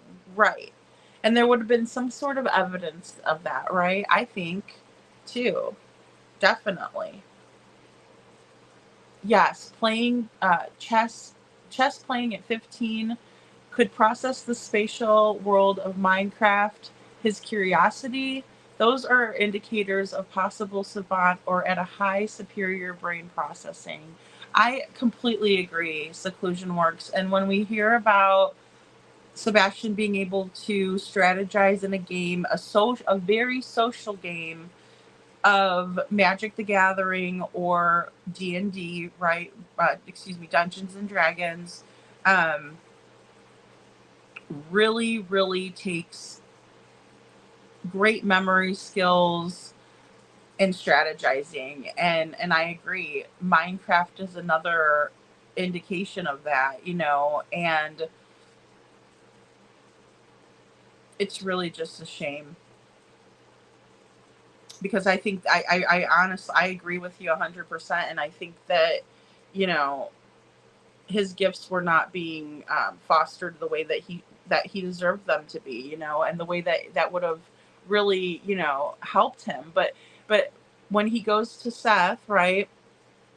Seth is like bringing him to these things, and they're involved in these things, and so I think that Seth was working on doing that with Sebastian, as well as understanding his needs that needed to be met intellectually, you know, um, to stimulate him, right? But then we have Katie, who's alleged to be, having Sebastian play with somebody who is far beneath that level, and then that really makes us understand, right, that she wasn't keen to what he was needing. It was just basically, and I mean, we've all done this, right? You kids play, the adults are friends, and then the kids all get together. They really don't have a choice, and I get that. I'm not faulting anybody for that. But yeah, really well said. And it makes it makes us think. Um, SI officer says, I would hope and pray that this is true, that we will find Sebastian, that he's alive so badly. I want that to be true. Me too, SI officer.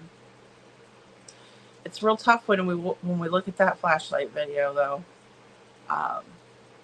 and some of the subsequential things. Tracy's Unicorn Universe says, is there even a place in Tennessee where a child under 18 who thinks they're being neglected can run to without being turned back over to the parents?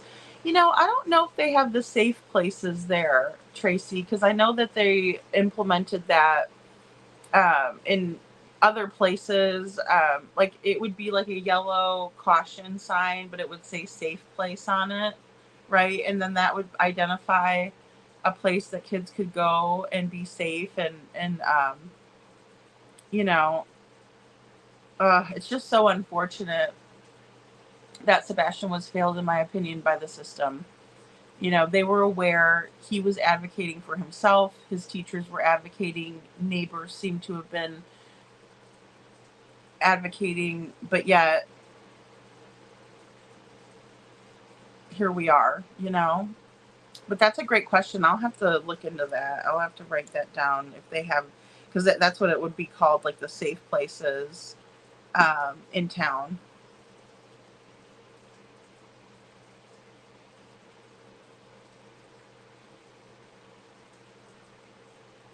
Oh, okay. Interesting. Seclusion Work says that's how they caught on and had me tested. Yeah. Yeah. And, That's what it takes, right? Is someone to catch on to it, and to recognize it. Yeah, thank you for letting us know that. Mm. Yeah, Sammy says when you see the fluffy black coat changing the license plate, look in the back at LK look-alike with an asymmetrical wig is looking at something. Mm.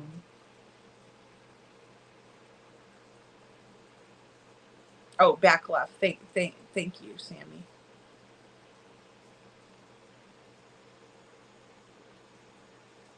There has to be some video evidence somewhere of 22524 with Sebastian on it. Yeah, I agree. And there is. Apparently, there were cameras at Strike and Spare, and they did pick Sebastian up on the cameras there. You know, Seclusion Work says those two had no idea how to deal with Sebastian. In my honest opinion, they were intimidated and chose the wrong route to interact with him. I agree. Seclusion Works. It was like, they were blaming his behavioral issues or saying he had behavioral issues, but maybe he was just tired of the crap, and he was standing up for himself. And teenagers do that. They start to recognize it. They start feeling more independent and bigger. And if anybody has grown up in an abusive household, I think that a lot of us could pinpoint the time when enough was enough, you know. um, Maybe there was a DV situation, or maybe alcoholism, or substance abuse issues in the home, and you just stood up for yourself finally, right? And said, you know what, I hate it when you get drunk. I hate it when you act like this. I hate it when you yell at my mom and scare her. I hate it when you hit her. You know what I mean? Or maybe it's a dad getting hit and he says, I hate when I hate when my mom hits my dad like that. I hate it when she gets drunk off her ass and acts like a fool. And you start getting tired of it and you start voicing your opinion and you're not scared anymore. And you're like, you know what? This is bull. And I'm not dealing with that. Because sometimes you get a frame of reference by going over to a friend's house and you think to yourself, wow, there's no fighting here. It's quiet. And you realize that your environment is, you know, detrimental, not normal. And you start to fight back against it. So I think that there's a big part of me that believes that really could have happened with Sebastian. Um, I do. I think he could have been fed up with it and was like, "Hey, I'm sick of Mr. Chris and his attitude. I got an attitude too. And boys and their testosterone and stuff like that. He could have bowed up to Chris. You know, um, we just don't know. But I think it would make sense for him to finally say, you know what? Nope, we're not doing this no more. You know. That's a great point. Seclusion Work says he was understimulated, bored. I would have loved to have had him as a son. I would have been arguing. No, it's my time on the PS4, right? Yes, absolutely. And that's another thing too. We watched an interview of a young man, and he was a self-proclaimed Aspie, right? Really, really cute, good kid, funny as hell. A lot like Sebastian. Reminded me a lot of Sebastian. And his dad would play video games with him, and then he also um, encouraged him to make a living at it, right? Because a lot of times those are things that are going to be stimulating, right? And understanding how Sebastian's brain was working and what would be interesting and help him grow is of the utmost importance. And if you don't get it, it could be frustrating for both parents. But if you're not even trying, one thing that his dad said was that you have to meet him where he's at. and I think that they weren't taking that time. I agree with that 100%. They weren't taking the time.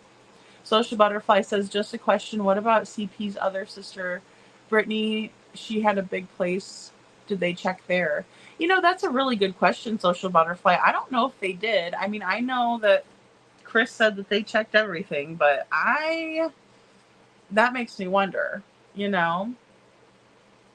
Tracy's Unicorn Universe says, with autism often comes defiance. My son wasn't diagnosed till he was an adult and everything was challenging. Well, I bet. Yeah, because you didn't know. Yeah, thank you for sharing that, Tracy. Because, I mean, you know, that it's challenging. It's got to be frustrating, right? And it's just and that goes for anybody, right? Because a parent is going to want to do the best for their kid. They're going to want to make their kid happy, and if there's an issue, they're going to want to pinpoint it and figure out what's going on, and if it's something like autism, it's like, then you can look at it differently. Like, maybe they aren't being defiant necessarily, but it's the autism, and that's the reason why there's the opposition is there, right? Yes, seclusion works, absolutely. Young brilliant teenagers need constant stimulation because they are going to get bored, and that would be another thing that would contribute to maybe a more negative view, right? Like, in terms of, if you're sitting in class and you are bored out of your gourd because you already know all this information and your brain is not being stimulated like you should be, because you're far above the intellect that is, happening in the classroom, it might look oppositional. It might look defiant. It might look like you're disrespectful and you're not listening to the teacher, or, sometimes you might be disruptive because you're seeking out that stimuli, right? And, that can be looked at and misconstrued. So thank you. Absolutely. I agree. Sammy says 1000% seclusion. I don't know my daughter. She's got music. She's got a music thing. I don't think she's going to be a mather like you, but she notices tiny quarter notes, cues, and symphonies before I do. She's 3. Oh, Sammy, that is so wonderful. Oh my goodness. That she's got an ear for music. And that's the thing too, recognizing, which kind of brain are you, left brain or right brain, right? And how because I'm the same way. I'm more creative than I am. Like, I'm horrible at math. You know what I mean? I try really hard not to calculate anything over here without a calculator, because it's probably going to come out wrong. But, other things I'm really great at, like, English and things like that. I've always liked to write and things of that nature. So it's really pinpointing, people's strengths, and then fostering those strengths. But if people don't understand you, then that makes it difficult. So I'm so glad that you harbor her, her skills, and understand, where she's going to flourish, SI Officer says, does anyone remember the very odd video of the man playing the guitar, singing for Sebastian barefoot in the beginning?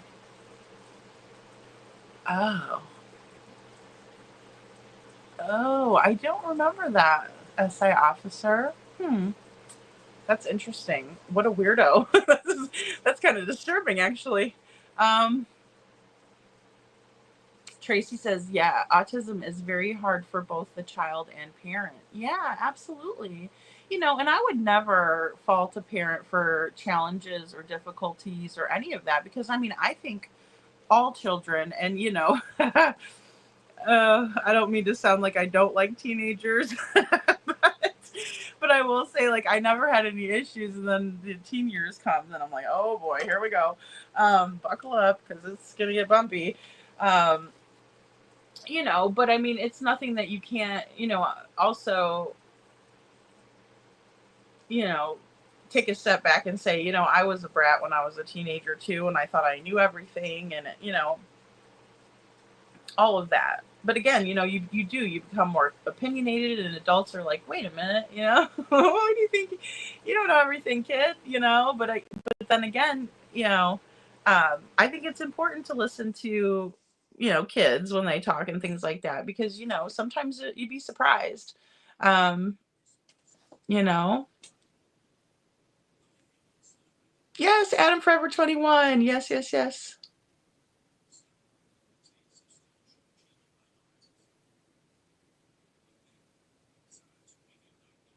Oh, he was counting the beats and listening to the guitar. Okay.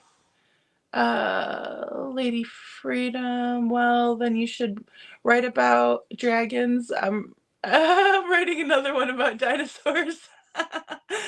Oh man, I would love to write a medieval story. That'd be fun. I don't know if I could do a whole Game of Thrones or anything like that, but I might be able to come up with a better ending. No, I'm just kidding. I remember that I was talking, who was I talking with about Game of Thrones? But I remember them. It was either it was some award show, and they were teasing the writer, write it faster, because it was taking forever, for like the final season to come out. I remember, but you can't push creativity, or that's what happens, town chat. Oh boy.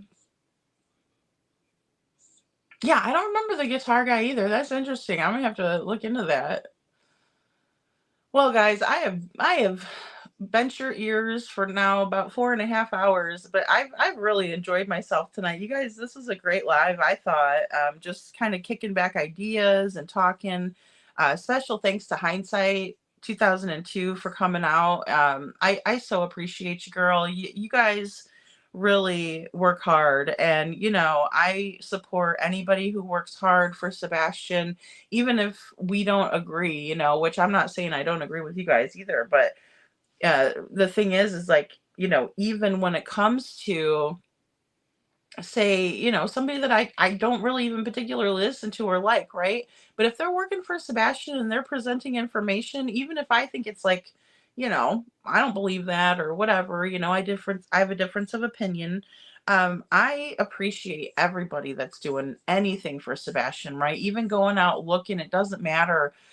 Hey, who am I to tell you, um, that you're wrong, and then in the same way, there are some glaring things that, I could pretty much feel confident and say, like, for instance, there's no way Sebastian walked out of the house.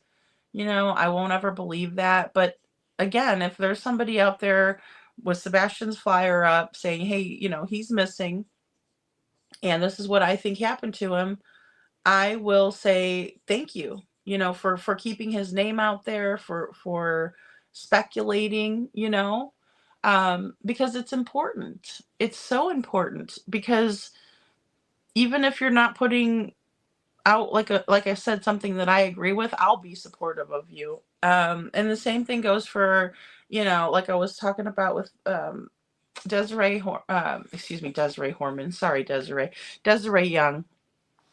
Um, if I was to see Katie out there doing something, man, I would support her. I really would. And I hope that she does.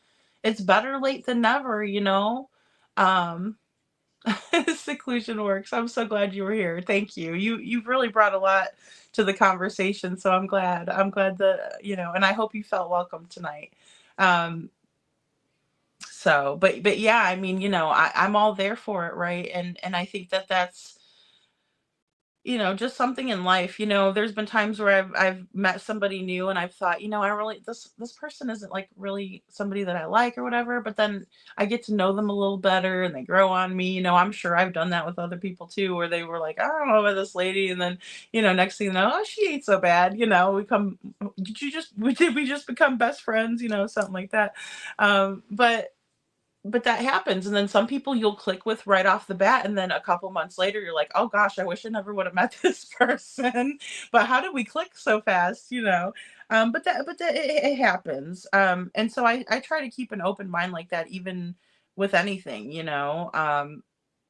there might be a case down the line where I don't agree with the theories in Sebastian's case, but then they're pretty spot on with another case, so I do try to keep an open mind. But I think that the major point really is for us to get some more solid proof and evidence from law enforcement, that would really help us all. And I mean all of us in the true crime community, because that could really help quash some theories, that could help spark some new ideas, that can help get us on the right track. And I'm not going to say I wouldn't be skeptical and I would review what Craddock said, but I would still give credit and much respect for him coming out and giving us that update that we really greatly need right now to get us on the right track. In my opinion, it's really well needed, Sebastian, Tracy, thank you. Sebastian deserves to come home, whatever that will end up being for him. I agree. Good night, Anne. Have a good day. I hope that you, thank you, Anne. I hope that you have a good day, and I hope you guys sell lots of stuff. And then that pesky lady isn't there. Sammy says, lastly, I definitely agree about the debunking. Now I'm thinking to go back and look at everything they said wasn't true, because I think that there's some truth to many of these things. Yeah, absolutely, Sammy. I agree. And I think there's a lot of truth, buried in the mud and the muck, right? That we can kind of pull off and, and wash off and figure out, because unfortunately they're forcing us to look between the lines or read between the lines, Hey, BMW Coop, thanks for being here. Thank you. Thank you. Remember, it's all in the flashlight video research. Do your homework. Amen, SI officer. That's it. That's it. Oh, thank you, Seclusion Works. I will not butcher that. But I'll put it up on the screen. Thank you guys. You guys have been awesome. Awesome. Awesome. Thank you all so much. Again, everyone who's working hard on Sebastian's case, let's work together. Let's find him. He deserves it. He's adorable. We love him. It takes a village, and we're his village. We're Sebastian's army. We're Sebastian strong. Let's represent him well, just like he deserves. Thank you, Seclusion Work says, Sebastian, come home to your father. Now you're going to make me cry. All right. I love you guys. You all stay safe out there, and I will see you tomorrow night.